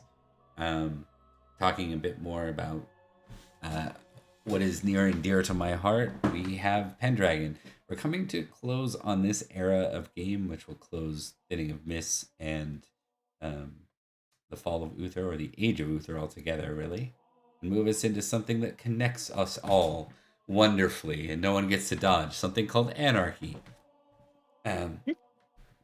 That both games will be experiencing, as will Open Pendragon, which is our community stream. Come join us if you want to play. If you watched Sir Pellinor talk about not having his horse anymore, that's the consequences of a session of Open Pendragon. So there is some impact and crossover that's quite fun. As we move towards a close on this game, I will be looking for a couple of people. If you watch this and you're like, you want to get in front of a camera, you have a good camera and microphone, you want to join us as a guest, there are opportunities. We're always looking for guests in both games, but also there will be an interlude where we're going to be playing some Saxons. And you are more than welcome to be our sixth slot. Talk to me. We'll give it a trial. I'm looking, especially if you are another streamer or someone involved, we'd love to have you along if we can keep you up for our very late time frame in which we play this game. Thanks again for watching, and we'll see you in the year. Hold on, let me update it. Let's make it official. We're gonna update the Make year. it official. Yeah. Oh yeah. 494. Because I never remember to do that 494. at the right times, right? Hold on. Just gotta find it. We have the meats. There we go. I don't have any meat.